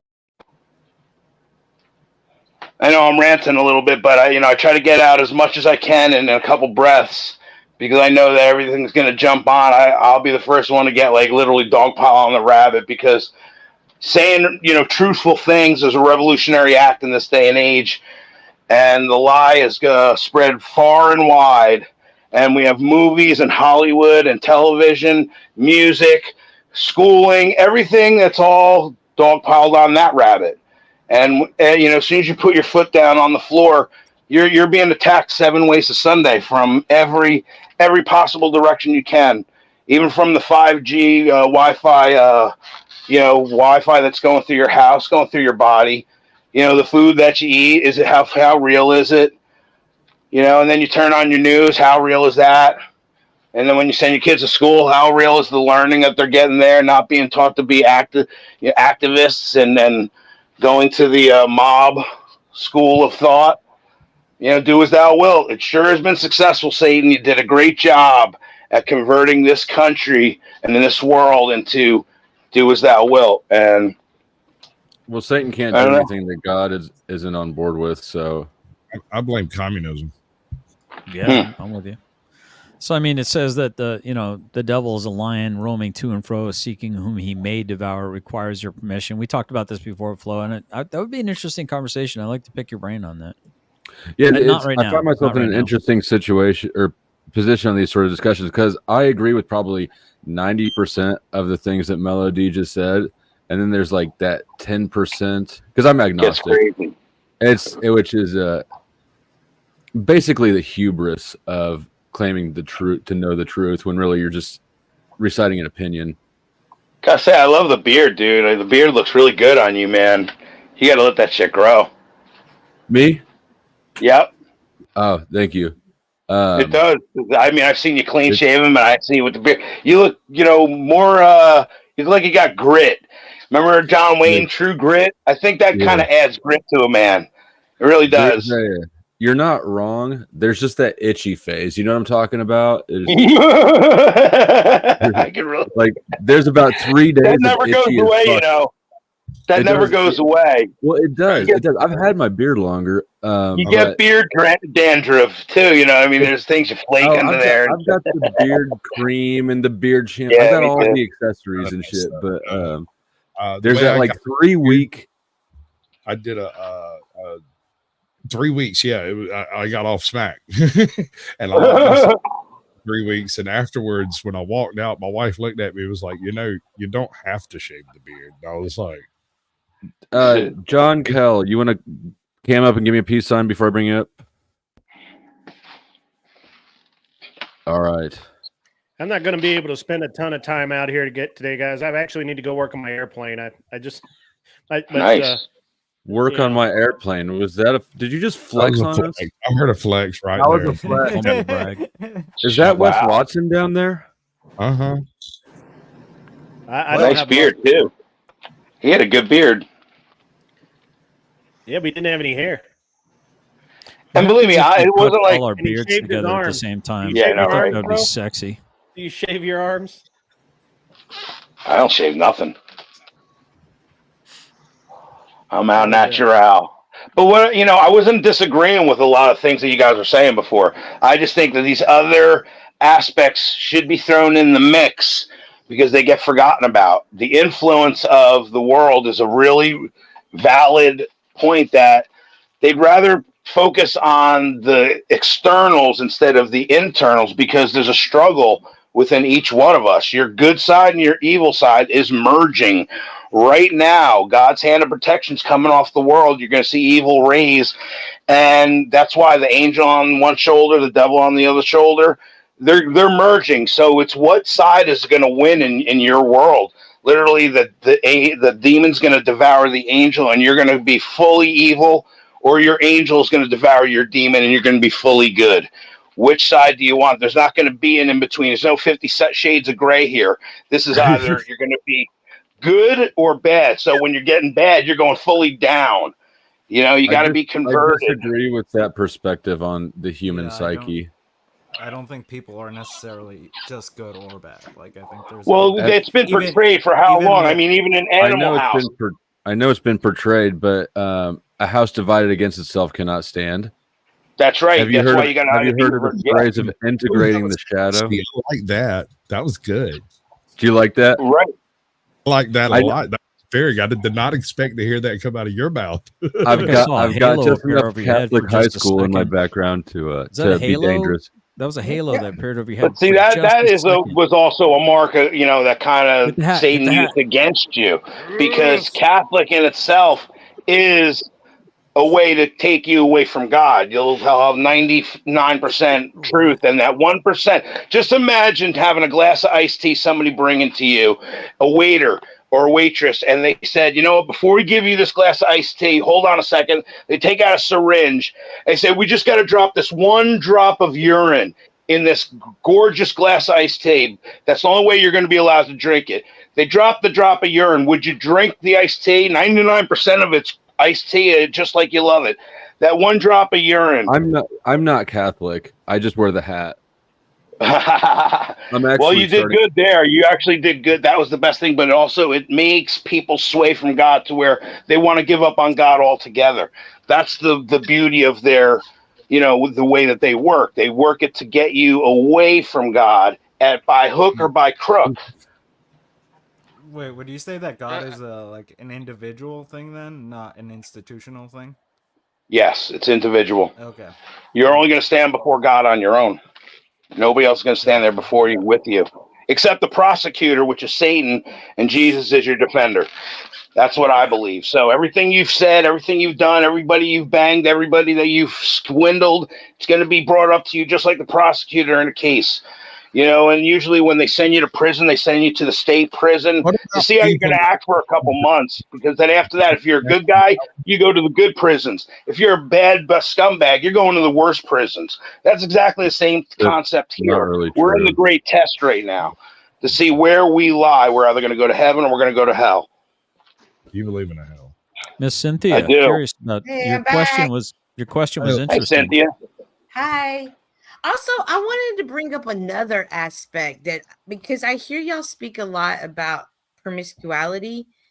Yep. And so I just want to do you think people are promiscuous because it's fun and that's what they want to do? Or is there a genuine addiction? And That's why I just like was. any other addiction, they need help.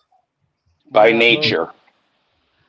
Did you say It men? could or- be by nature, or it could be by an encounter of, like, say, at a young age you were great, be back, and by but a you- male. Oh, yeah. And so now Influence. you struggle with, am I straight? Am I not straight? So the only way to kind of balance that out is just to slam anything that comes your way because you're really not dealing with something. So There's are we all the gonna- things. So I'll is tell this you this. Along those lines or no? I'm sorry. Yes. Do you think it's just coping by saying like society and culture and our government is the issue? Because my idea is that's all just feminism. talking, and then people think, oh, it's masculine just to call it out. And I think that was along the lines of what Glenn was saying, was yeah, you're just calling it out and just talking like a feminist and saying, oh yeah, there's the problem, and then they just cope and say, well, the reason why I'm being promiscuous or sleeping around or anything like that is because of my society. And then they, go on to explain, I'm just coping. I just think they're just coping, that they're just male feminist. No, it's a form of excuse that literally it's easier to excuse the government than it is for everyone to have a spiritual conversation and believe that Satan is trying to take us all down. So it's easier for you to go to the government and to society, and it deflects you from the real issue. It's the morality issue that's going through everything. The war within each of us. Honestly, can't tell me there isn't a war that you're struggling inside somewhere. You are, I and don't that's think there should be. there shouldn't be.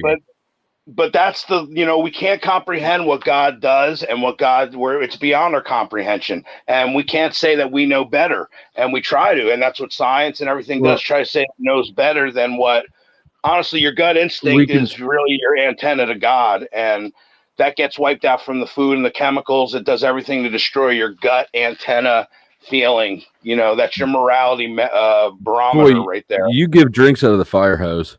Mm-hmm. So really quick, I'm glad I do. I'd rather err on the side of caution and look in that way than being like, oh, you know what, we'll find out later on. Okay, I want to address the angel on one shoulder and demon on the other thing, because I think that's the people who are fractured or conflicted are not healthy whole people. That's a state of disorder and disarray. I absolutely disagree with the imagery of thinking of yourself or the world that way, and that this side has to win out, and then this side has to be repressed or ignored. You can't control something that you don't acknowledge.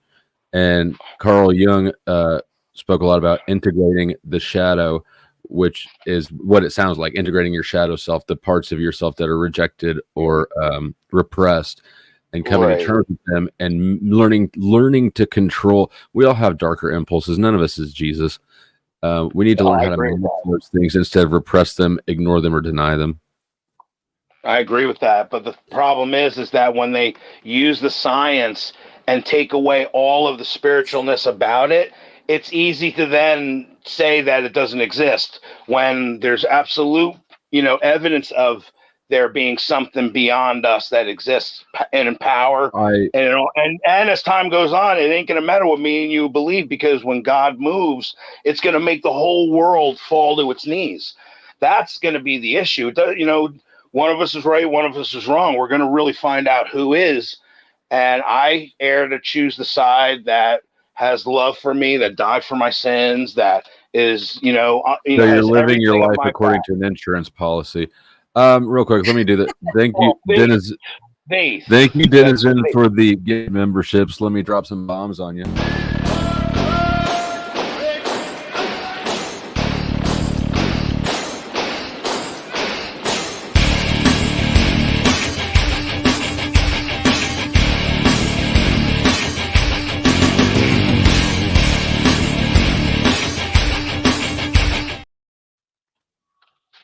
I like that soundtrack. I liked Michelle's question a while ago.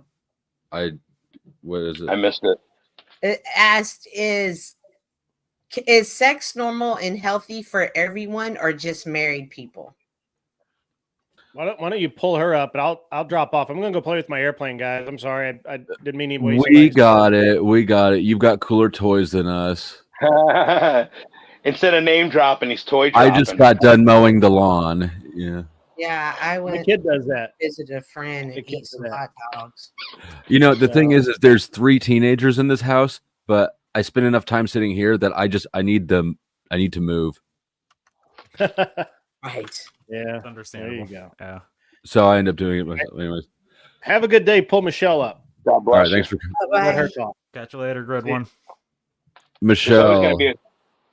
there's always going to be a question between morality and promiscuity, and God laid down the law about what is acceptable and the parameters of what we're allowed to have sex. Sex is supposed to be the gift of you showing your ultimate love to somebody that you've bonded with, that you're going to share your life with, and that we've praise God, man. Fucking praise God. God is so amazing. The sun, the nature, the earth, water, the way words work, the way knowledge works, the way love feels. God, praise God, man. You're gonna preach as long as I'm gonna give you, huh? It's he's No, not wrong. here's the what he's problem. saying. Here's the problem with what you're doing, though. Because I Which agree one? with you. But with Mel, here's the problem. You are not giving them an alternative argument, right? That is based on anything outside of religion. There's logical and rational reasons why you could say that sex outside of the confines of marriage is a negative thing based on the effects that we have seen with the whole sexual revolution and the free sex and all this other stuff. You could just point out, you could use all those different metrics because Then that you reduces have an us down audience. to an animal, though. But if you have an audience, if you're talking to an audience that doesn't hold your worldview, right? You're only Of turning them course. off and rejecting. It's planting a seed that may sprout later on, and really, when you take out the morality, you're just based down to an animalistic instinct. We've heard these the talking morality, points, but and I the have morality is what The seed measures human beings, and the What only way you're going to makes measure morality something is the word moral? of God. No, God is it's the not. authority. No, God it's is the not. authority of morality because He No, created stop. morality. I can give you a perfectly rational reason why morality is important, and it doesn't lean on God. So Morals. if I may, the interesting thing is to be persuasive and use like if someone else doesn't ascribe to your authority, to use that authority is not really it might be applicable in your worldview, but to be able to persuade someone and win them to an argument, it must logically follow to them. So Right. for example, Jesus talked in parables, i.e. analogies. So if Flow State was a carpenter and I'm an electrician and I only talk in electrician terms, he might not understand 90% of what I'm saying. But if we both know what it is to dig a ditch, we can talk in that terms and we can have a common ground of understanding. So what he's saying is if you want to persuade someone to do a moral X, Y, or Z, you have to kind of go based on a commonality of agreements or possibly a disagreements and find out where those things lie. Go ahead. I also disagree with this statement from Base Oracle. I think you can let me make a case for morality based purely on self-interest. Something is moral if it is not harmful to someone else, right? Something's immoral if it's harmful to somebody else or deceptive to somebody else, right? If they would not want you to do it, it violates their free will, essentially. So these are the. Let me finish. Let me finish. These are the morality is the rules of society, and by rules, the law that was handed to us by God or the government or whatever. I'm talking about like, to have a strong society, people have to be able to trust each other. That means you have to behave morally to other people. Without that, there's not going to be any trust. There's going to be a breakdown of society. It's just that simple. And it doesn't depend on any external authority. It doesn't depend on any emotion. If you have a There society needs to be an authority, though. That's why we have. Okay. No, if we have a society that is willing to kill each other, right? Like if murder was just rampant, right? That society isn't going to last very long, right? Correct. So it is morally the thing to do, where it's just okay, I'm not going to kill someone because it's for the betterment of the people around me and me, right? Like it's not only helping me but the people around me as well. We look at theft the same way. I'm an atheist, so I don't really believe in the God thing. So that's why I'm just morality can't exist without you having a command from a higher power. It's just correct. My morality is going to come from a different perspective. This is my perspective against that, though, because if you just have that, everybody is growing up with their own different viewpoint, and you're going to have to figure out what a consensus is, commonality of what everybody's saying. When we have an authority that wrote down the 10 Commandments that says this is the way men and women should behave, this is how you should love yourself, love your family, love this. We can't make those decisions between us because there's wars on that. But you have a higher authority that says, no, this is how it's done, and you have it all laid out in black and white. Why do you need the authority? You don't need the authority. Why do we need judges in a case? Why No, do we have, don't deflect. Don't deflect. What you're saying by saying you need the authority, don't deflect. You're trying to tell me that morality is useless except for God says so. No, God lays the framework of what morality is, and you have it that doesn't as matter the where basis, it came from. the God may have laid foundation. the framework for you, but God laid logic for me. We can both get there the same way. What you're trying to do is impose your worldview and say that morality doesn't matter unless it's I don't know if I seen through your consider frame. I don't know if I consider it imposing as much as I'm just telling you how I see things. How if you take what I say and it changes how you feel later on, then you might reflect back and say, you know what he said was right, and now I think differently. That's the whole point of what I say. No, Is I to promise plant the you, I've seed. heard your narrative before. I've been around Christianity my whole life. I'm familiar with it. I think But you most know people what? in the Everybody's West aren't. ear is tuned. Everybody's ear is tuned to somebody's voice. You could have 1,000 people tell you the same thing, but that one person just Do had the you right think way to that say you're it to you. converting anybody right now? No, that's God's job. No, That's you're not my not. job. It's God's job. Well, then why are you God will taking it convert upon who He yourself? chooses. Well, I'm just speaking to have a conversation. I said I wanted to bring out the viewpoints that I don't hear out, and I thought I brought them out pretty good because it's got us talking now. Would you say that the conclusion is better than what you used to arrive at that conclusion? Sorry, say that again. I zoned out. Would you say the conclusion is better than what you used to arrive at that conclusion? Right? Like if we both Yeah. arrived to the same conclusion, Right.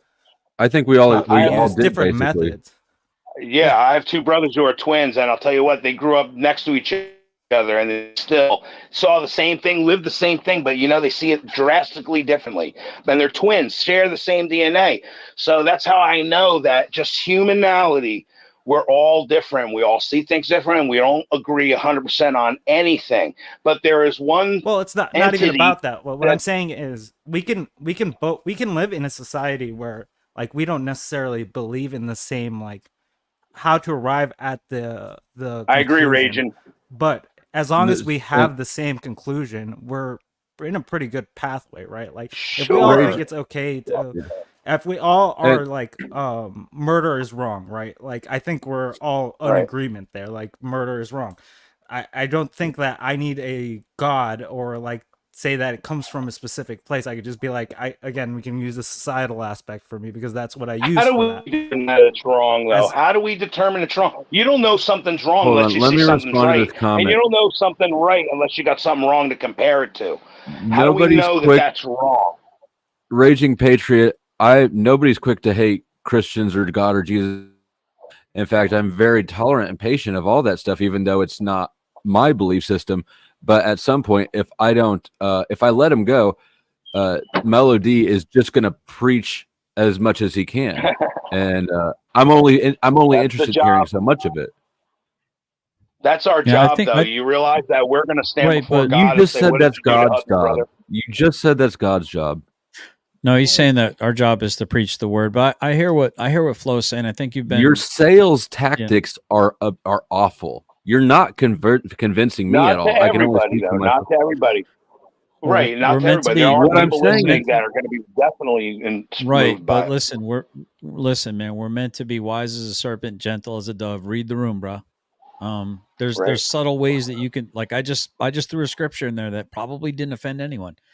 I mean, Not at all. granted, if we were talking about Santa Claus or the Easter Bunny, no one's going to kick my soapbox out from underneath me. But it's interesting when you do talk Jesus, it really does piss people off. I'll admit that. I think Flo has been very magnanimous. I think he's been very patient. I think he's been very willing to listen. Absolutely. And I think he's had enough. It's arrogant.